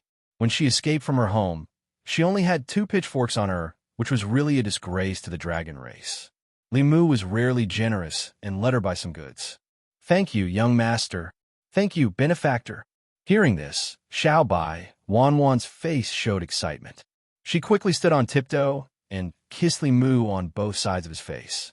This scene made many of the surrounding male cultivators extremely envious.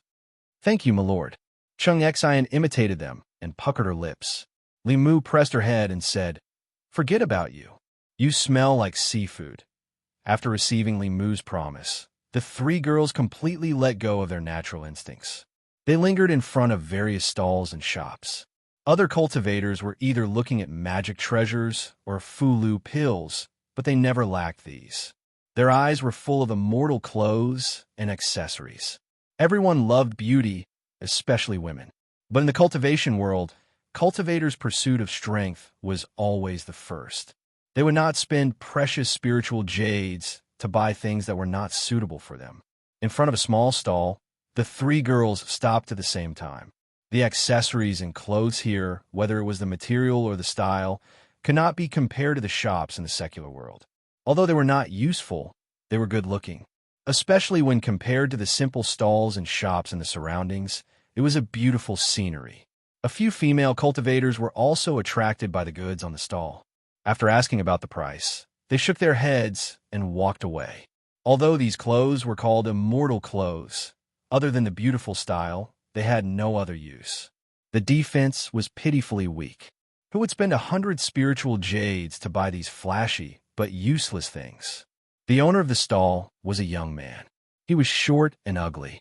At this moment, he was sitting on a stone bench with a frown. He had already set up a stall for half a day, but he could not sell a single piece of clothing or jewelry. He knew very well why the goods could not be sold. Although these things were beautiful, they were not practical for cultivators. Female cultivators among the loose cultivators liked them, but could not afford them. Female cultivators in aristocratic families and sects did not lack spiritual jades. They would not condescend to buy clothes at a roadside stall. If they wanted to go, they would go to the shops of the big sections. Although the things there were not beautiful, they were practical. He could not compare.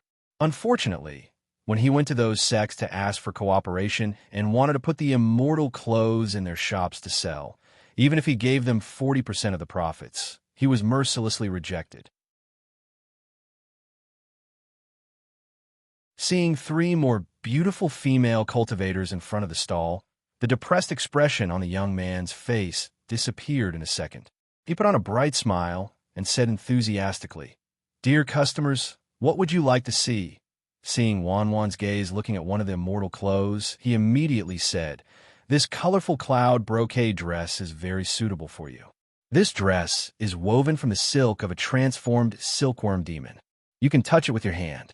This dress is smooth to the touch and feels light when worn. It is very comfortable. In addition, this immortal clothes also have the effect of avoiding dust. It is also a defensive magic artifact." Xiao Bai's gaze swept past a piece of clothing, and he immediately said, "Miss, this purple silk dress with jade green patterns doesn't suit you. Look at this silver-patterned 100 butterflies flower dress at the side. I feel that this immortal robe suits your temperament better." Chang Xian's gaze only lingered on the pendant for a moment. The young man continued, "Miss, you have good eyesight. This 5-colored stone pendant is naturally formed. There is no trace of carving. It is the best of the best. As long as you pay 200 spirit jades, you can have it." This young man was obviously very good at promoting. With just a few words, Wanwan and the others were tempted to buy. Li Mu saw that and did not stop them. Although these bright and beautiful clothes did not have any practical use, Wan and the others' defensive magic artifacts were more advanced clothes-fitting inner armor. They bought these clothes for beauty. In the end, the three women each chose a piece of clothing and a piece of jewelry. Limu was about to pay when the vendor continued. Miss, don't you want to look at something else? You just chose autumn clothes. There's spring, summer, and winter clothes here. Look at this lotus leaf feather gauze dress. It is very suitable for summer. And this cloud butterfly dress is the best choice for spring clothes. If you miss this opportunity, you will have to wait 5 years. Wan and Xiaobai thought about it and felt that what he said made sense. Thus, they each bought a few more pieces of clothing. The young man knew that he had met a big customer this time. The smile on his face became even brighter.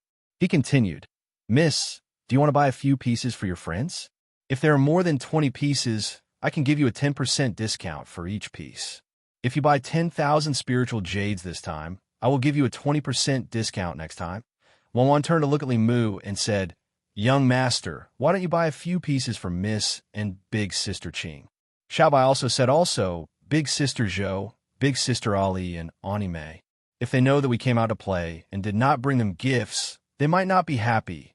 Ao Chengxin also looked at Limu expectantly. Can I buy 10 more pieces for myself? Although Limu did not lack spiritual jades, his spiritual jades did not grow on trees. They were given to him by the Empress and Huanji. It would be a waste to buy these useless things. His heart ached for the spiritual jades. However, he had already said what he wanted. If he went back on his words now, it would affect his great image in the hearts of Wan and Xiaobai. More importantly, if Lu Hanyin and the Empress knew that Limu had brought Xiaobai and the others out to play and did not bring them gifts, it would not just be a matter of them being unhappy. Limu could pretend that he did not care. He waved his hand and said, Bye. Buy as much as you want. The three girls were very happy to choose. The peddler's eyes were shining. He held a pen in his hand and quickly calculated on a piece of paper. When Limu saw the final number, even if he was mentally prepared, he did not expect that they would actually choose something worth 20,000 spiritual jades. Wan also saw the final number. As if she had done something wrong, she tugged on Limu's sleeve and whispered, Young master, why don't we not buy so many? Before Limu could say anything, a voice came from behind him. You're not even willing to buy such little things for the beauties. You are too stingy. Today I, Qing Xuanzi, will buy everything that these three beauties want. Just treat it as making friends. A handsome young man walked out from behind. The man was hugging 2 girls on his left and right, and there were another 2 following behind him.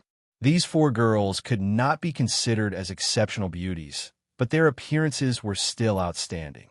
However, when compared to Wan, Xiaobai, and Cheng Xian, they were somewhat dull. The sudden appearance of the young man and his identity caused a commotion in the surrounding crowd. It's Qing Xuanzi. I heard that he is not even 30 years old, but his cultivation is already at the 5th realm. Among the young disciples of Xuanzong, his strength can be ranked in the top 10. Rumor has it that he cultivates the yin and yang dual cultivation technique. He has more than a dozen cultivation partners around him. I'm afraid he has taken a fancy to these 3 girls. Sigh, why didn't Master Qing Xuanzi take a fancy to me? I'm also willing to be his cultivation partner. The young man beside the 3 girls also has an extraordinary aura. He doesn't look like an ordinary person. So what? Even if he has a small background, can he compare to the core disciples of Xuanzong? One who is unaccountably solicitous was hiding evil intentions. This guy who called himself Qing Xuanzi belittled Limu and raised himself up as soon as they met. His gaze did not leave Xiaobai and the other 2 girls for even a moment. Limu looked at him indifferently, quietly waiting for his performance. Qing Xuanzi smiled at Xiaobai and Wan and said, I'm Qing Xuanzi, a 4th-generation disciple of Xuanzong.